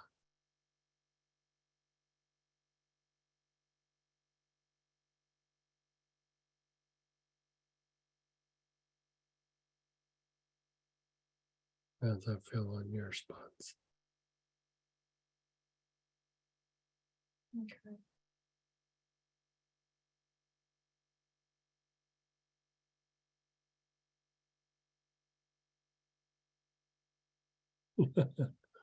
Samantha said, like that's why I was laughing at her. She's like, my spots that hurt are better, but now other spots are more like more aware of them. You know, that's what happens. You make one area feel better, and then you realize, like, maybe I wasn't feeling as good as I thought I was. So I know these were two short little techniques. A lot of times they work, they're done together. They work really well together. But let's go ahead and share experiences before we even do questions. Let's share experiences just so you can see how other people, processed what we just did. So let's go ahead and share. You can unmute yourself or type in. Go ahead, Tracy. Hi, Hey, Drew. Miss Tracy. So, how are you? So I did mine on my shoulder and all the way down to my hand. Mhm. I felt like, hey, that'll be good. So after the mugwort, I'm sitting here and all of a sudden I'm having muscle twitches and they're in different places. And it felt like an unwinding. Yeah, Now it's probably an just- unwinding. Like sometimes, if they're real superficial, those are fibrillations, and it's like the really superficial nerves can get a little bit chaotic when there's been the presence of inflammation in the body, especially for a period of time. Yeah. Well, now it feels really good. Yeah, good. Yeah. I did this technique, like, I don't know, it's been like what, 4 or 5 years ago. And even I forget about it. And then I come back, I'm like, oh, why are we doing this all the time?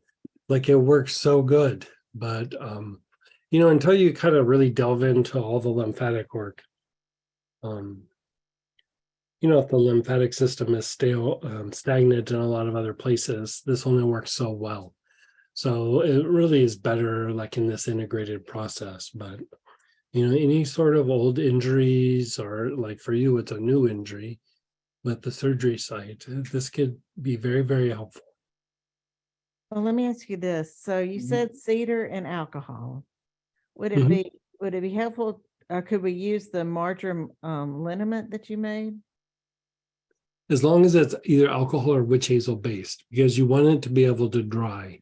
Right. The thing when you put it on with like an oil base, it lingers in the area too long and you're not able to get the pumping effect. So either neat or an alcohol or witch hazel. I did do a Something version of that'll this. drive in, right? What's that? Something that'll drive in further. Yeah, something that takes it in deep and then dries up.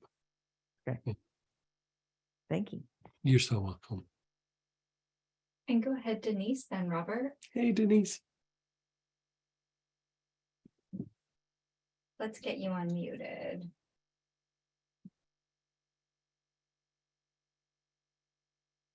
Mute. Hi, I'm sorry. Hey, I was working on some old head injuries. Okay, one Mhm. was very significant where a horse fell on top of me. So Oh, that seemed to be what we've been working on throughout this session we've been in today. Mhm. So how can I go above, with like one, I had a chandelier that had a point on it, go right into my crown chakra, on the top. That sounds painful. Oh my Yeah. God, that sounds painful. It really, There you don't have to necessarily worry about above. Just kind of hit like the temple areas in the area in the back head and just open up the movement. Yeah. okay, I did all those. Now, is there an oil, like what is Melissa for, or mind? Is one of those at all for the mind or brain? Because I have both Melissa, like a small thing of Melissa, and then I think one called Mind, MIND. Are either of those brain related? Like, would they be good to use with this protocol at all? If I was working on head. Yeah, not necessarily for a head injury. Yeah. Okay. Head injuries, usually things like helichrysum, German chamomile, yarrow, milfoil, dark blue tansy, things of that nature, the blue cypress, Cape chamomile. What else has blue in it? Galbanum? Would that? Galbanums, yeah. No, not so much. Like it will help more with the pain. It's not necessarily going to address like the fascial lesions that comes from a head injury. Okay, I'll make Yeah. a note with Yeah. the one you suggested. Yeah. But thank you very much. I really feel like this has been a wonderful class. Oh, good. Most times for head injuries, like when you're trying to undo the lesions, I usually use helichrysum. But any of those other ones will work that I mentioned, but I usually use helichrysum. I'm finding since I started listening to you guys, marjoram and helichrysum seem to be my two best friends. Yeah. Oh boy, no joke. Thank you. Yeah, no joke. And go ahead, Robert, then Sahaja. Hey, Robert. Hey, so I did the marjoram and cedar technique, and I remember doing it in one other class as well, and it was really good. But this time I didn't really notice anything. It wasn't obvious. And then as we're doing the mugwort technique, I realized that those areas of my legs that I had done were suddenly tingling. Oh, good. Nice, cool tingling. Yeah. And I was like, okay, it's working. Yeah. Sometimes it can be that energy in that area has like slowed down or gotten stagnant, or the fascia is still a little too restricted. Yeah. I mean, this should help to, like the marjoram cedar technique should help to unwind the fascia in that area. But I mean, if the area is really impacted, it will not have an impact. And if the opposite, if it's really flowing, then you might not notice a big issue, switch, because that area is already like opened up quite a bit. And so it's usually an either or. Either it's really good or it's not too good. Yeah, obviously I needed it in this case. Yeah. So thank you. And the marjoram, to open it up the channel, I mean, it just accelerates the healing process for whatever is going on. And, like perfect example, like if you look at an elbow, I'm just using this as an example, where the there's an injury, the whole arm is really not, doesn't have very much life force or energy flowing through it. So to treat the area is good, but you really want to open up the joints of the whole arm so that energy moves up and down the arm, but you're also opening up meridians. And so this will minimize the effect that injury has on other parts of your physiology. Good. Thank you. You're so welcome. And go ahead, Sahaja, then Christy. Hey, Hi Satyananda. Hi there. I'm feeling really spacey all of a sudden, but I think this technique I used on a toe that I broke probably 30 years ago, but it's been hurting and been walking, and I feel like it's getting arthritic. And so you said arthritic, and I was like, I'll try this toe, and it actually feels much better. Oh, So, good. oh my God, could this really Yeah. help? Yeah. I mean, it's like it'll feel better, and then especially if it's arthritic, it will start to backslide a little bit. Yeah. And so it's not even something you have to do daily. Like I think the last time I used it to treat something on myself, I was doing it about once every week to 10 days. I mean, it takes like 5 or 10 minutes. It's not even that it's time consuming, but what happens is it starts feeling so good, you forget about it. And then you go, oh, that spot's coming back. And then you go back and treat it again. And so, yeah, like if you have any sort of old injury, arthritic situation that might be popping up, this will open that up completely. That's great. I have one question. It was about the second technique with the mugwort, and I thought you said focus your attention above the area and below the area. I wasn't sure what exactly I was doing. Yeah. So you like focus on the area. So like for you, it would be your toe, and then like go up to the ankle or even the knee, and inhale there. And it's your toe, so you don't really have anything down below it. So if anything, you could just do like the sole of your foot or something. So you're just trying to establish like better energy flow. So as long as you just start opening that stuff up in that area, you're good. Yeah. Okay. Well, that makes Yeah. sense. Just getting Yeah, the flow there. Okay. Great. Thank you so You're much. so welcome. You're so welcome. And go ahead, Christy, and then we have some shares. Hey, Miss Christy. Hi, guys. So thank you for the reminder of this technique. It was great the last time, and you're right, I forgot about it. Yeah, I forget about it all the time. And then I'm like doing this. I'm like, why am I not doing this like once a week on my spots? So I was using it to work on my ankle. I did a light little sprain on my ankle. But this is the weird thing that I'm experiencing with the ankle. It wasn't like an extreme sprain. I could still stand on it, but it's like the bending and rotation. But what will happen is that, I'll get up to go do something and it will be fine as if there's never been an injury. And then an hour or two later, I can barely walk. And so today at lunch, when I got up from class, I could barely walk. I mean, I was having a hard time, like just getting any rotation on it. Yeah. But then sometimes it'll be completely fine, which is such a bizarre experience. So one of the things that happens like with the ankle or the wrist is that the tracking can be a little bit off, and there's like bunch of these little bones, and they'll start to slide a little bit out of place, and that will like kind of lock it and or irritate like ligaments or things like that. And so I would treat up the shin, like go from just below the knee and treat all along the shin and the outer part of the leg. I would treat it. You could still use this technique, or you could just use some antispasmodics, like just even the marjoram on those areas. And then over a period of time, that should change that.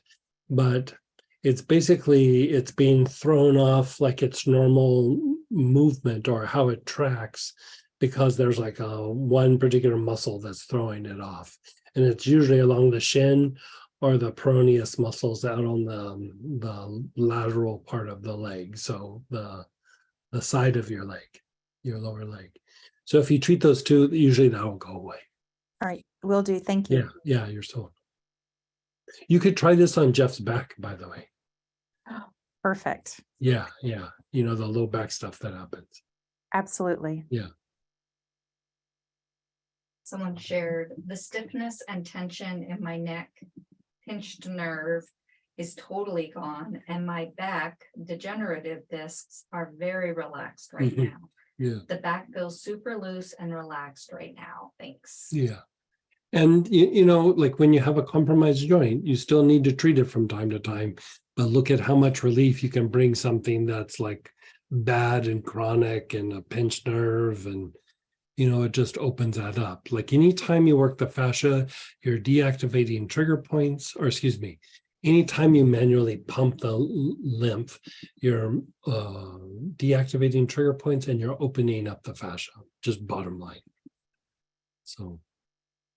And a share from just after we did the first part was much more range of motion. Yeah, it's really amazing. I mean, like I said, I do this all the time. I forget about this one. Yeah. So, okay. So we are, let's see here.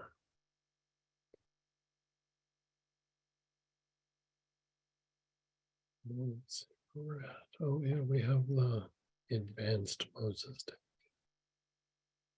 Okay. So let's take a break and 7:30, we'll come back at a quarter till. So I'll see you at a quarter till the hour, and then we'll jump on page 7 and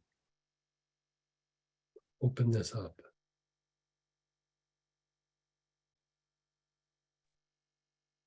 Hey everybody, we've done the Moses technique before in some of the other classes. We're going to do what I'm calling the advanced Moses technique. And so for one, this technique helps to throw off lower vibrational energies, which is part of what the lymphatic system is doing.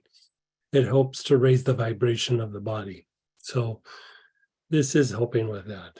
But what it's also doing is it's helping to strengthen and fortify the overall lymphatic system and the lymphatic rhythm or circulation that's happening throughout the body.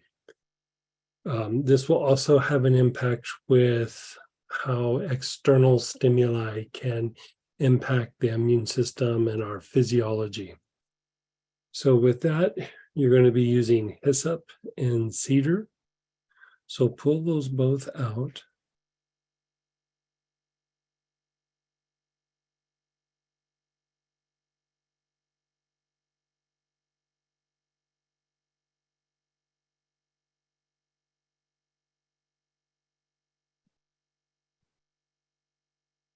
And we're going to start with the hyssop.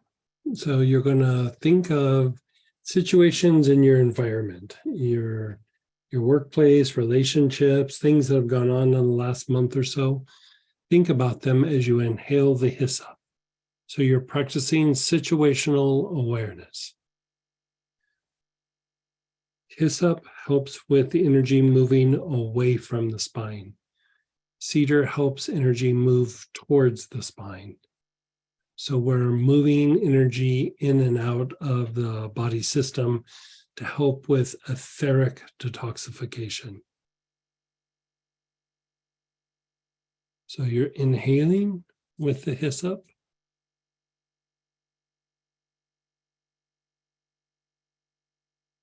Your awareness is on the situation.